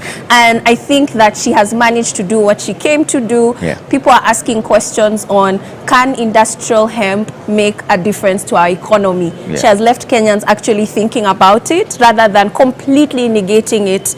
And so I think she has won this debate today. All right. Prof, were your expectations met, and who impressed you this evening? Thank you. Yeah, thank you, Trevor. I think my expectations have learned to make them very, very low. So they were met. there's no doubt about that. I think I really liked Justina and Ruth's party. Yeah. Yeah, because I like them not necessarily because of the issues they responded to, but as the other panelists have actually highlighted, as our democracy expands, we will be having different types of parties, pushing for different types of issues. And I think for the first time we are seeing a fringe party, you know, being on the national agenda with a clear issue. And that issue is actually legalization of industrial hemp. And yes, whatever the case, whether we discussed hemp for too long or whatever it is, I think Kenyans learned a lot about that one single issue that Ruth's party and Justina brought on board. When it came to Ruth, I thought that their party must also be having an issue that they wanted Kenyan to listen to, but it seemed like her issue was to oppose industrial hemp and to oppose snake rearing and to oppose export of hyenas to China. So Agano party actually wasted our time and actually did not even use the platform for anything. Yes, but of course, I mean, what I'd hoped to hear really was whether there was anything beyond you know, what we're hearing, the hemp and stuff like that. And I think Justina either tactically or otherwise chose not to discuss any of those things. Whether it's devolution, whether it's other, you know, issues around agriculture, whether it is, you know, youth employment, and all that. But on their single agenda of hemp, it was clearly put on the table. And my own suggestion to them is that they should not really campaign about anything else. The other things they can leave for Azimio and Kenya Kwanza. Let them focus on hemp and educate us accordingly. Okay. Dr. Baraza, you know, on the issue of the rule of law, Justina says judiciary is the one that is to blame. Because in her own words, money will be used to sanitize whoever is accused of any matter. Do you agree with those statements? That it's the judiciary that is to blame? Before I go to the judiciary, I want to support my colleague there about Justina and her hemp. Actually, come to think of it, I use an oil called Indian hemp for my head. So if that hemp is the marijuana, then maybe she should focus there. I use Indian hemp on my head. The judiciary and Justina, I think, to a large extent, I think we need to pull up our socks in the judiciary. People, whether rightly or wrongly, they think the judiciary is the weakest link in our fight against corruption. The delays in cases, the drama that goes on around cases, especially cases on corruption. I think we need to, the institution needs to pull up its socks so that we can very, very ably deal with the issue of corruption. Can the solution be the death penalty and death by hanging? Because the last time this happened, and Gachagua brought it out very well, was in 1987. She says that will instill fear if it is brought back. We have the death penalty. It is there. It's not like it has been outlawed. It is there. And it is for capital offenses. I don't think corruption is a capital offense. So unless now we revisit it, but it is there. And I don't think it instills fear even in the murderers and the people who commit capital offenses. So I don't know. I think probably she needs to have given us more alternatives on how we can deal with corruption. But we've not seen the death penalty being used since 1987. It is not used. I think we develop cold feet when it comes to real hanging of people. Yeah. So we have just put them there in committee. They are there, and nobody hangs them. Okay. So and it's true. We hanged last, I think, in 1987. 87. Yeah. Yeah. All right. Let me bring in Wanjiru on this. Wanjiru, on the issue of judiciary, Justina says it's the judiciary that has failed Chapter 6 of the Constitution. Do you agree?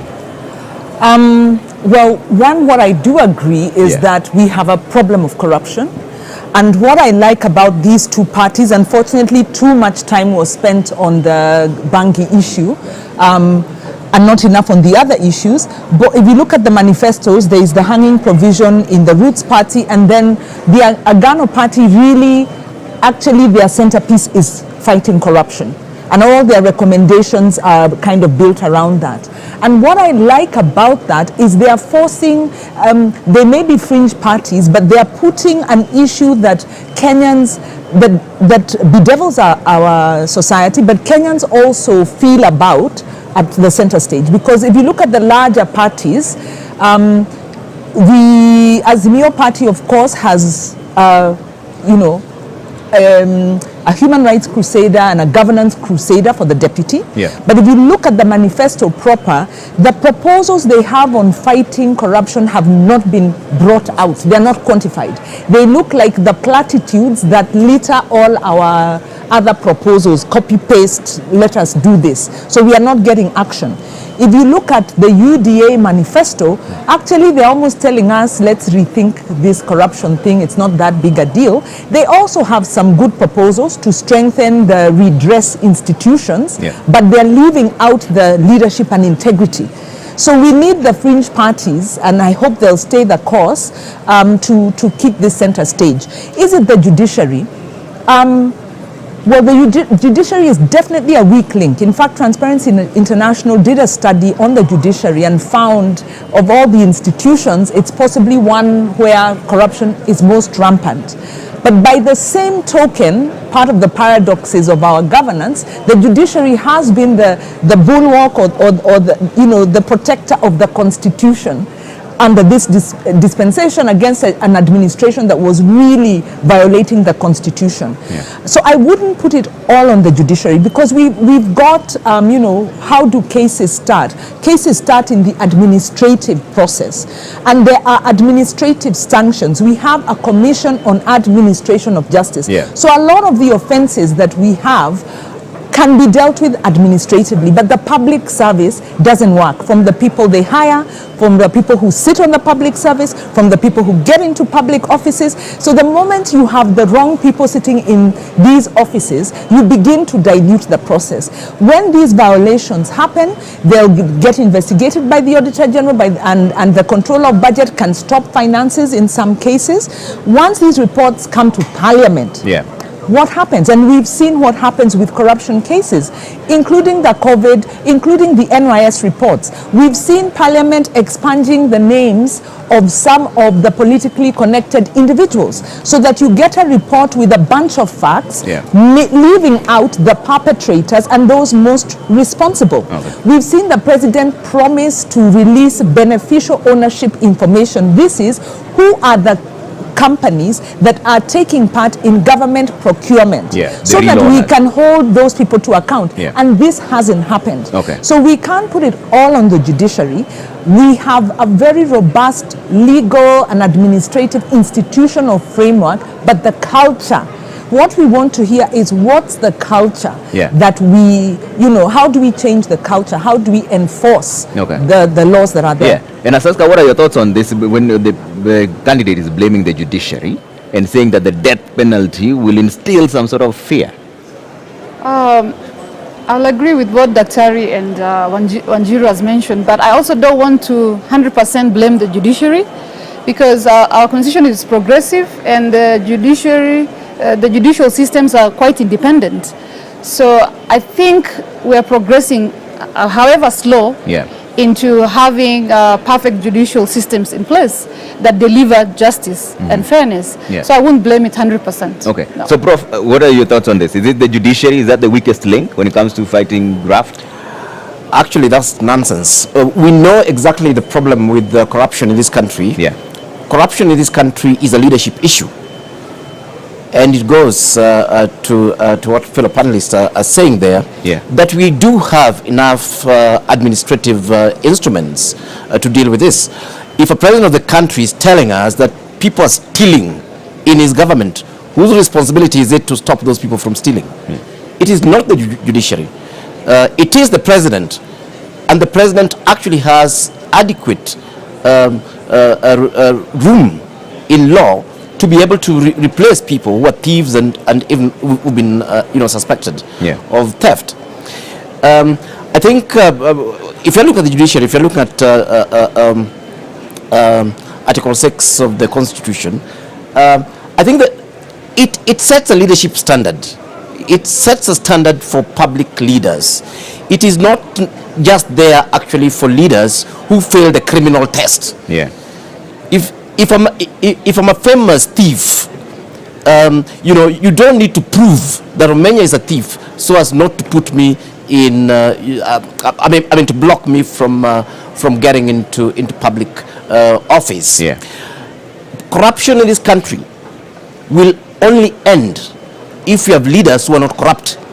We can create new laws. We can create new institutions to fight corruption. We can threaten to hang people. But, and not just in the country, we know that corruption in private sector is normally when the CEO is corrupt or condones the corruption. Corruption in counties is when those governors are actually corrupt or condone corruption. Counties that have not wanted, that have actually wanted to serve the public properly and ensure that public resources are used properly, they are being done, and it's not because of the judiciary. The president, yes, and we've been told, the president has promised us over and over again to tell us who are these beneficial owners of companies, who are running the SGR, who are in the expressway, and so on.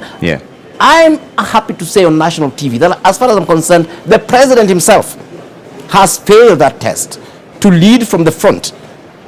In fact, I actually think that the president and his deputy condone corruption.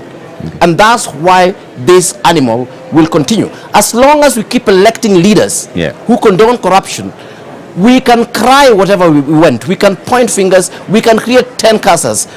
But corruption will actually continue. It's for me, it actually starts and ends with leadership. Okay, Nerima, what are your thoughts on that? I think just to add on what has already been mentioned, we need to talk about asset recovery. The Kroll report did, mention, especially during Moi's regime, a lot of resources, ill-gotten wealth, was transferred to Swiss accounts. So in 2018, when the former President Alain Berset visited Kenya, he signed an agreement with President Kenyatta called FRAC, the Framework for the Return of Assets from Corruption and Crime in Kenya. Where did that go? What has happened with that? I think that there are frameworks in place in our country to make sure or to support our resources to come back in. Because as much as we're talking about corruption within, which is current, there's corruption from previous decades of mismanagement and terrible leadership and bad governance that we also need to talk about, that is overseas. And bringing these resources back, I think it's important for our candidates to highlight how they plan to do that, not just focusing on the judiciary. So I do agree that it has everything and a lot to do with leadership in place. And Dr. Baraza, one of the things that she brought out is closely related to what Professor is saying. Justina said that it's Kenyans themselves who are to blame for bad leadership. Do you agree with that statement? Absolutely. Absolutely. We know corruption is rampant. We know what it is doing to us. But we are ready to vote in corrupt leaders. We don't condemn corruption. We are ready. Only we are the ones who vote in these fellows. And so I think to that extent she's right. And on the issue of the judiciary, I think let me go back to it. It's just one of the many institutions And there are instances of corruption in that institution, but that doesn't mean that the entire judiciary is to blame for corruption. I think all our institutions, the entire leadership of this country is responsible for corruption. Okay. And so I think to that extent, she's quite right. And Kenyans ourselves determine the kind of leadership that we want. And so if we elect corrupt people, we put them in place, and they come and play musical chairs on us. We are promised there is going to be a lifestyle audit. We are all ears out waiting for the lifestyle audit, and that is the surest way of finding out how we are making our money and who is making this money, and then it stops. We don't hear about it anymore. And we continue. Okay. And right now, I think our biggest problem is celebration of money. We don't care where money has come from. Our little boys and girls are driving the most expensive vehicles in this country. Our economy is a small economy. Yeah. Where are we getting this money from? We don't ask those questions. We are celebrating corruption. Okay. Wanjiru, is it the electorate that is to blame for all the mess that we are in? No, I respectfully disagree. Yeah. I think it is, sometimes we don't understand why some of these political decisions are made. When you look at, some of the candidates, like let's say Mike Sonko, he's been impeached in one, ran Nairobi to the ground, yet there's an indication that he may get acceptance in Mombasa had the court allowed him to do so.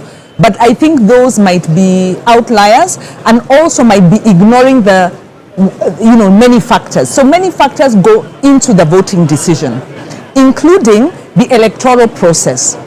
If we had an electoral process in 2013 that had to be challenged up to the Supreme Court because there were doubts on the way it was managed, and if again in 2017 I went, voted, Kenyans went, voted, and the presidential result had to be annulled and overturned because the process was manipulated, with a weak electoral system, you actually impede the ability of the confidence of Kenyans in the electoral and the leadership election process, and the ability to remove bad leaders.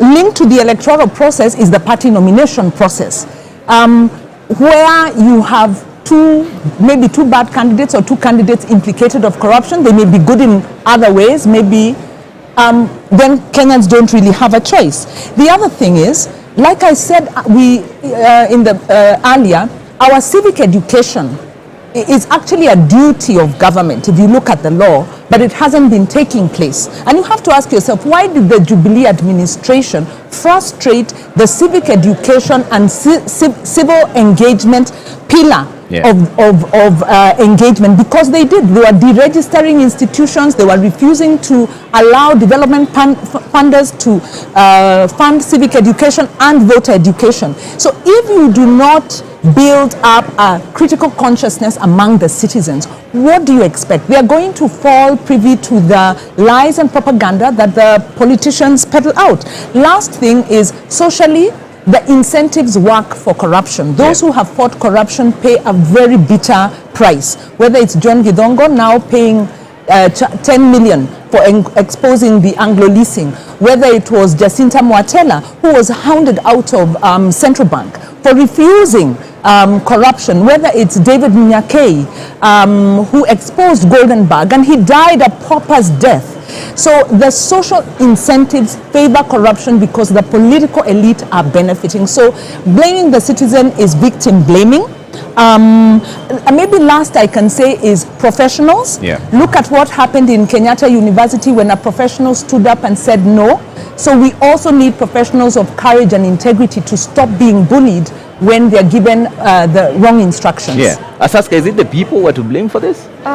Trevor, first of all, before I answer your question, I think we would like to appreciate the fact that Kenya's democratic space has really grown over time. And one, it's because look at the fringe parties, the Roots Party and the Agano Party. They have a huge space right now to explain to Kenyans what they really stand for. and what they will bring to the table for Kenyans.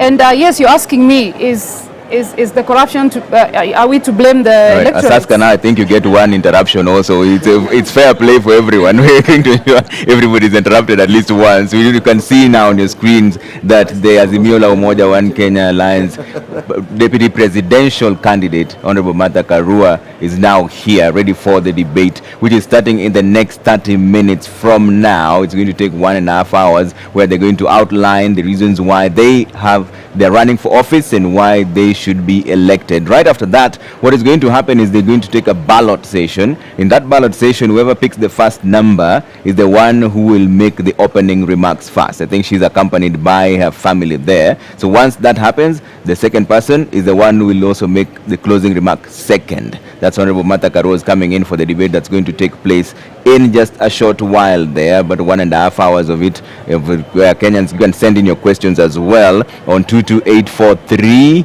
and we'll cross over to them and find out whether she's ready for the debate that is about to kick off in the next half an hour. And Ken Mijungu is now standing right there with Michelle Ngele. Ken? Deputy Presidential Running Mate under the Azimio One Kenya Coalition just arrived 25 minutes to the debate. How are you feeling? I'm feeling good, and you can see I'm surrounded by my grandchildren. Yeah, yes. Do you want to say something? You want to say something? Hi, people. Are you ready for this debate? Very. Yes. All right. Say something. Hi. Do you wish her well? Okay. Yes. No, all right. Please vote for Azimio. All right, that is Martha Karua. She is the second candidate to arrive for this debate, setting the stage for the debate. Among many others, Kenyans expecting a heated debate, where amongst center stage will be how these candidates will implement their manifestos. Trevor. Thank you, Michelle and Ken Mijungu there, speaking to the Deputy Presidential Candidate for the Azimio la Umoja One Kenya Alliance. Honorable Martha Karua has just walked into the podium. The debate kicks off in the next half an hour from now. They'll first go into the balloting session, where they pick their numbers. That will determine who will make the opening remarks and who will be the first one to make closing remarks as well. But as Asaska, we are talking about now, we have to switch gears. As you finish your talks on that, let's now talk about the one that's coming, the debate that's coming. What are your expectations for this particular debate between Honorable Rigathi Gachagua and Honorable Martha Karua? Yeah. First, before we jump into that, can I finish on the corruption? Yes. Thank you, Trevor. So in regards to corruption, I think one thing that I want to bring it out is an overall lack of commitment to fight corruption. Yeah. And it begins from our household level all the way to the top leadership. I think it's time for us to be serious about corruption, for us to face corruption head on, because I think we're losing a lot of money to corruption, and it needs to go to better use. Okay. And the other issue is, are we blaming the 22 million voters? No, yes. In one way, yes. We vote to people we know, most likely experienced politicians. As much as we have the fringe candidates, we feel like we go with who is famous and who we know based on our tribal and ethnic lines. Yeah. So changing gears here. Okay. What I expect on the second time of the debate is on both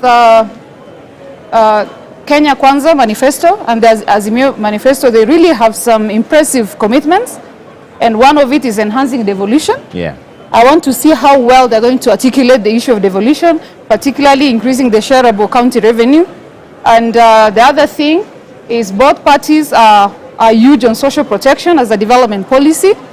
And one good example is the 600 Kenya shillings cash transfers to the most vulnerable community members. 6,000. 6,000, yeah. And my question is, as much as this makes an economic sense, is it affordable? Yeah. Where is the physical sustainability of this initiative? We all know that social protection plays a big role, and it will definitely bring about equity and inclusive economic value to the beneficiaries. Yeah. But as much as there's no clear cut on the criteria and how many people. I know we have roadside declarations. There's about 2 million people, but I'd like to hear from Ms. Karua on how well they're going to execute this. Okay. Professor Menya, what clarifications are you seeking from debate 2, which is about to begin between Rigathi Gachagua and Honorable Martha Karua? Yeah, thank you. I think we are really looking forward to this debate, and one of the major issues we have looked at the manifestos of the two parties. One is called a plan, the other one is called a manifesto for Azimio and for Kenya Kwanza.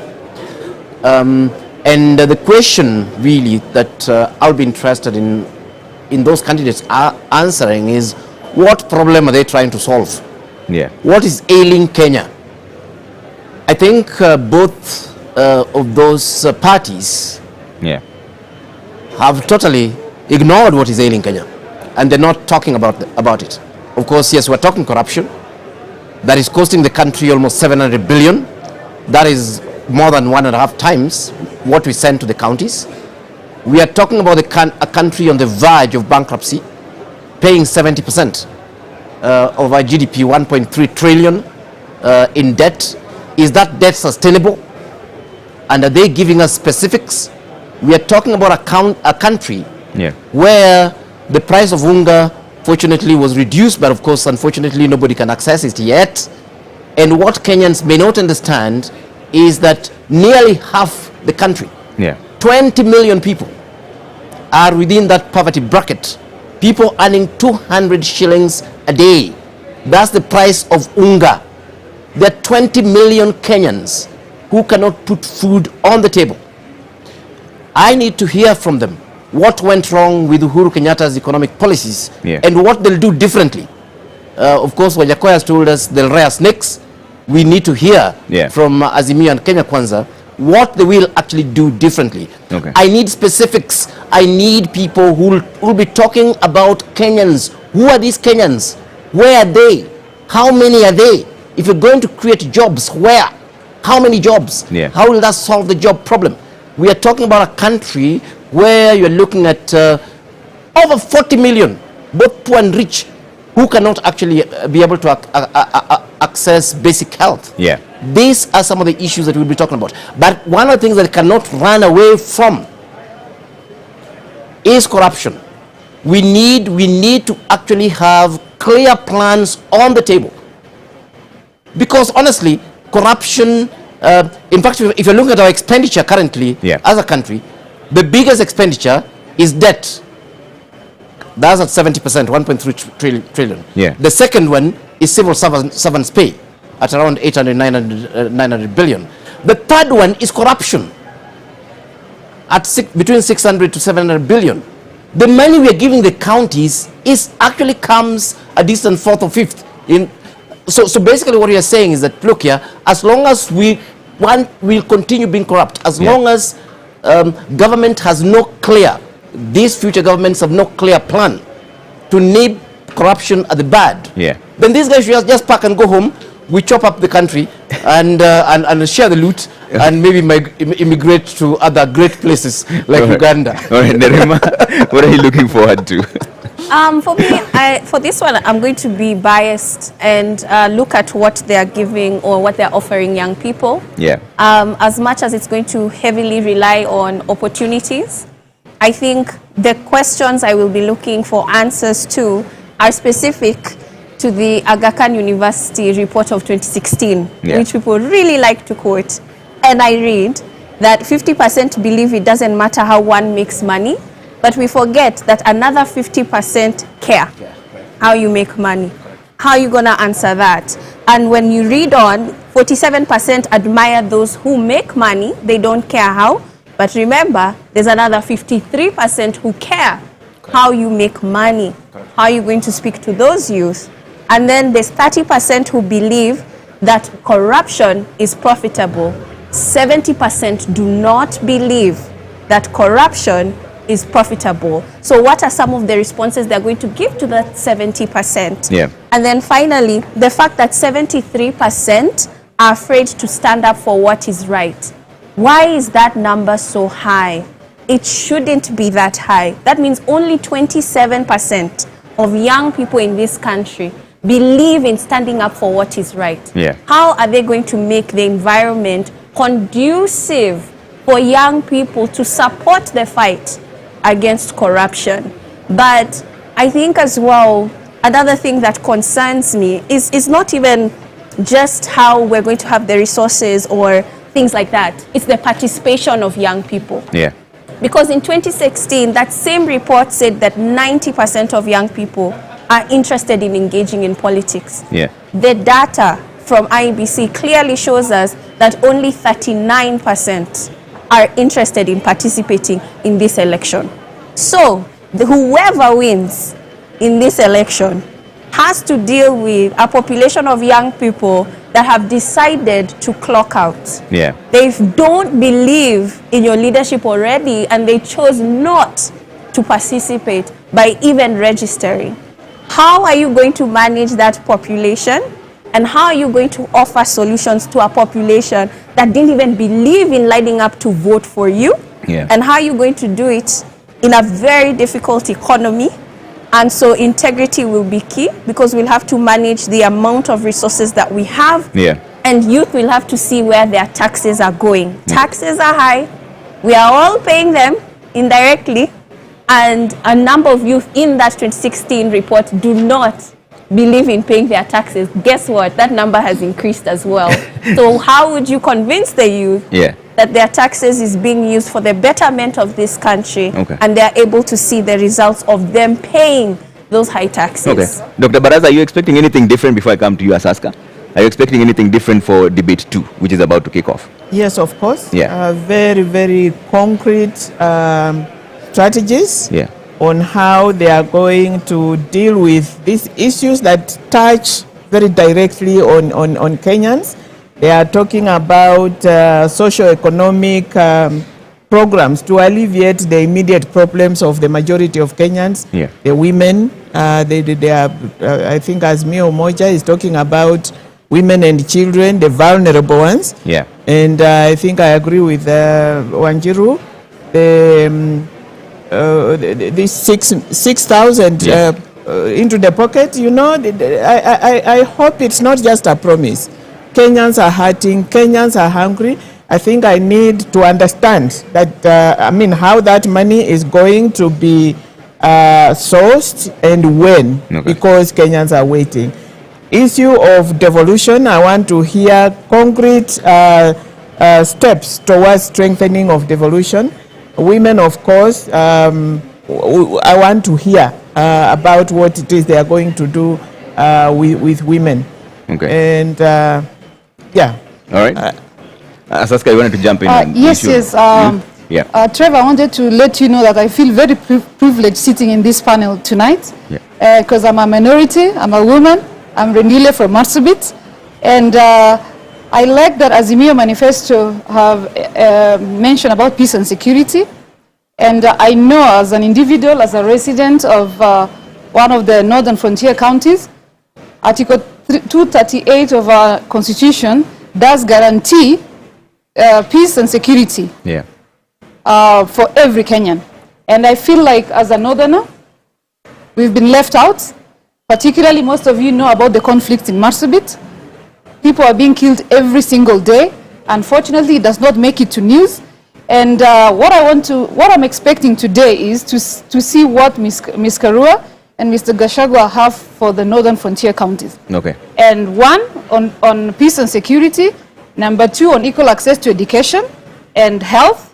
And more so security, because we know peace and security are the main drivers of our economic development. And that's why we are so behind. Yeah. I'm really keen, quite biased, if you may say so, but I want to see what they have for the northern frontier counties. Okay. Wanjiru, one other thing that we have to touch on before we cross over to the debate is the affirmative action. Yeah, the Kenya Kwanza manifesto talks about giving 50% of the positions to women. Same as Azimio also talks about empowering the women in their manifesto as well. But is this all about positions? And how come we've consistently failed on the 2/3 gender rule? Right. I think the failure of the 2/3 gender is similar to, also has fallen to the, the lack of implementation of the promise. But there's also the issue of patriarchy, which means it is more difficult for women to access capital for their businesses. It is more difficult for women in politics. And so that is why the affirmative action comes in, to level the engagement ground. Yeah. And we'd like to see, of course, we've already seen today that 3 of the parties have already begun to implement the affirmative action principle by ensuring that the candidate for DP is a woman. Yeah. And so we need to look at their proposals, but also the actions of the party as they go on, because we don't want any more false, empty promises, so to speak. And of course, when women get in there, they need to ensure they push for that gender principle. And then on the issue, the expectations, really building upon what the panelists have said, at the minimum, we are part of the Okoa Uchumi campaign, which has been looking at the issue of public debt that has been driven by budgeted corruption. So at the minimum, we are looking at what are the concrete strategies for economic recovery, what are the concrete strategies for economic transformation, so that we can create jobs and so that we can have a balanced budget and we can generate enough money to implement the projects that we need and a good life for all Kenyans. Yeah. That's the minimum. And I believe that the parties have crafted their proposals, so we'll be hearing that. I think the other thing that is maybe the game changer, as far as I'm concerned, as the Institute for Social Accountability, we've been investigating this issue of the culture. What has happened to our social accountability culture? Yeah. And it, at the center of this is we need to be very intentional about changing the way citizens engage with their public leaders, to move away from the dependency approach, to move away from the patrimonial approach, to one of empowered citizens exercising their agency, being patriotic, responsible citizens, but having voice and having the space to engage. So I'm very keen to hear what's the role of the citizens. What's the empowering role of the citizens? Linked to that, what are the strategies to transform the public sector? Because corruption doesn't just happen, outside of a framework. There are public servants who are recruited who approve these schemes across the way. Like I said, we've seen an amazing example just this last week when the dean of Kenyatta University refused to hand over land to the cabinet president. Because it was unprocedural, and that shows a lot of courage. So and then also maybe borrowing from Nerima, who looked at the study from a positive point of view. When we go back to the Kibaki regime, much as the Kibaki regime didn't do well in fighting corruption, they did have the prime minister's under the prime minister's office, the public sector transformation unit. And that unit is the one that transformed the way we get our IDs issued, our passports renewed. And in a space of just 3 months, we went from queuing and people having to bribe to being able to walk in and just get things done for you. That was done by Kenyans in real time. So the public sector can be reformed, and we want to hear more of those. Then lastly, historical issues. There are land issues that are still pressing. There's a Truth and Justice Reconciliation report. Those issues are still pending, and I believe a lot of the problems we have at present is the failure to address those issues. All right, a lot to be packed within 1.5 hours. But Dr. Baraza, you brought up the issue of women and the role they play. How come we've consistently not been able to implement the 2/3 gender rule? Patriarchy. I think she has nailed it. Patriarchy. Parliament has on several occasions failed to pass the bill on the legislative framework for realization of the not more than 2/3 gender rule. So there has been a lack of political will to push that agenda. But basically, it's patriarchy. Does the solution lie in appointments? Because the Kenya Kwanza manifesto says they'll give 50% of all appointive positions to women. Is that a solution? I think it would be, but it would be better if it is within a framework. Because it can be done today and the following time it is not there. That's why we need a legislative framework for it. But that would be a good beginning if they give women those numbers. But still, we'll need the legal framework to sustain it. Professor Menya, what are your thoughts? Is it just patriarchy? Is that where the problem lies? Is that why we've been unable to get to two-thirds gender rule? I think, again, it is, it's a leadership issue still. Yes. And I agree 100% with Dr. Baraz on this one, that the leadership that we have been given, looking at this thing as tokenism. Yeah. I think it is quite possible to implement this within the existing frameworks we have if parties actually put mechanisms within the party themselves. I mean, one obvious example would be to use party lists. And within the party list, you ensure that, the different genders are represented accordingly, so that if a particular gender quota is down, then of course you go for the other gender. Yes, but of course we know that they are not interested in doing this. The day they would be, it would actually reflect, is very, very easy to do. We have very many competent Kenyan women. And let me say on air, without any fear of contradiction, that in the architecture department at University of Nairobi, where I was, we are almost reaching gender parity. Yeah. 50-50 on the students. Mm-hmm. But it's because we believed there was nothing wrong with a Kenyan girl in terms of studying architecture, and we went out to schools and talked to them, and they came not on affirmative action. Yeah. They came on competence. We have enough competent Kenyan women. In fact, I think the problem is the other way around. That we have so many incompetent men occupying positions, and you can't figure out why. Yes, so I think it is political will, and on this one, I believe that, in fact, the political parties and government must be forced, using legal frameworks, to actually realize gender parity, as was envisaged in the Constitution. Yeah, but Nerima, what are your thoughts on this? Because there's someone who complains and says that the critics say that even those same appointments that we're talking about tend to be very skewed, and it's more about a political reward for political loyalists rather than the people who are competent. There's a sense of that, but also this time it's a little bit different because party lists have been rejected. The parties had tried to put in individuals as favors, people who had stood for elective seats and lost them in the primaries, for instance. And, IBC was very, very clear in ORPP. And so when they submitted them, they were rejected, and they've been given a timeline within a week, which is ending this week, to submit a new list. So we have seen the challenges in the space, and the right institutions are working toward fixing those challenges. But I also feel that the public doesn't quite understand the role of women representatives. Nerima, I have to interrupt you one more time because we're crossing over to the balloting session now. This is an important session. Let's see what's going on there with Nimrod Tabu and was taking us through that. Hi, basi. Naam, asante sana Trevor. Bila shaka kama tulivyofahamu katika awamu ya kwanza, Mheshimiwa Rigathi Gachagua yuko hapa, Mheshimiwa Bi Martha Karua vile wote wamefika hapa, ugombea mwenza kutoka Kenya Kwanza na vile Azimio. Tutafanya kama tulivyofanya desturi ya kwanza, nitawaruhusu mmoja achukue kijikaratasi na mwingine. Asante sana. Halafu tuwaonyeshe watazamaji, yule atakayekuwa kwanza basi atakuwa ni wa kwanza kuingia katika jukwaa na kuweza kujitambulisha na kupata fursa ya kujibu swali la kwanza. Asanteni sana na natakia kila laheri katika mdahalo wa leo.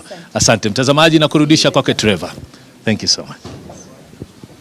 Point, because the balloting then means whoever picked the first number is the one who will make first opening remarks and will be the first to make closing remarks as well. So that will be Honorable Rigathi Gachagua of the Kenya Kwanza team who will make the first opening remarks and also the closing remarks. Yes, Nerima, we're coming to you before we cross over to the debate which is about to begin in the next 3 minutes. Yes, I think that one way to debunk a lot of these positions is understanding the roles of them. And for women representative, I feel a lot of people complain about that position because they don't necessarily understand the role of women representative.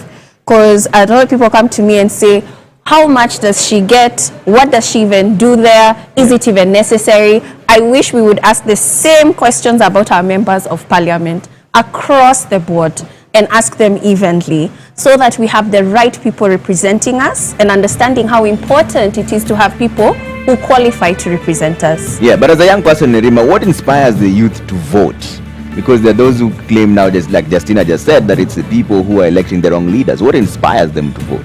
They have to be able to recognize an individual who identifies with them and their issues, I see a lot of youth who follow people that they feel are speaking sense to them. All right, I have to take a quick break now. When we come back, it's time for debate number 2 between Honorable Rigathi Gachagua and Honorable Martha Karua. That will be moderated by Sophia Wanuna and James Smart. Stay with Deputy Presidential Debates.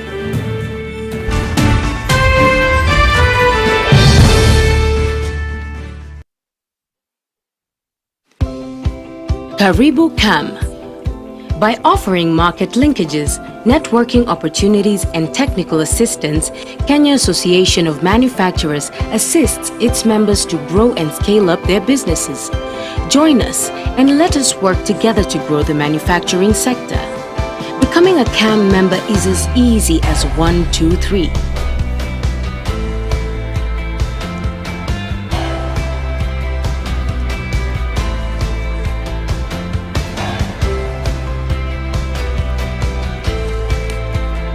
Kenya Association of Manufacturers, driving global competitiveness.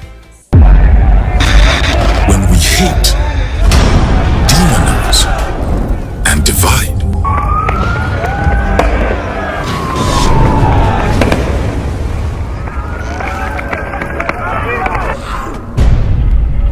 we become them and us. But when we unite in solidarity, na mauaji ya kiolela yanayofanyika katika mitaa yetu duni, compassion and respect, our actions become more powerful.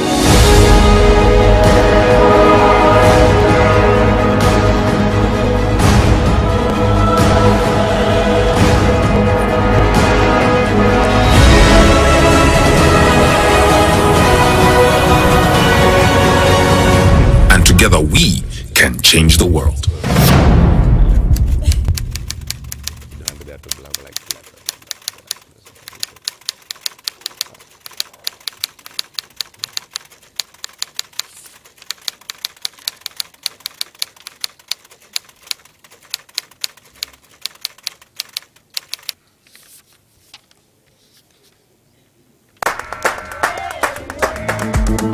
I think the most important quality of a leader is wisdom, so that the decisions that are being made now, he knows how, it's like a chess player who sees 10 moves ahead. Unajua wakati ambapo mlipa ushuru analipa ushuru wake, anataka aone angalau kazi ya pesa yake ambayo anailipia. Hii pesa tunaamini kwa zinaishia kwa mifuko za watu binafsi. I think it's important that wealth is declared frequently, and if people have found ways to accumulate wealth very quickly, absolutely good for them, as long as, of course, that is done honestly and ethically. We need leaders who are well educated to understand the challenges that we face in the modern world. Kwa mfano, mtu mwenye amesomea ukandarasi wa barabara, mkiwa na kiongozi ambaye amesomea hiyo taaluma, una uhakika kwamba barabara za eneo lako zitakuwa zina usimamizi mzuri.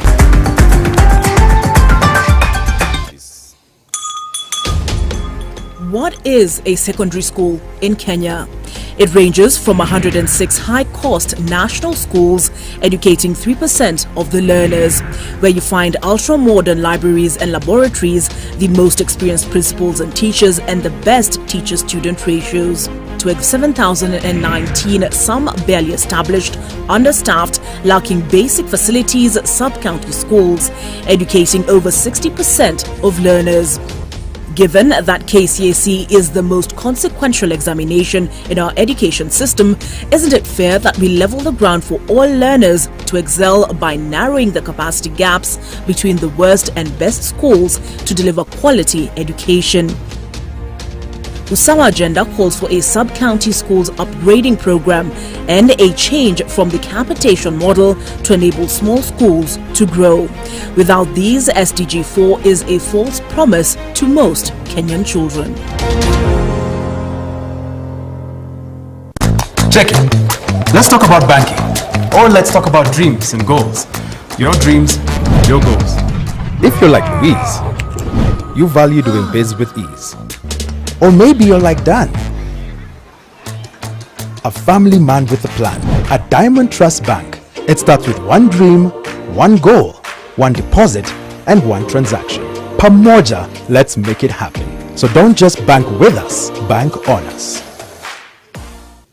Enroll at Catholic University of Eastern Africa for courses in nursing, law, business, economics, computer science, education, community health and development, actuarial science, international relations, counseling psychology, regional integration and theology. September intake ongoing at Langata and Eldoret campuses. Email admissions@quer.edu or visit quer.edu. Quer for innovative, marketable graduates.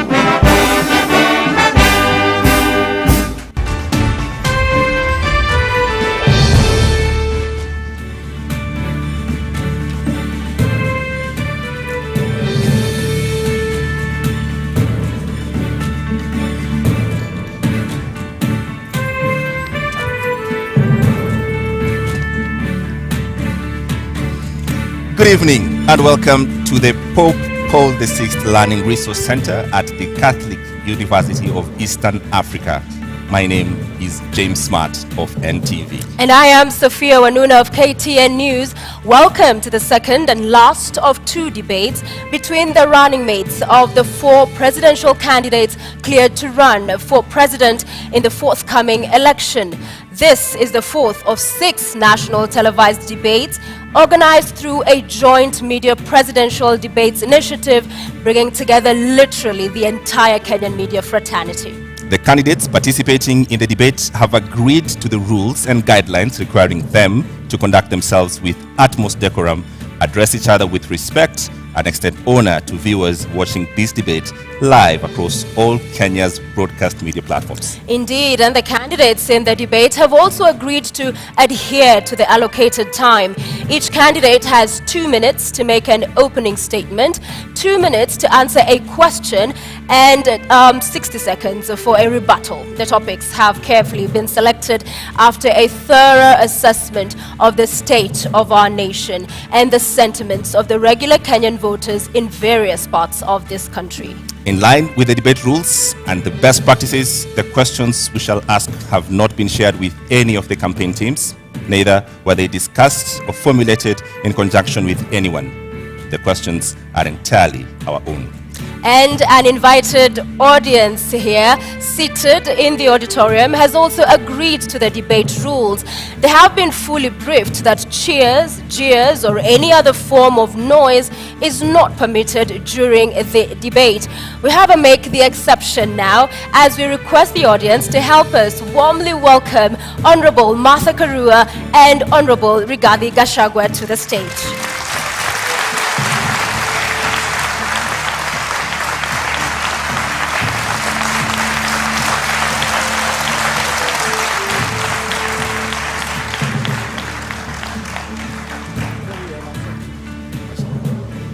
Karibuni sana.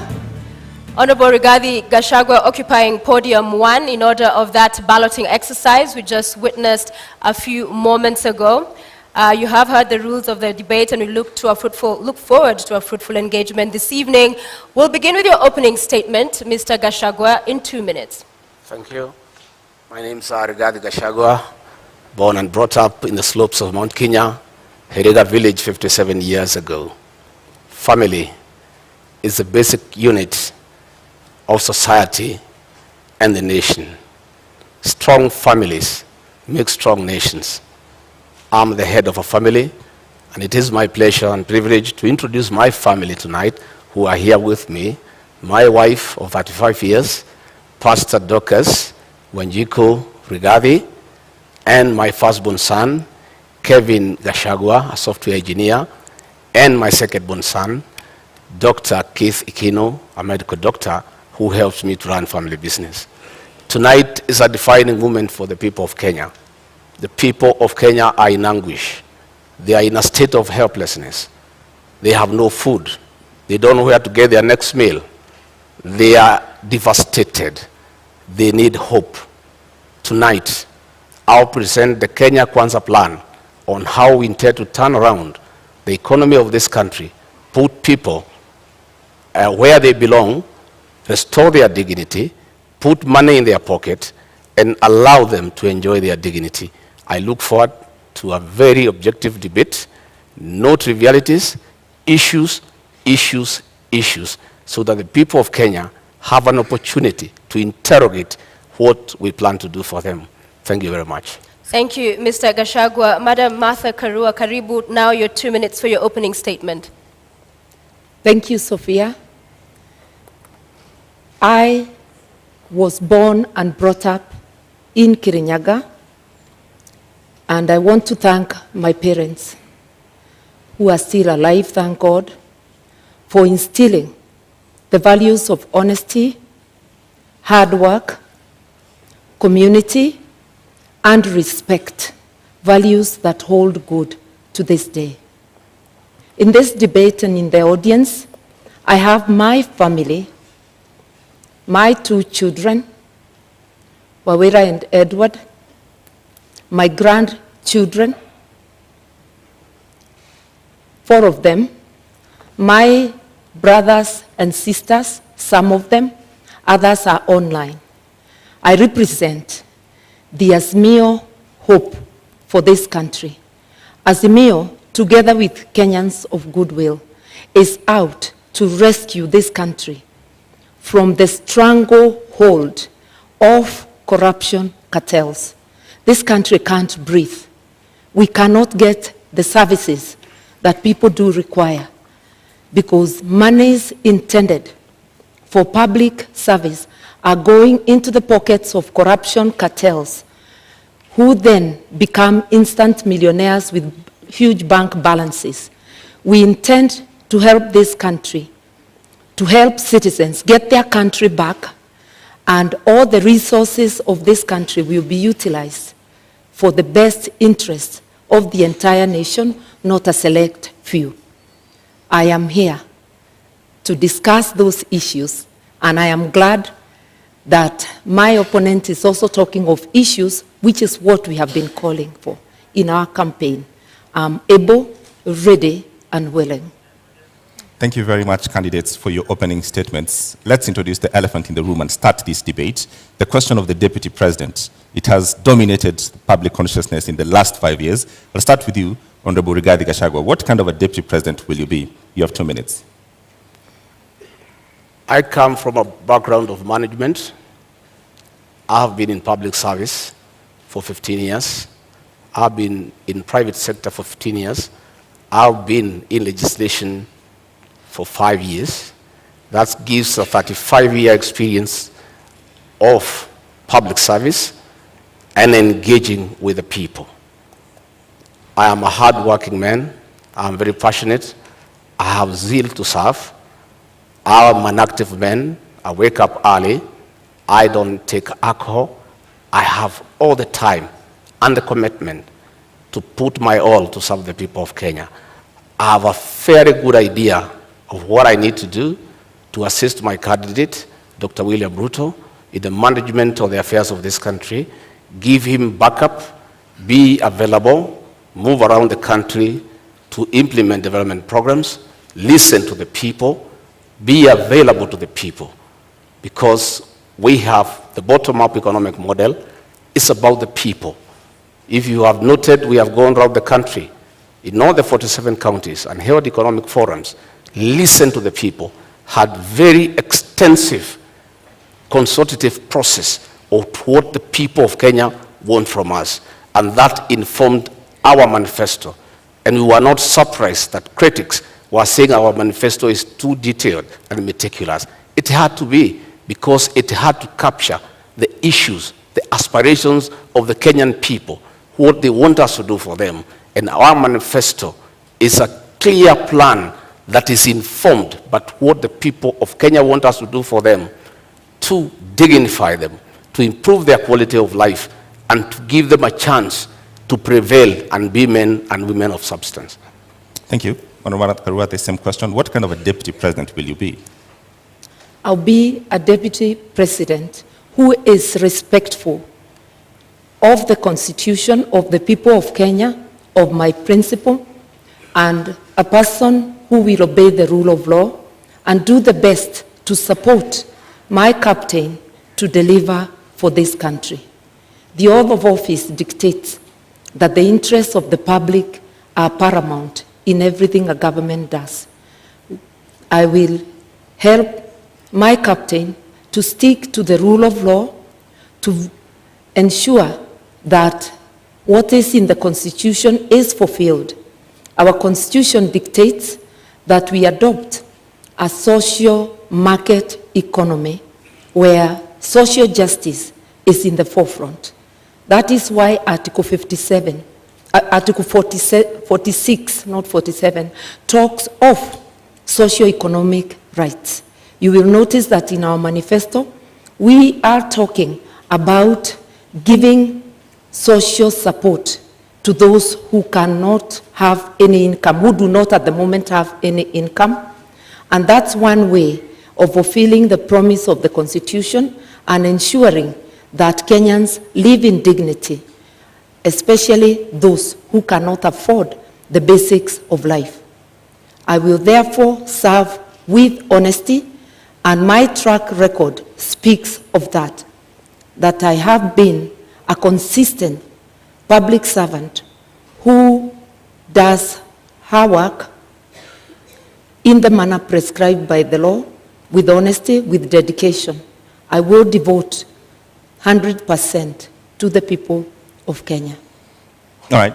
The question on the deputy president, it's public domain, that the current president and his deputy are reading from two different scripts. In the last 5 years, we've seen that effect in public domain. Honorable Rigathi Gachagua, if that happens, what is your view? How should that be solved? How should that be sorted? In my case and Dr. William Ruto, that will not happen. Both of us are strong-willed leaders who respect each other. None of us suffers from inferiority complex. At no time will William Ruto ever punish me or mistreat me because he has no reason to. I'll support him to be president, and he'll reciprocate that support. Between me and him, we are in agreement that we have no time to quarrel or disagree. We are inheriting a dilapidated country, a country that is on knees economically, a country that is facing an economic shutdown. We have no time for sideshows. We have no time for personal differences. We have no time for inferiority complex and competition that is unnecessary. We have a job to do. We are inheriting a 9 trillion debt. We are inheriting 6 million young people who have no jobs.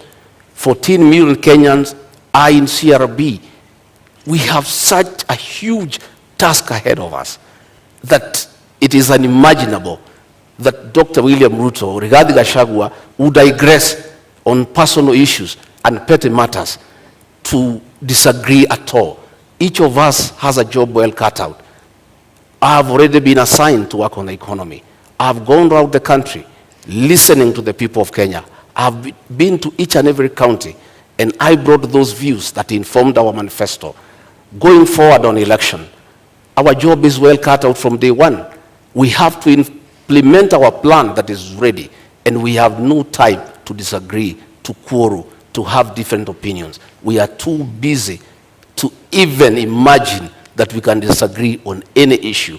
We are brought together by a convergence that we need to serve the people of Kenya. And both of us love the people of Kenya and the ordinary people. And Honorable Karua, as I come to you, I mean, at the beginning of the presidency now, as we have it in 2013, it would have been unimaginable that would be today witnessing the kind of fallout we are between the president and his deputy. So for you, how do you execute differently and ensure we do not see this kind of bad blood drawn out? I think even when people have differences, because it is not possible for human beings to always think alike. That's why even our constitution acknowledges diversity of opinion. It is imperative that all debates or disagreements or arguments on issues happen in-house, and what is brought to the public must be the result, the agreement on the positions.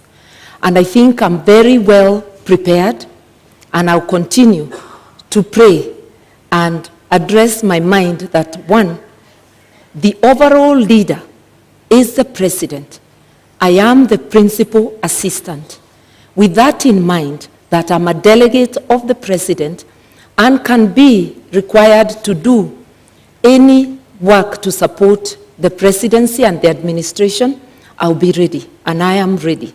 I have served as a cabinet minister for 6.5 years.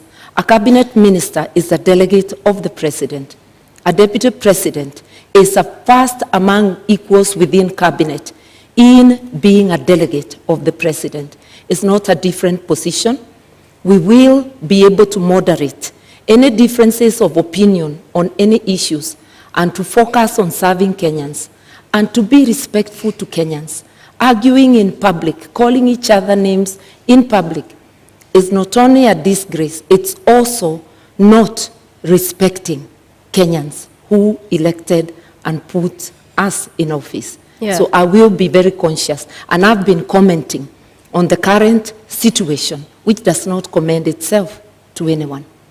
Would you then, perhaps going by the experience this country has gone through, in terms of the architecture of the Constitution, should we have a rethink, perhaps from an elective deputy president to an appointive one, so that if things do not work out for the sake of country, then the president has that latitude?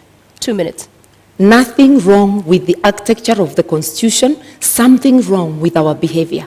It is not that we need to amend to prescribe the relationship between the president and a deputy president. It is that we need to change our behavior, differ with respect,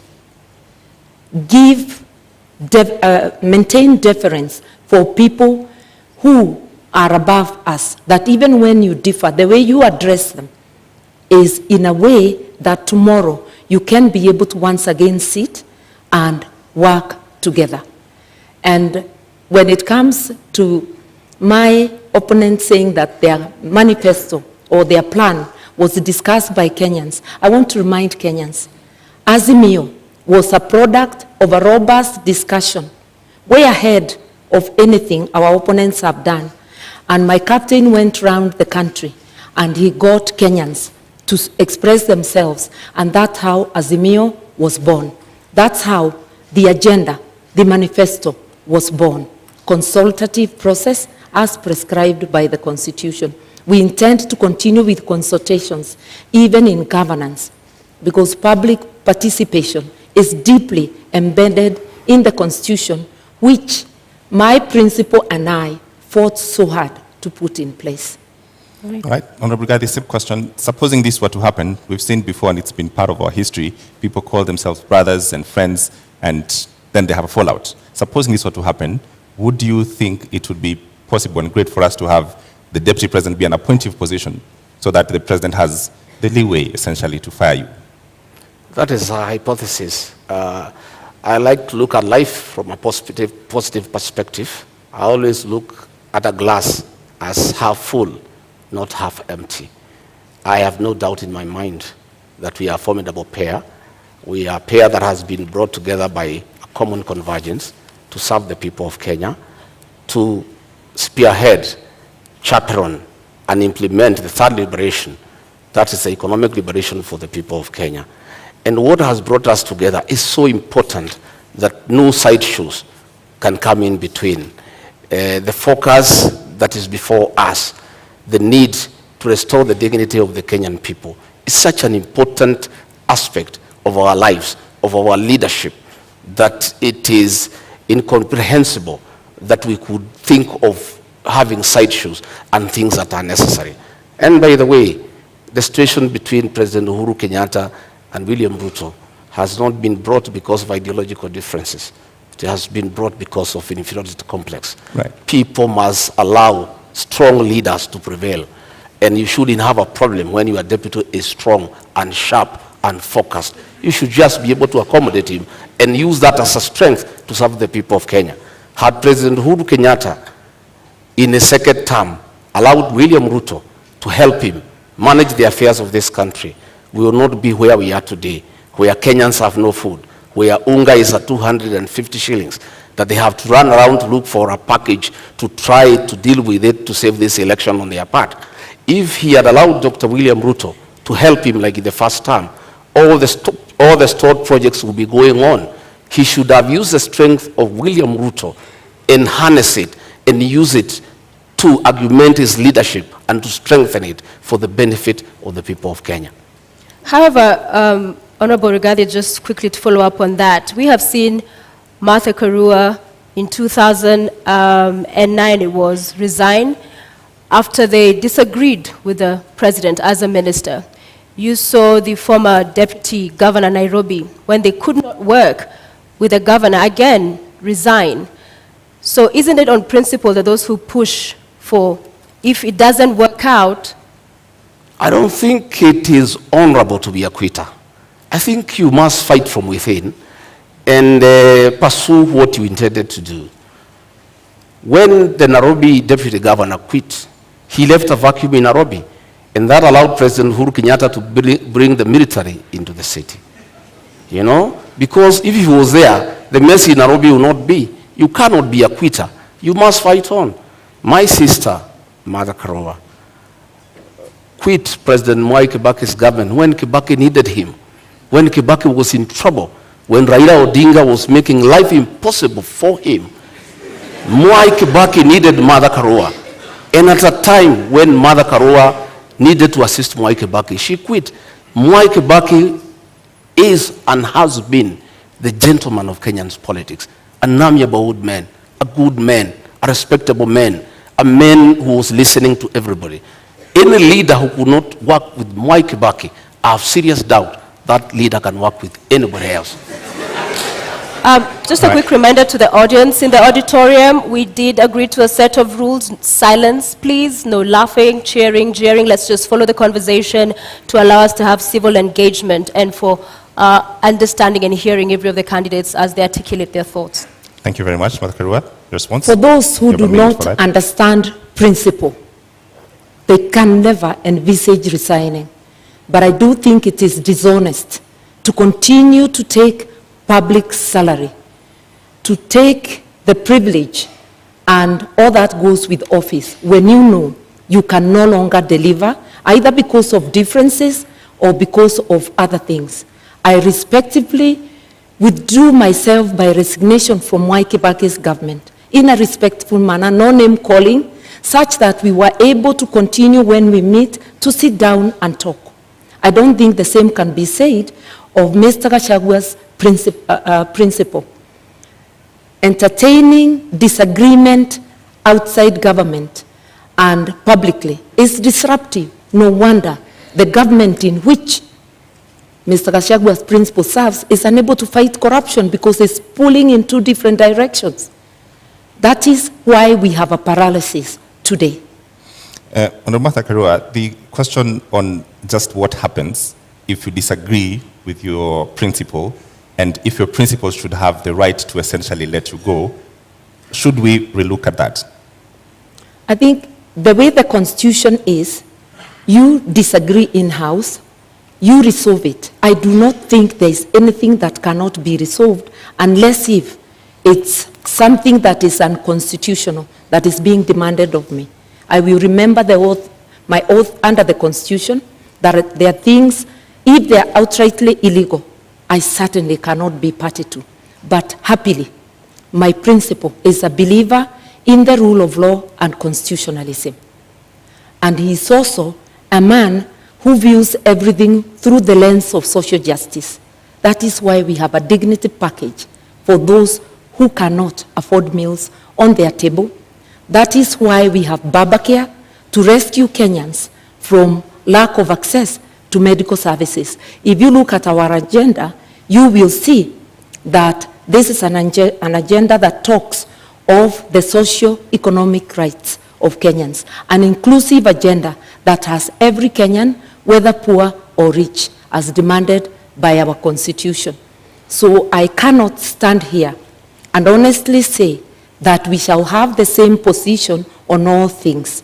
That never happened, not even in Mwai Kibaki's government. But in 6.5 years which I served, I never publicly berated the government that I served or the president that I served. I just said my hands were tied and I withdrew. My principle differed with Mwai Kibaki, but all he said to the public is that I was not consulted. How they went back room and resolved, we never know. We only know they came out with a unanimous decision.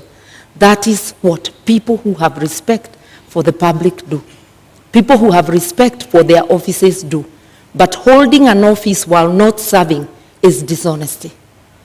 Honorable Gachagua, the same question, I realized you didn't respond the last time. Should this position of Deputy President be an appointive position? No. In fact, the framers of the Constitution were very clear that a Deputy President needed to enjoy mandate directly from the people. Why Azimio cannot push William Ruto to resign is because William Ruto is not an appointee of President Uhuru Kenyatta. He is elected by the people of Kenya. If it was the previous constitution, William Ruto would have been sacked a long time ago and replaced with Gideon Moi. And that was the plan. The plan was to provoke him, intimidate him, humiliate him, persecute him and his friends and his allies so that he could quit government and allow President Uhuru Kenyatta to appoint somebody from a family that they share the same issues and the same values. But because William Ruto was elected, he was able to hold on to his position. And he continued serving the people of Kenya when he was assigned duties by the president. The duty he has been allocated all the time without failure is to welcome the president and the Nyayo National Stadium. And he has done it in style because that is the duty he has been allocated. He has gone ahead to chair IBEC because that one the president cannot deny him. It is there in the PMF Act. There's nothing the president would have done. But the president chose not to allocate him duties. And the president has been crying that since he did not allocate him duties, his government has come to a halt. And nothing is going on. But he made a bed, he must lie on it. If you decide to chase your deputy away, a man who works hard, a man who knows what he's doing, and replace him with your friends, and then the country comes to a halt, you cannot go ahead crying that you have nobody to help you. He made that decision for his own reason. He wanted to push Ruto out, but Dr. Ruto stayed on because he enjoys a mandate from the people of Kenya. All right, Honorable Gachagua, Honorable Karua, I want us to move to the next topic this evening, leadership and integrity, fitness to hold office. I will begin with you, Honorable Karua, and in 2013, when you vied for presidency, you said, I do not share any values with the Prime Minister, then Raila Odinga, nor do I share his politics. Both he and the late Kibaki have been unable to root out corruption within their ranks. What has changed now that you're deputizing him? Indeed, the coalition government was unable to root out corruption in the second house so publicly many times. Raila Odinga was a presidential candidate in 2013. I too was a presidential candidate. My statement that they were unable to fight corruption did not indicate they are the ones individually perpetuating corruption. It meant there was corruption in government which they failed to act on. I believe that a combined ticket of Raila Odinga, Martha Karua will do the best to fight corruption. The I first part- resigned on principle because one of the things I felt let down on is the failure to tackle issues of graft. Raila was a prime minister, a co-principal, the late President Kibaki was the first among equals as the president. Whatever dynamics, I do not know of. But it is recalled that shortly after that election, I worked with Raila. Na Kenya and I were friends of NASA, not NASA, of CORD. And we worked together until 2017, when I decided to run for governor and supported Jubilee. We have been able to work together, have a history of working together in our 30 years of being in active politics, and I know that his policies align with mine. I did mention that we both view our actions through the lens of social justice, and that is what has drawn me to work with him. Just a quick 1 minute, I will add you on your time that when you said I do not share any values, you've addressed the issue of corruption and graft, but you do not share any values and even agree on his brand of politics. What do you say to that? Because values, this is... As of that time, I felt I did not share anything with him. And remember, we were candidates. There is no way you will praise the other candidate. But I can assure you that it is not because I thought he personally was responsible of any wrongdoing, nor did I feel that President Kibaki was personally responsible. But there were rogues within government they failed to act on. And I felt my hands were tied in the performance of my duties. And therefore, as I campaigned for myself, I actually was saying, look, you've been unable to fight corruption, just like the Jubilee administration under President Uhuru Kenyatta and Dr. William Ruto. And they are still in government together up to now. And we saw Dr. Ruto attending cabinet a week ago. They've been unable to fight corruption. You can't hold one side of government and say the good one is mine and the bad one belongs to the other person. That's double speak. Honorable Gachagua, just so moments. I think Honorable Mother needs to come through to the people of Kenya on being consistent. Honorable Mother is on record saying that Raila Odinga and President Uhuru Kenyatta should retire together. Not a long time ago. She seems to have changed her mind that they shouldn't retire together. In fact, that President Uhuru Kenyatta should continue governing through proxy, and Raila Odinga should purport to govern as a proxy of Uhuru Kenyatta. At what time did she change her mind? Because it's on record, she went public to say that the two of them should retire together. Now, she is the running mate of Raila Odinga. She's a project of Uhuru Kenyatta. The two people she said they should retire together, she seems to have changed her mind. And it is my considered opinion, and I believe for many Kenyans, that being consistent is very important in leadership, especially the position she aspires. You need to be consistent. When you say this today, you must be able to live to it tomorrow. All right, I want to allow Martha to respond to that, but first I want to come back to you to give you another minute. A moment ago, you said that Gideon Moyo was supposed to be appointed. I want you to clear that up because, with all fairness, Gideon Moyo is not on this debate. Well, President Uhuru Kenyatta, the chairman of Azimio, in a meeting in State House a week ago, said that he nominated Mother Karua as his running mate to take care of his interests and that of his family. The president was on record, which means that Mother Karua is a project of the chairman of Azimio, President Uhuru, with Raila Odinga. It is not me who said, it's President Uhuru Kenyatta who said. And previously, I thought that Honorable Mother had been nominated as running mate by Raila Odinga. But here comes President Uhuru Kenyatta, outgoing president, chairman of Azimio, a man who has said he's going nowhere, he's going to be around. He'll be ruling from home. He'll be consorting his project from home. He'll be continuing to govern the people of Kenya. I simply do not understand. Is Mother Karua, the honorable member, is she the deputy, is she the running mate of Raila Odinga, the project, or is she the running mate of Uhuru Kenyatta, the project master? Okay. She's who's running mate? Okay, Martha Karua is in the building. It is true that both I and my captains are projects, but projects of the people of Kenya, whom my captain consulted, and by public demand, he was called upon to take leadership. At a time our country desperately needs leadership. He has offered leadership, and I was competitively selected, unlike my friend who was handpicked.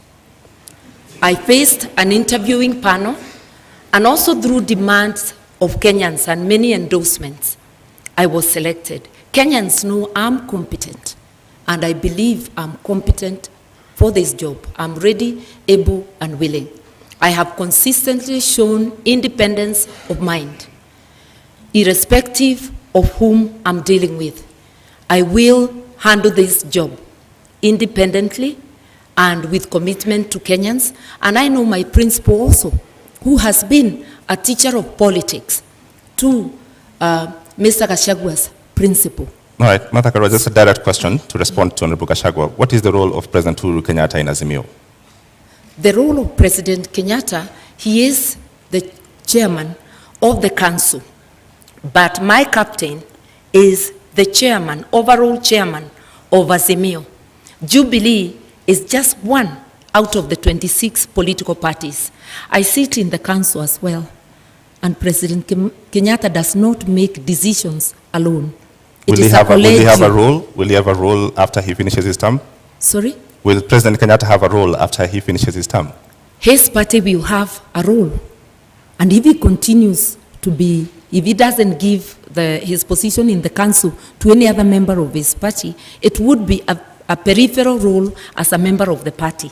The incoming administration will be a Raila Odinga Azimio presidency. Just like the current Jubilee government, although Uhuru was a deputy president in the government of Mwai Kibaki, it was not a continuation of the Mwai Kibaki administration. It was an Uhuru Jubilee administration. Anybody who understands government would know that. Honorable Gachagua, you have a minute to respond. The truth of the matter is that the role of President Uhuru Kenyatta in Azimio is to craft his own succession, to continue governing Kenya through proxy, through Raila Odinga and Martha Karua. President Uhuru Kenyatta has already started assigning roles to Honorable Martha Karua, which means he is a leader, and in the unfortunate and unlikely event that they are elected to office, President Uhuru Kenyatta will continue governing this country outside his constitutional mandate, because there is a two-term limit that the president should retire. But the president does not intend to retire. You saw how angry he was, saying that people are asking him to go home and asking where he's going. It looks like he doesn't remember that when he sought to be president for 10 years, he knew what 10 years is all about. He cannot complain that people are asking him to go. Nobody is asking him to go. It's the Constitution. But he's trying to circumvent the Constitution to plant a proxy government, to continue governing from outside State House through Raila Odinga and Martha Karua, so that he can continue protecting state capture and conflict of interest.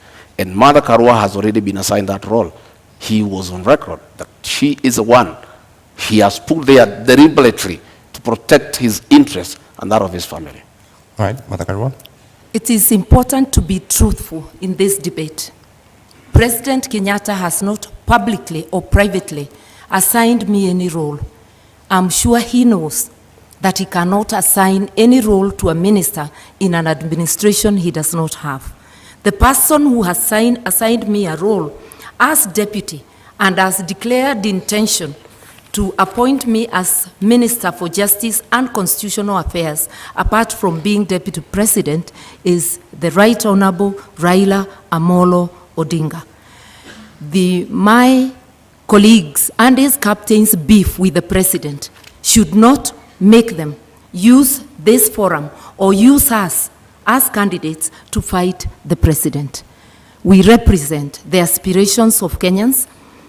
And yes, Kenya needs rescue, but rescue from corruption cartels, which my colleague may know more about. On the 6th of June, Honorable Gachagua, during a Meet the People tour in your constituency, that's Madeira constituency, the people you represent there, you said that because you perceive the matter you're currently in court over to be a political witch hunt, if elected, you'd see to it that your accounts are unfrozen, build a mansion, and perhaps go ahead and throw a party in essence. Mr. Gachagua, isn't this tantamount to subversion of the cause of justice, an admission that you made in this sentiment? To start with, I'd like to tell Honorable Mother we are not here to fight President Uhuru Kenyatta. We are holding him to account on his utterances. He has said he's going nowhere. He's on record. That's not fighting him. He has said he assigned Mother Karua the role to jail people. I don't know how she'll do it. She's not a judge. She's not a court of law. That is the work of courts of law, to jail people. It's President Uhuru Kenyatta who has said so. He has said that she has put her there to take care of interests. It's his own record. I don't want to respond to dignify ridiculous accusations by social media. Social media people assigned by the state have been following me wherever I go in the Republic, including my homes, to listen to what I say and twist it. I told the people of Madeira, they asked me a question. Mr. Gachagua, you bought a farm here and you have started building a house. What happened? Now that you are going to be deputy president, are you still going to live here? I told them I stopped building the house because the state froze my accounts to intimidate me and to blackmail me to support the handshake. And that money is frozen. And I cannot use it. That is why the construction of a house stopped in this area. When the due process takes place and the courts will deliver justice to Rigathi Gachagua one day, and my accounts are frozen, I assured the people of that area that I'll come and complete that house and live with them. And I'll take time to allow them to come and visit me. They asked me a secondary question. As deputy president, will you allow us to come and sit with you? I said, yes, I'm a junior elder in this community. I'll have time to sit with my fellow men over food, over a drink, and we share in the African way. I say the women in this area will come and sit with Mama Gachagua and have kesha, because my wife is a pastor and she likes doing kesha. And the women wanted to know, will they be allowed to come to the home of the deputy president to have kesha with Mrs. Gachagua? I confirmed, yes, I'll be deputy president, but I'm still the same old guy who hangs around here. A very generous person who spends all his time with the people. All right, Mr. Gachagua, you have a national audience. What is the source of the money that was frozen? Because that is the context. Pardon? What is the source of this money that was frozen? I have said many times that I'm a victim of blackmail by President Uhuru Kenyatta, whom I served as personal assistant. President Uhuru Kenyatta wanted me to abandon William Ruto and join him in fighting him, and I said no, because he didn't give me a good reason. And he blackmailed me. He sent Nancy Gitawe, his advisor, to threaten me that if I don't abandon William Ruto and join him, I'll face the music from the state. And one problem started after another. They froze my accounts, KRI froze all my companies, then they arrested me on trumped-up charges for 1.5 years, no evidence in court, nothing. I'm a victim of blackmail and persecution by Uhuru Kenyatta, using the state criminal justice system to manage politics and deal with those who don't agree with him. Honorable Gachagua, with all due respect, you've not answered my question. What is the source of the money that was... The money that I have is well documented. I am an astute businessman. This is money that I made during the reign of Mwai Kibaki when the economy was thriving. I made over 200 million and invested in an account. And that account has been running for the last 8 years, and nobody has ever asked me a question. In 2013, when I supported Uhuru Kenyatta, I still had the money. In 2017, when I supported him, I still had the money in my personal account. This is money I have accounted for. It's clean money. I am a good businessman. And in the fullness of time, I'll be vindicated. All right, Mata Karua. I was really hoping that my colleague would explain to us how an individual finds 5 billion shillings in their accounts. But I hope one day Kenyans will be able to know money that was transferred to his accounts in the last 10 years of the Jubilee administration. But that's for him to account. I believe as leaders, we have to be accountable. That is why there is declaration of wealth, so that as you enter office, people can know how much you are worth, and as you exit, or in the middle, they can monitor and see how you are progressing, whether it is from your salary, and if it's from business, it has to be a business that can be ascertained. I think we really need to come clean, because if you cannot account for your wealth, you cannot be a good steward of the money of the people of Kenya. So this is a question to both of you. You've brought up the subject of wealth declaration. Yeah. What are you worth, Honorable Karua? I think about just about 150 million, and that is because the 56 million I had declared in 2013 has appreciated because of the inflation. I haven't had any new properties, but I'm a person many may not understand. I'm not thirsty for land. I'm not thirsty for worldly goods. I'm happy to have a house I call home. I'm happy to have a house in my father's land. I do not look for property. Not everybody is hungry to amass. I'm hungry to do something to help my country to transform the lives of the people. Right. So if you're looking for Martha Karua to be a billionaire, no, I am not hungry for billions.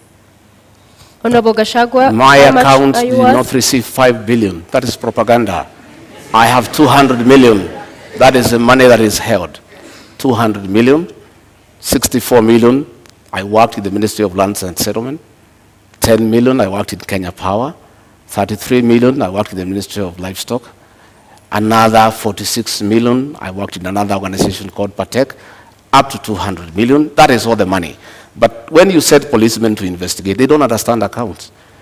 When you save money in a fixed deposit, it leaves your personal account into a suspense account. A normal policeman looking at it, movement in and out 4 times a year of 200 million, he thinks you have 800 million within that year. So when he multiplies by 7 years, he says you have 12.4 billion. That is the folly of the kind of investigations we are having in this country. I don't have billions. I have 203 million into that account. And that is part of my wealth. I'm worth 800 million minus the 200 they are holding, another 600. So just a quick follow-up on that, Honorable Rigathi, because the charges you are facing are as a result of trading with county governments. What's your position on public officers doing business with government, whether at the national level or at the county level? By the time I've done all my businesses, I was not a public servant. I was a private individual. I have no conflict of interest. I was a businessman. I applied for tenders and competed, open tenders and won, and did construction business and did supplies, and nobody is complaining. Today, those charges against me, no evidence in court, nobody is willing to record a statement. Clean business. And I never traded with institutions because I was not part of any government. But this That is when your business brother... I did in 2011. I did in 2012. You know?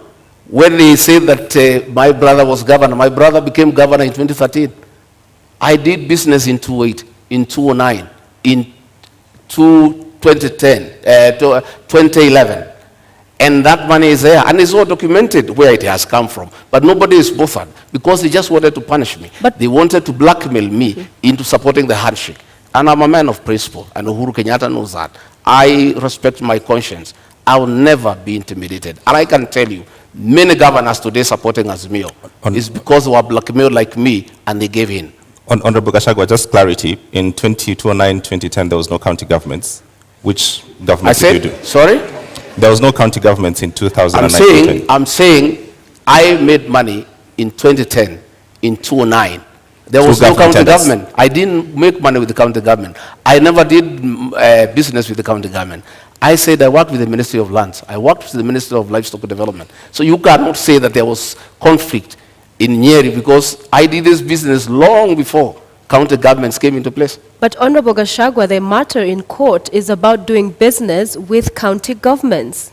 I'm saying the matter in court is a matter that is on fabricated charges. And that matter will be coming in the fullness of time. What I'm talking about is the money that is held and where it came from. As to the allegations, as a matter before court, there is nothing. It's absolute lies. There is nothing. And in the fullness of time. And that is why, even after sending 200 policemen to arrest me in Nyeri and drag me naked in front of my wife, in front of my workers, drive me to Nairobi, lock me for 4 days, 1.5 years later, not a shred of evidence, nothing. That is why the case has not taken off. They have slated it for September later this year. But still, nothing has been presented to us. Our lawyers have been asking, give us evidence against Rigathi Gachagua. It's not forthcoming. It does not exist. It's a fabrication. It's blackmail. It was a way of trying to force me to abandon William Ruto. Okay. But I was not intimidated. I remain on board. Okay, Honorable Karua, you have 2 minutes. An Azimio government will have a policy position that graft cases and all serious crime should be investigated and prosecuted within a given time, within 6 months to be specific, so that people like my colleague here, Mr. Gachagua, anybody charged with crime against the people, within 6 months, we ought to know whether they are guilty or not, so that people don't seek public office when having baggage of cases.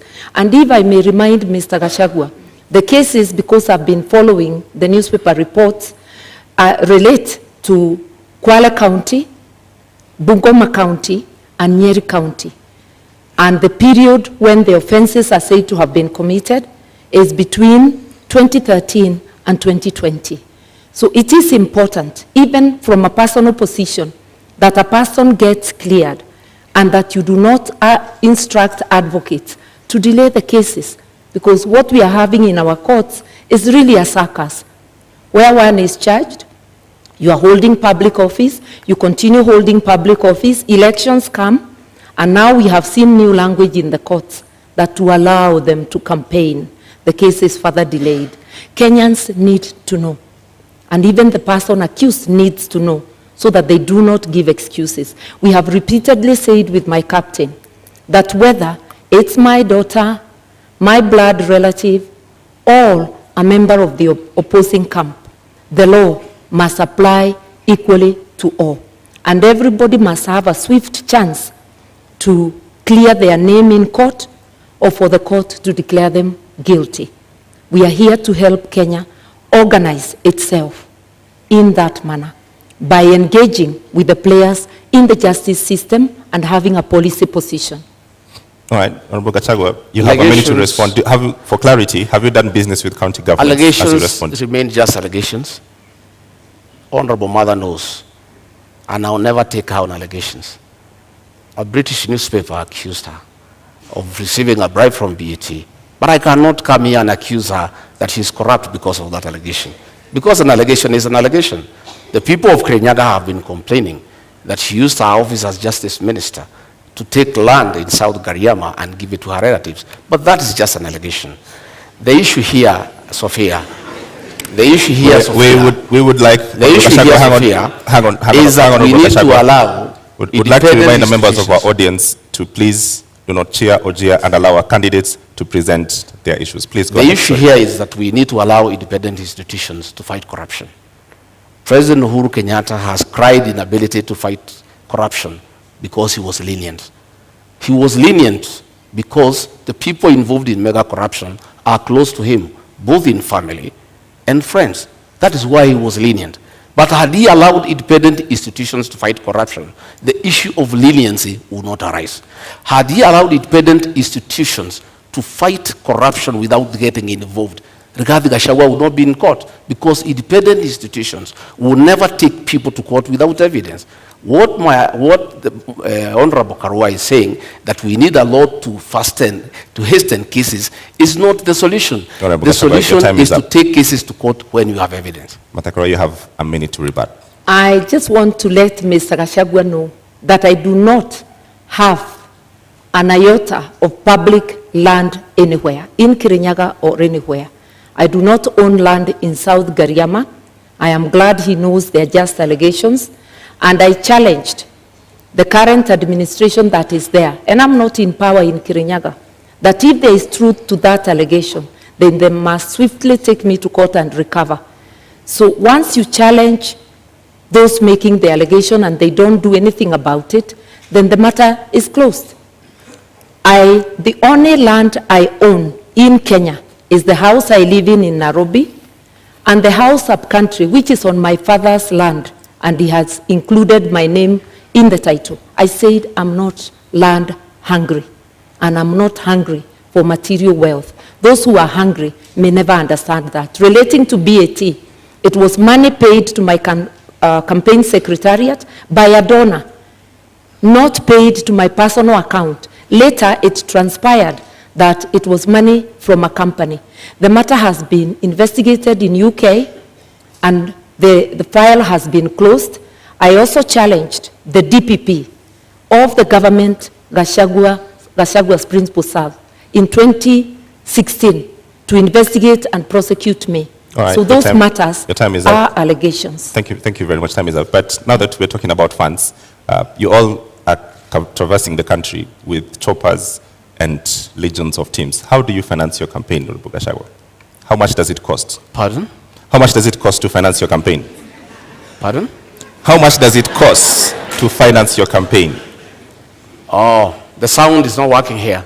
Sorry. I can't hear you properly. Apologies for that. Yeah. How much does it cost to finance your campaign? Well, it's difficult because we don't have a centralized command.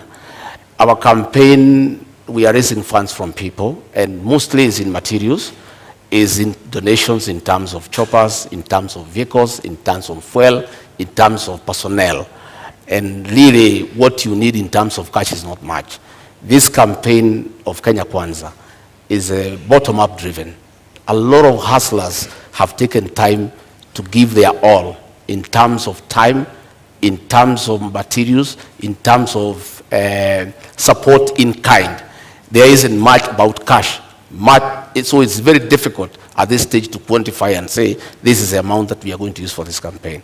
What I know is that in the next 1 week or so, we'll now be talking about real figures, because we have to mobilize agents, we have to mobilize vehicles, we have to get people to protect the vote. Those people need to be given allowances. That is when now we will come to the cost of the real campaign. All right, Martha Karua, the same question. How do you finance your campaign? Through public donations in cash and kind. We had a fundraiser just the other Friday, but the donations are a continuous process. The Azimio campaign secretariat is keeping tab. My personal campaign organization, the New Dawn Trust, is also keeping tab of all donations coming to me. And it is the organization that had received the money you asked earlier for BAT. I do not mix campaign money with my own funds, because you have to maintain integrity even with donations. We have choppers donated. There is a chopper I personally use, which is a donation from a kind corporate friend. And we have many such donations. And I want to remind Kenyans, my captain, the Honorable Raila Amolo Odinga, has had choppers in his campaign even when he was out of government. Like the 2007, I think they flashed more choppers than the PNU side I was in that could have. He is a man known for his capability to mobilize resources, both human and financial, for campaign. And I'm very lucky to be his running mate. Talk to us, Honorable Gachagua, about corruption and election campaigns financing. A lot of opaqueness there, clearly, even from this engagement, and laws around politicians being accountable and there being an eye inside what's going on have not seen day of light. So what are your thoughts? Is there any nexus there? Well, you know, campaigns, and you really cannot control donations, because people support a certain candidate for a certain reason. And it behoves upon the candidate to receive donations that are well-meaning, and donations that are not tied to your win and what you need to do for people after. And that is the basis of our campaign. I personally have many friends who are supporting me. They have not demanded anything for me in return when we form government. They think we have got a good plan. They think that we need to be given an opportunity to run this country and turn it around. They think that the real thing is the economy. They think that they need to help us to move around the country. And they are well-meaning. I wouldn't say the same of my colleague here, because their campaign is being run with the public resources. You are aware that the PS Interior has been meeting chiefs and assistant chiefs who are public servants and give them instructions to work for Azimio. You have seen their meetings being attended by chiefs in uniform. That is the misuse of public resources. We have seen funds from Harambee House, from the confidential expenditure, being put into this campaign. Many of the town hall meetings they are holding in the Mount Kenya region, all the delegates are given 1,000 shillings to go home, and that is money from public coffers. Do you have evidence of this? Oh yes, we have photographs, we have recordings, we have audios, they are there. We are always are well appraised because many of those people who go to receive that money are actually our supporters. And they say they don't want to allow the elephant to die with the tusks. They need to remove the tusks before it is dead. That is what is happening. And public servants, the Cabinet Secretary for Interior is on record campaigning for Azimio. The Cabinet Secretary for ICT is on record campaigning for Azimio. These are public officials. They are public, they are paid with public money, but they are campaigning. That is misuse of public resources.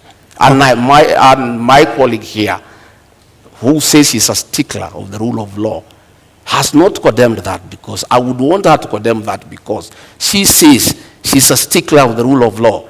And if she finds public resources are being used to prepare her to office, she should be bold enough to say that is wrong. She should speak out against the misuse of chiefs and assistant chiefs by the PS Interior to campaign for her and her boss. Okay, Honorable Karua, just to build on that, all corruption scandals, Eurobond, Kimarer, Afia House, Kemsa, do find a dotted line into politics. As you respond to this question, how does Azimio and yourself going to deal with these questions that you have to deal with now? May I begin there by saying that Azimio government is very clear on what it will do. Both my captain and I have repeatedly said there will be no sacred cows. Anybody involved in corruption will face the law, irrespective of who they are. As for campaigning with public resources, that's a publication. What I know is that every presidential candidate is entitled to security. So there will be security apparatus, whether it is the Deputy President's campaign or the Right Honorable Raila Amolo Odinga. We mobilize our own meetings, using our candidates, using everybody. Anybody who attends, they attend on their own volition. Yes, there are some cabinet secretaries who have attended our meetings, but they have sometimes attended as a by the way. When they attend deliberately, it's of their own volition, and it's not because we need them to mobilize. Let nobody forget that there is no political operator who can mobilize more than the Right Honorable Raila Amolo Odinga. I also personally do not need help to mobilize. I've been in this game for 30 years. When Mr. Gachagua was still a DO, I was in politics. All right. You have a response to that? 1 minute rebuttal. Well, I have no rejoinder for that. My request is that it's about time we move to the real issues that the people of this country need to know. What is our plan? We have talked many issues, and that is a good thing. But the people of Kenya need to know, what does Rigathi Gachagua and William Ruto have for them? I'm hoping that debate will come around tonight, because it's important. Because many Kenyans are glued to the screens. They are waiting to hear. They want to know about health. They want to know about education. The public service wants to know about their issues. The police service wants to know about their issues. There are many people waiting. And I think, I am guessing, they must be getting information. Honorable Gachagua, we are getting to that. And corruption is a big issue in this country, where public resources... Corruption must be fought. And the real corruption is state capture and conflict of interest. What is state capture? State capture is where the people in power compete with citizens for scarce resources. where the people in power use their position to advantage themselves to get business unfairly, where people in power allocate resources to projects where they have an interest. I have an example. In the year 20, I want to tell you what is state capture and conflict of interest. This is Gazette Notice Legal number 1112, dated 26th June 2019.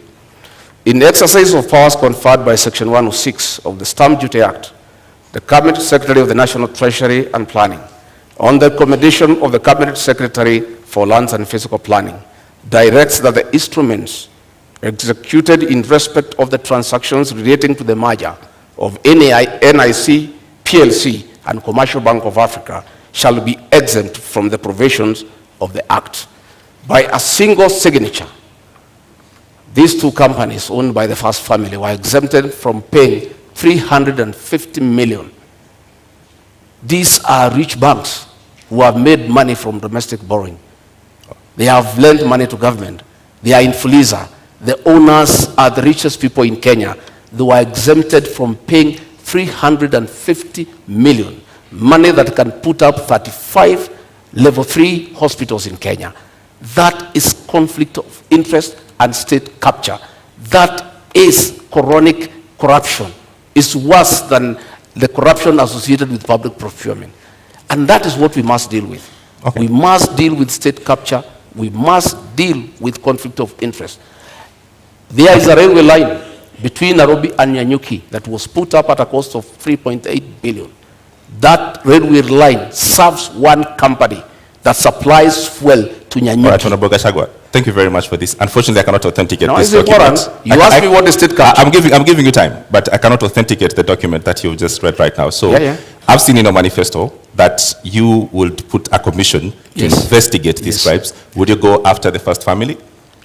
We will not go after anybody. We'll go after all those who are in state capture and conflict of interest.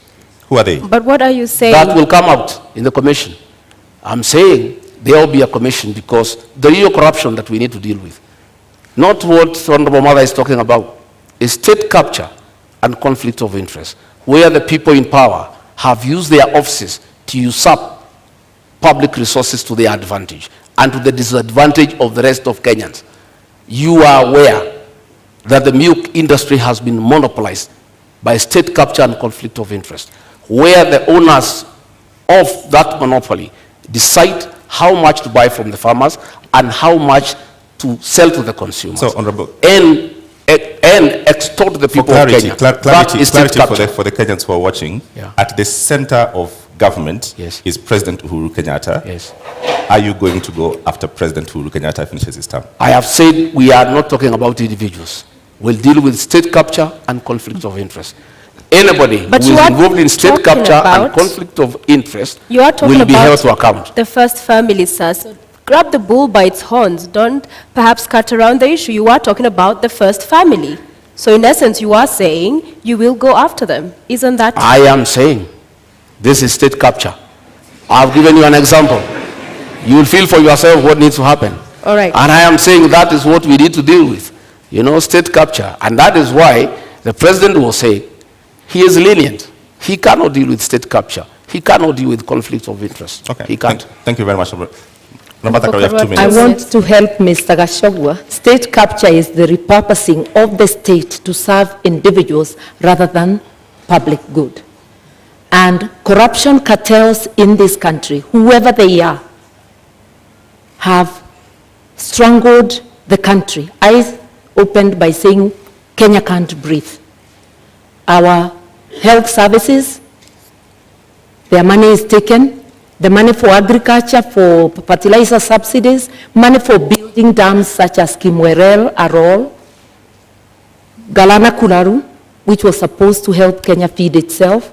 That is what state capture is about, that every penny intended for the public, a majority of it is ending up in people's pockets. This is not about families or individuals.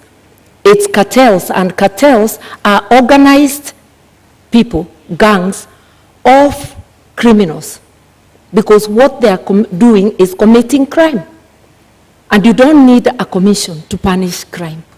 You just need serious law enforcement. And if you find roadblocks that cases are taking too long, then Parliament can be used to do its work, to consider proposals from the government, to pass laws that fast-track such cases. We all know that election petition cases take 6 months. Why can't corruption cases similarly take such a period? That is the debate that must go to the National Assembly. Mr. Gachagua serves in the National Assembly. I have not heard him talk about corruption except when defending his own position in the case he's involved in. In contrast, I'm out of Parliament. I've been vocal, whether it's KEMSA, whether it's any other corruption. And I've also been vocal in upholding the rule of law and reminded my brother, President Kenyatta, that he cannot serve beyond his term, a position he holds at this moment, that he is going home. So, Honorable Karua, do you agree then that there's state capture in Kenya? And secondly, what do you make of their proposal to form a commission of inquiry into the same in Kenya if elected? That just expresses their reluctance to fight corruption. In fact, Mr. Gachagua's principle is captured on tape in an interview in this country, saying that corruption, he doesn't think corruption can stop a nation from developing. With what money will a nation develop, invest, or even provide services if the corruption cartels are taking 2 billion shillings a day, which translates to stealing 40 shillings from every person? In an average household of 6 people, that's 240 shillings, 2 packets of unga at the discounted price of 100. Kenyans need to understand. They're hungry, they're without medical service, without fees for their children, and without free education, because corruption cartels are strangling the nation. That's why we can't breathe. Once we understand that, then we will vote for people with a track record, like Azimio, people with the will to fight corruption, people who are prepared to confront the monster and to apply the law evenly, irrespective of who is mentioned. So do you believe we have state capture in Kenya? There is state capture, yes, by corruption cartels, organized criminal gangs who plunder our resources daily. 2 billion shillings a day, which is authenticated by the Auditor General, translates to 765 billion shillings. The amount of money we need for the social support is just 144 billion. The rest can be used to pay debt, to do other things. We intend to seal all those loopholes so that Kenyans can have advantage of their resources. Honorable Karua, the names of every corruption scandal, Kimwarer, Kamsa, Eurobond, they're all government officials. Yes. How do you deal with that? That is where the state capture is coming. If you look at them, it's not about families, it's about individuals who choose. Because I keep saying no mother has baptized their children the name corruption. It's a behavior an individual deliberately chooses. And state capture can even become a tool during elections where empty promises are given to entice Kenyans to further surrender their sovereignty to corruption cartels. I'm urging Kenyans to look at the track record of each of the formations that are seeking the presidency of this country. I am confident that a reasonable look at the candidates present, as Kenyans will commend themselves to vote for Azimio. And Azimio will do the jobs, not because we are perfect, but because we have the best track record, and we do try and have tried before and done good work for Kenyans. All right, Honorable Gachagua, you have 2 minutes. I don't know. I don't know whether the Honorable Mother has taken time in their meetings with the chairman of Azimio to ask him. He said he's in charge of this country. He knows everything that goes on. Then he went ahead to say that 2 billion shillings is stolen daily. I don't know whether in her meetings with the chairman of Azimio, she has tried to find out from him who steals this 2 billion and why he has done nothing about it. In terms of fighting corruption, our manifesto is very clear. Our plan is sound and is in accordance with the Constitution. Our plan is to allow independent institutions that fight corruption to be really and truly independent by giving them that freedom and giving them resources and financial autonomy so that they receive instructions from nobody. On assuming government, we shall appoint the Inspector General of Police as the accounting officer of the National Police Service so that himself and the DCI have independence to do what they need to do on fighting crime and corruption without having to take instructions from anybody. Because you know, this, it is said, he who pays a piper calls the tune. Why the Inspector General of Police and the DCI cannot fight corruption and crime, why they cannot operate the way the Constitution spells out, is because they are controlled from Harambee House, because that is where their money is. We shall give them financial autonomy. We shall operationalize the judiciary fund to allow our judges and magistrates to operate with financial autonomy so that they are free to do what they want to do, so that they can fast-track cases without having to look back. And of course, you know, President William Ruto, the new president of Kenya, God willing, we appoint the judges that were nominated by the Judicial Service Commission so that they can serve the people of Kenya.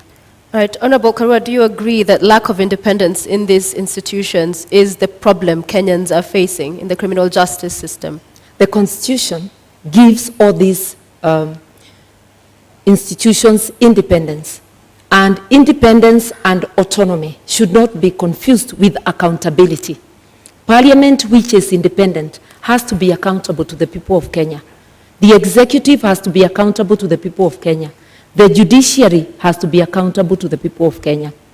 Institutions have decisional independence, that a judge will be independent in making that decision of guilty or not guilty, that the director of public prosecutions will be independent in deciding to charge, to prosecute or not to prosecute. It doesn't mean that they fail to account to the people of Kenya. And that is most of our leaders are failing to do, be accountable to the people of Kenya. You go to office to do your own business, where you will find that quite a number of people who are parliamentarians are trading with the counties, are trading with the government. So who is the watchdog of the people? The law forbids it.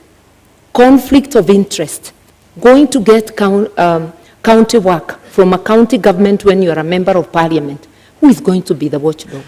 A quick follow-up on that. Yeah.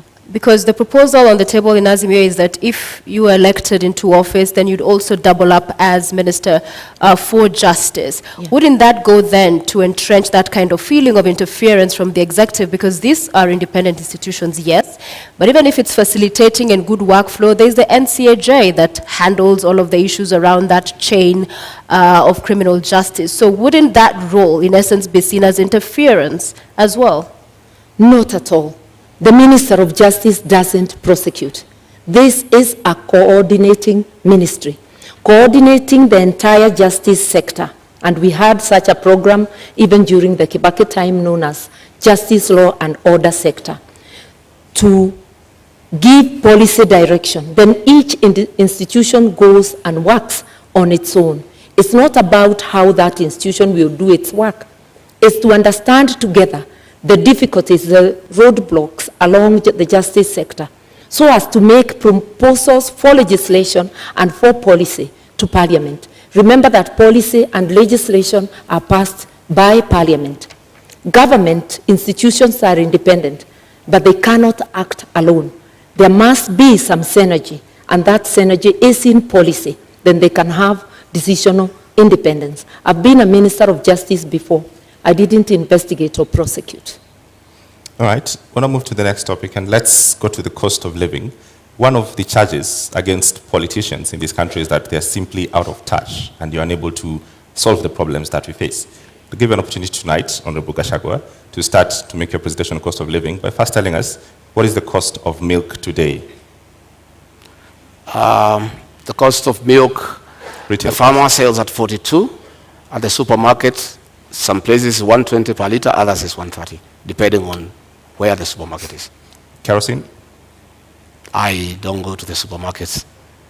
Okay. What is your presentation tonight on dealing with the cost of living, knowing very well that... I want to say, I'm happy now we are where we need to be. Audience, please maintain silence. And for the record, issues with what we've been talking about throughout, these issues impact on how we fund the projects and all of these other subsidies we'll be talking about. So there's no non-issue tonight. What I'm saying is that I'm happy that we are discussing the high cost of living, the inability of Kenyans to buy food, because a mistake was made maliciously to deny farmers fertilizer subsidy, and as a result, there was low production, and because of the law of demand and supply, you cannot afford a packet of unga. A packet of unga is 250 shillings. Government is running around because of this election now, trying to subsidize for 4 weeks, just after the elections. But they are not telling the people of Kenya how they'll buy food after the elections. This is being done to entice them to vote for Azimio. If government had done the right thing and supplemented farmers with inputs and fertilizer, they would have increased their production. You know, we consume 46 million bags of maize, and we produce about 40 million every year. We normally have a deficit of about 6, which we import. But because of this decision, we are short of almost 15 million bags, and that is what has caused the current crisis. And we have a plan. On our first month in office, we intend to bring down the cost of fertilizer from 6,700 to 2,500. That is DAP. That is the main fertilizer for planting. Okay. And that will enhance our farmers to produce more so that we have food security, and probably we even have some surplus for export. Thank you. Honorable Martha, same question. What is the price of bread today, and what is Azimio plan to reduce the cost of living? The price of bread, the bread I buy, is 80 shillings. But there are various type of loaves, so I will not pretend to know what each loaf is costing. But I know that the price of foodstuffs, of essential commodities, has gone up, and the fuel prices are generally the trigger that gets them high, coupled with corruption. My friend, Mr. Gachagua, is talking of their government giving fertilizer subsidies. He is in Jubilee, and therefore part of Jubilee government.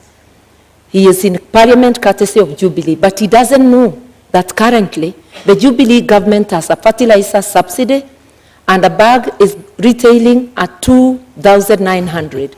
The only problem is with the distribution, because the cartels are making sure that they buy most of it. Only a paltry gets to the farmers. It's again sold at the higher price. For us, the first, second, and third agenda is to fight corruption.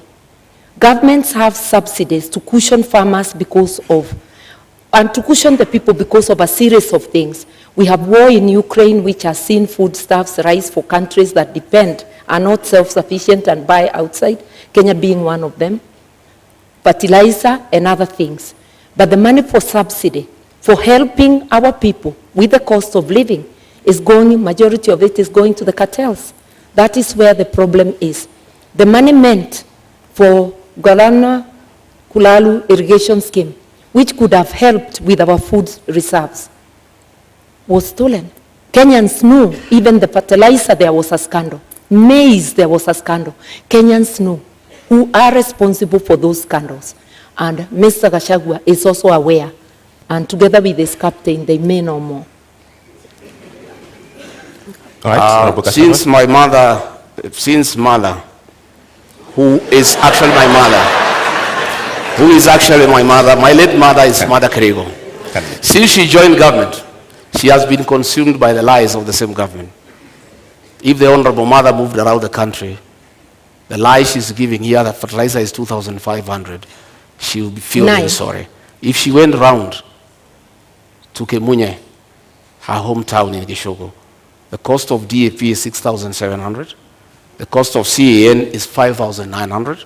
The cost of 17 is 5,800.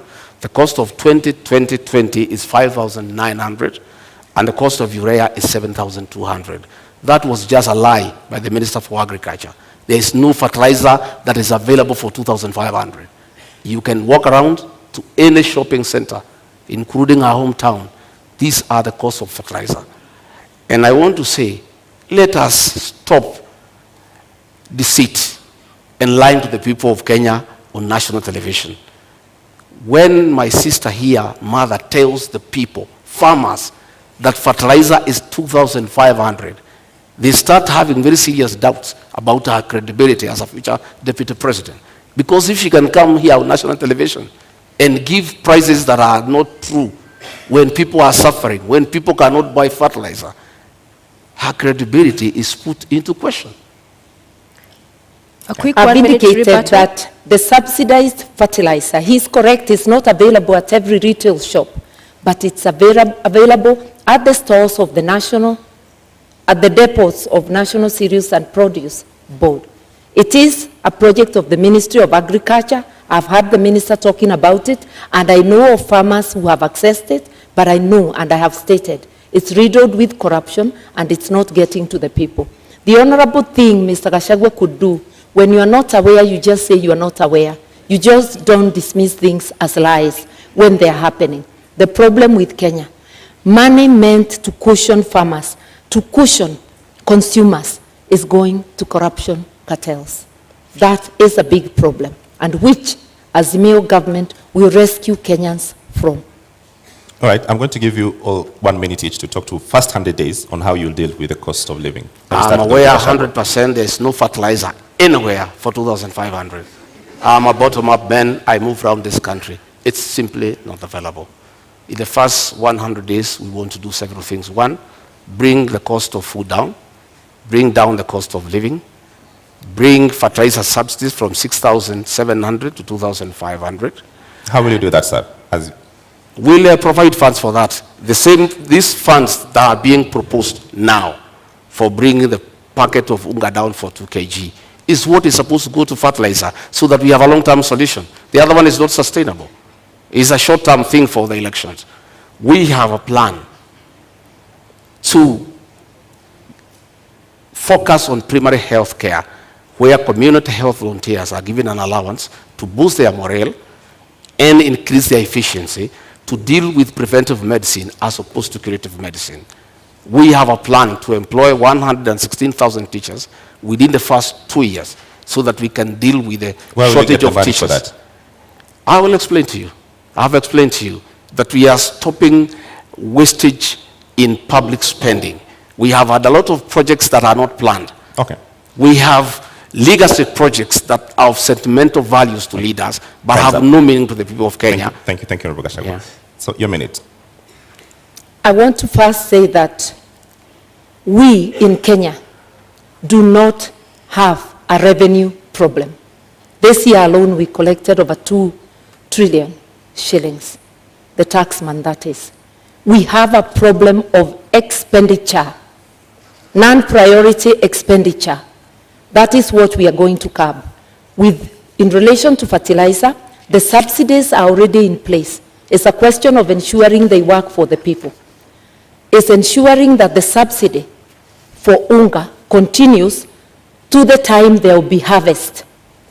The expenditure for operation and maintenance, O&M, is over 600 billion, while salaries are at about 550. You can see operation and maintenance overshooting salaries. We will prioritize what needs to be prioritized to help Kenyans move forward. And for all the things we have said we'll do in 100 days, I have acquainted myself with the budget. The budget lines are sufficient with optimal use. Mr. Gachagua serves in the parliament that passed the budget. He doesn't seem aware that the money is in the budget, including for Baba Care. All right, as we bring this to a close, fuel, the subsidy there expires next month, the same as the one we've seen on unga. We'll give you a minute each because Kenya Kwanza, you are proposing to set up a legal framework to ring-fence the fuel stabilization fund. IMF, World Bank says stabilization funds are inefficient and regressive. Azimio, on the other hand, you're talking about reviewing the taxes and levies on petroleum products. So different positions here. So 100 days you come into office and there's all of this mess going on and the cost of living continues to be up. In 1 minute, what is unique about this legal framework that you will do with the stabilization fund that hasn't happened so far? We have money available in the budget. We have money that has been put for projects that are not a priority, and that is the money that you need to inject quickly before you can even look at the legal frameworks on assuming government. And that is possible.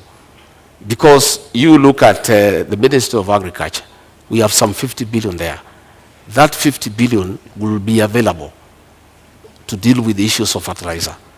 It will be available to deal with the issue of animal feeds that are beyond the reach of many farmers, so that we can have a quick win. Fuel Stabilization Fund, in your manifesto, how will you fund it? The kitty is currently depleted, so you're not coming to find money. How will you fund it? We have said that we are going to expand our tax base. Once we put the Hustlers Fund of 50 billion and we give to the people down there at the down of the pyramid, we enlarge the people who are paying tax and will have more revenue. And this is the money that will be available to the people of Kenya. Number two, we are talking about the issue of domestic borrowing. We are paying 600 million every year as interest from domestic borrowing. Once we stop that domestic borrowing, this money that is going for interest every month will be available for this one. I'm glad he adopts my position that there is money in the budget, but that's as far as we go together. We part on how to do it.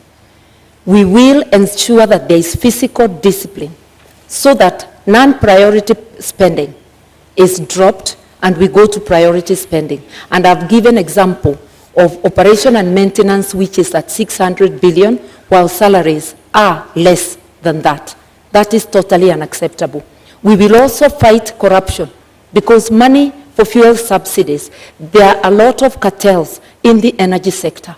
We understand this. We will target those places and press the areas we need to press to immediately stop the leakage. Within 100 days, we will be able to do this and much more. We have actually been looking on what we need to do on day one, because Kenyans are not going to be patient. They are already suffering.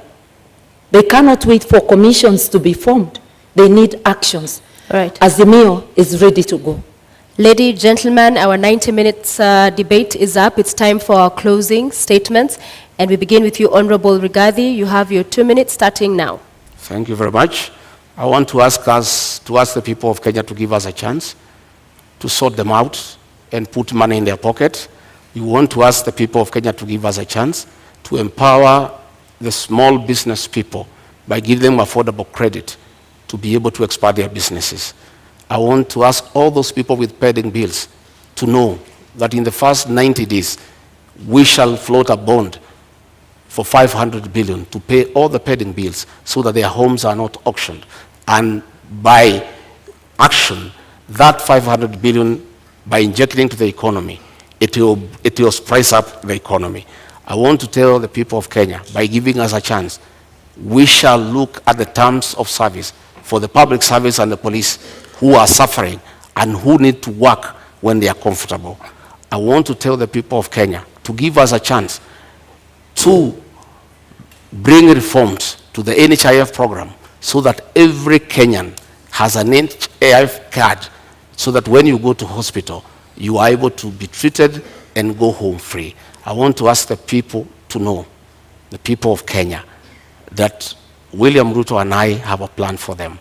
I want them to give us an opportunity to work around this economy, to spearhead the third liberation, that is to bring economic changes so that we can create wealth. We can make the people of Kenya wealthy. We can give every Kenyan an opportunity to make a living. We can give every Kenyan an opportunity to make and live a good life. we want to ask them that on the 9th of August to come and vote for change, a change to bring about economic development, a change to restore their dignity and to improve their quality of life. Thank you very much and good evening. Thank you. Honorable Karua, your 2 minutes start now. I want to remind Kenyans, this election is about trust. It's about looking to see which of the teams you can trust. We offer our track record, because even when you employ a driver, you ask them for the driving license and you want to know about their record in driving.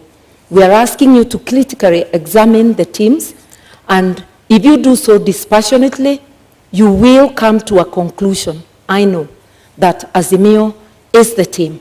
We will not form commissions to fight corruption.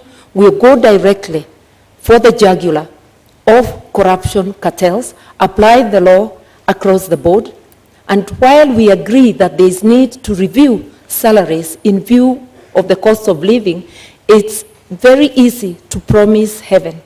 Without fighting corruption, without physical discipline, non-priority spending being cut out, that is not possible. But inawezekana. With an Azimio government, we are going to do this, and together with Kenyans participating and helping us to fight corruption, we will be able to deliver our agenda to you, the 100 days agenda, and each item to reboot the economy so that Kenyans can have a decent life. While we wait to reboot the economy, for you who is unable to put food on the table, rescue is on the way. Within 3 weeks, you put an Azimio government in place, we are going to be able to send to the 2 million families that do not have any means of survival a 6,000 shilling package, which also will act as a stimulus to the economy because it gives purchasing power to 2 million families, which is like 8 million people within the country. Rescue is on the way. All right. We shall finally have our country back. Vote Azimio. All right, thank you very much, Honorable Martha Karua, Honorable Rigathi Gachagua. We've come to the end of our Deputy Presidential Debate 2022. I invite you to shake hands. Thank you very much. You've all done very well. Thank you very much.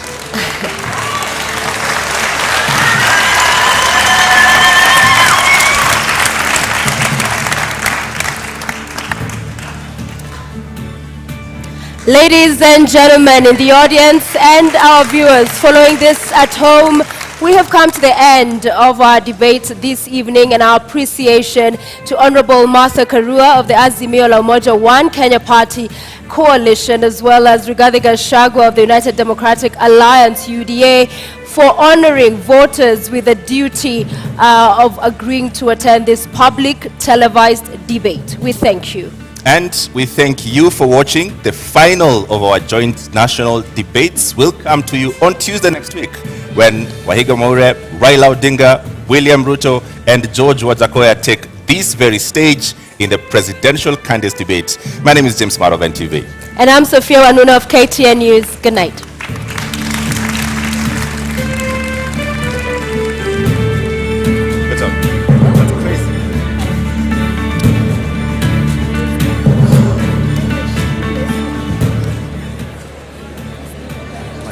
What is that? And thank you all for tuning in to the Deputy Presidential Debates just moments after the second debate has ended. Prof, direct to you. Are you impressed? Were your issues addressed? Good to see you, good to see you, good to see you. Yeah, thank you, Trevor. I think... you guys did excellent. Thank you very much. Appreciate it. Yeah, it was wonderful. The debate actually did not address the sort of central issues we're looking at. Yeah. But on the very positive side, I think the debate spent time on what's ailing this country. And I'm very, very happy that for the first time in history, we have two parties from inside government so that we are able to know what's actually ailing Kenya. The theft, the corruption, the inflated government project costs, the state capture, lack of ethics amongst those who are in power, families and so on. I'm actually very happy that this fight between Uhuru and Ruto is actually exposing to us the real problems that this country actually have. Because I would like to imagine if the president was on the same side as the deputy president, would have not known any of these things. There would have remained accusations. But this went into all sorts of interesting details all the way to the cases in court, to those who have captured the country, to those who are stealing money, that is being used, that should be used to subsidize Kenyan lives, to those who are doing business with the state, to those who are determining prices of what we buy, and so on. So I think there was very good texture. Ideally, we would have wanted to hear more about the manifestos. But what I lost in terms of the details of the manifestos, I think I gained 100% by having these confessions about rampant looting and theft of our people, killing our people in the hospitals. We know now the issues in agriculture. We know the reason why we cannot buy bread at the correct price. We know the cartels in the energy sector. We know all this thanks to this wonderful debate. So I really congratulate the two teams for exposing to Kenyans the rot that has become our country and the incompetence of those who are in power, who are ruling us now. Thank you. Nerima, you wanted to hear the how of the manifestos. Did you get your answers? Not very directly. Unfortunately, a lot of the questions that I wanted answered, the meat of the conversation was coming toward the last 20 minutes of the debate. So I did hear in terms of, Honorable Karua talking about the 2 million people who will be supported with the 6,000 shillings with the social welfare. She touched on Babacare. And I did hear Honorable Rigathi talking about the Hustler Fund. I mean, it's 50 billion shillings. But then just because you give people resources, he talked about the pyramid and it going down. And we know a lot of youth is where they're at the bottom of that pyramid. It doesn't mean as soon as you get money, let me tell you, you're paying back your loans. Because a lot of people right now are living on debt. So they're going to be repaying that. So it's not going to be that easy. Nerima, hold on 1 second. Let's cross over to Martha Karua, who's just finished the debate. Mtazamaji popote pale ulipo, kilicho na mwanzo kosi mwisho na hatimaye mdahalo umetamatika. Na hapa nipo na Bi Martha. Bi Martha, shukrani za dhati kwa kutenga muda wako na kujiunga nasi. Ningependa kujua hisia zako ni zipi? Mdahalo umekwenda vipi? Je, umeafikia matarajio yako? Nafikiria nimeafikia. Umeenda vyema. Tumedebate bila balaa yoyote, tumeendelea vyema. Naam, shukrani sana na nakutakia kila laheri na kwa heri. Na mwenzangu Nimrod Tabu bila shaka atakuwa anajiunga nasi baada ya muda usiokuwa mrefu akizungumza na mgombea mwenza wa UDA Rigathi Gachagua, na atakuwa anatueleza je, hisia zake ni zipi, na je amefikia matarajio yake, je ameweza kuwashawishi wa Kenya kumpigia kura ifikapo Agosti 9. Nimrod, kama unanipata, naam, labda tu tujiongee upande huu. Pole. Naam, asante sana. Bila shaka ni mdahalo ambao umekamilika. Tumezungumza na mgombea mwenza wa kwanza. Wacha tuzungumze na Mheshimiwa Rigathi Gachagua. Mheshimiwa Rigathi Gachagua, dakika zilikuwa ni saa lizima na dakika 30. Unajihisi namna gani baada ya mdahalo huu? Nimefurahi. Ilikuwa mazungumzo tumepata kuongelesha wa Kenya, lakini sijari kwa sababu tulitaka tupewe nafasi kuongea juu ya maneno na masuala ambayo yanahusu wa Kenya, ya uchumi. Tungetaka tuongee mambo ya afya, hatukupata nafasi. Mambo ya housing, hatukupata nafasi. Tulitaka tuongee mambo ya public debt, hatukupata nafasi. Tulikuwa tumeambiwa hayo maswali yote yataulizwa, lakini tumekaa sana kwa maswali moja mbili, lakini yale maneno ambayo yanahusu wa Kenya, hasa bei, gharama ya maisha, hatukupata nafasi ya kujadiliana. Lakini natumai kwa waandishi wametoa fursa hii kwamba mdahalo mwingine ambao utakuwa juma lijalo, pengine nafasi hiyo itatokea. Lakini pengine kwa kifupi, kwa wale ambao hawajakata shauri jinsi watakavyopiga kura tarehe 9 Agosti, je, unahisi kwamba umewafikia? Nafikiri Wakenya wengi sana wameweza kunisikiza kinagaubaga, na nimepata nafasi nzuri kueleza hao mpango wetu ya kwamba katika Kenya Kwanza tunaweka sana maanani mabadiliko ya kiuchumi, tukilinganisha na wale wengine ambaye wanataka mabadiliko ya katiba. Na Wakenya nikiwasikiza pahali pote nitatembea katika Jamhuri la Kenya, masuala ya kiuchumi ndio yanatatiza Wakenya na ndio wanataka suluhisho. Nimeweza kuelezea, lakini kwa kifupi kama ningepata nafasi ya kutosha, tuko na mpango mzuri sana ambaye tungepata nafasi ya kueleza Wakenya, lakini hakuna shida kwa sababu tunaendelea na mikutano. Kesho nitakuwa Murang'a, niko na mikutano 7. Kesho kutwa nitakuwa pande ya Nyandarua. Tutaendelea kueleza Wakenya na tutapata nafasi ya kukutana na hawa na kueleza yale ambaye tumewapangia. Asante sana mheshimiwa, pamoja na familia yako na wote mliokuja. Asanteni sana kwa kuwa pamoja nasi.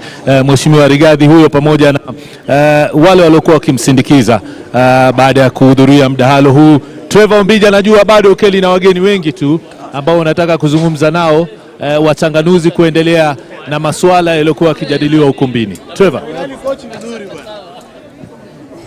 Asante sana Nimrod Tabu, lakini kwa sasa tupitie kwa Ken Mijungu na Michelle Ngele mwanzo. Ken?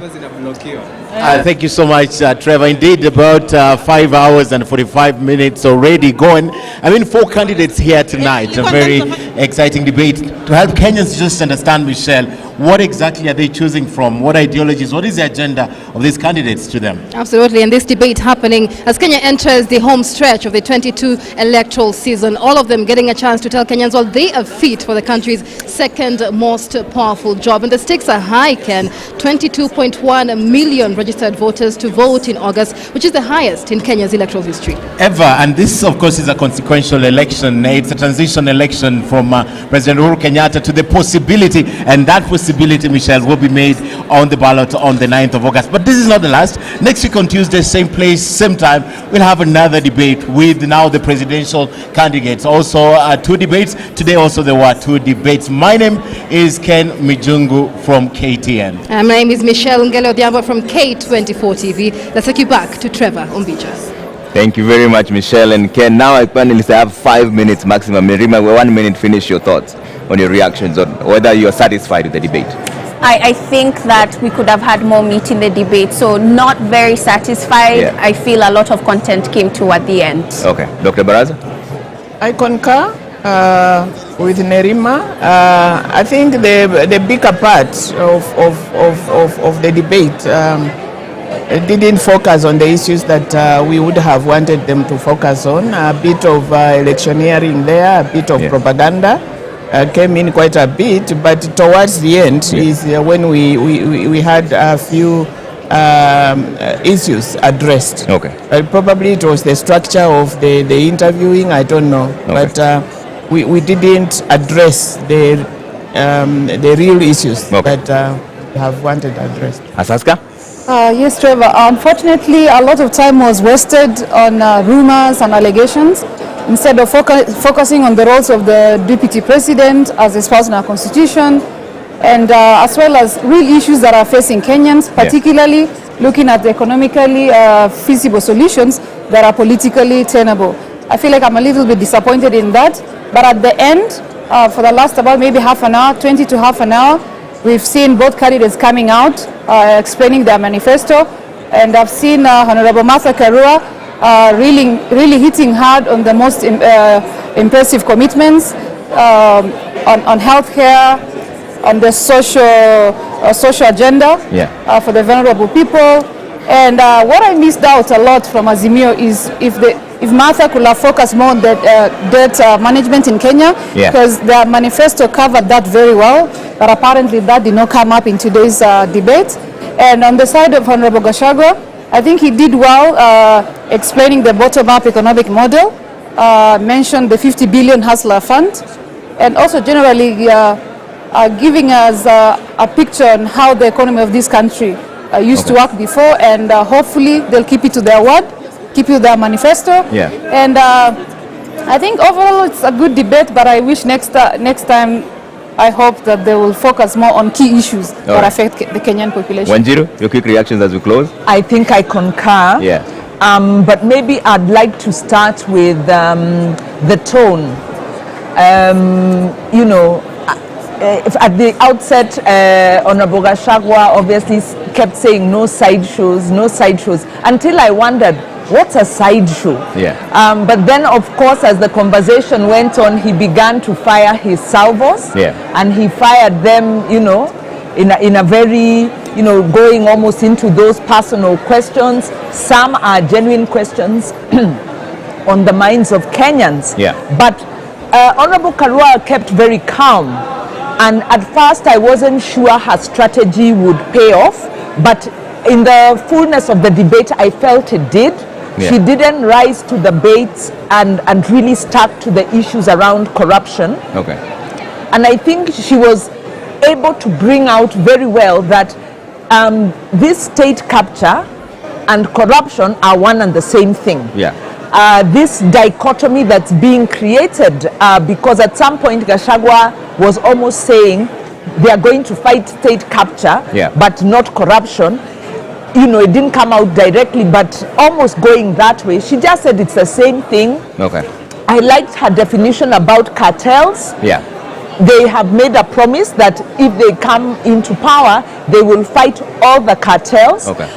She, of course, struggled a bit because of the role of the president in the party. Okay. She made an explanation, yeah, but at the end of the day, I think the decision falls on Kenyans, and Karua was very keen to stress the issue of track record. Okay. So I think it was a good debate, but yeah, we should have had more time spent on the economy. All right, ladies and gentlemen, thank you so much for making time this evening. Professor Alfred Omenya, urban planning expert, and earlier on Professor Gituro was with us. Nerima Wako, Executive Director, Siasa Place. Dr. Nancy Baraza, former Deputy Chief Justice, Asante Sana. Asas Kalabarakwe, Public Policy Expert. Wanjiru Gikonyo, Executive Director, TISA, which is the Institute of Social Accountability. Ladies and gentlemen, thank you so much for staying with the Deputy Presidential Debates. Next week, we go into the presidential debates. You can hear the joys of live TV. This is happening in real time. The 600 capacity auditorium was filled to the brim, and those are just the audience coming out. On behalf of the entire media team that made this possible,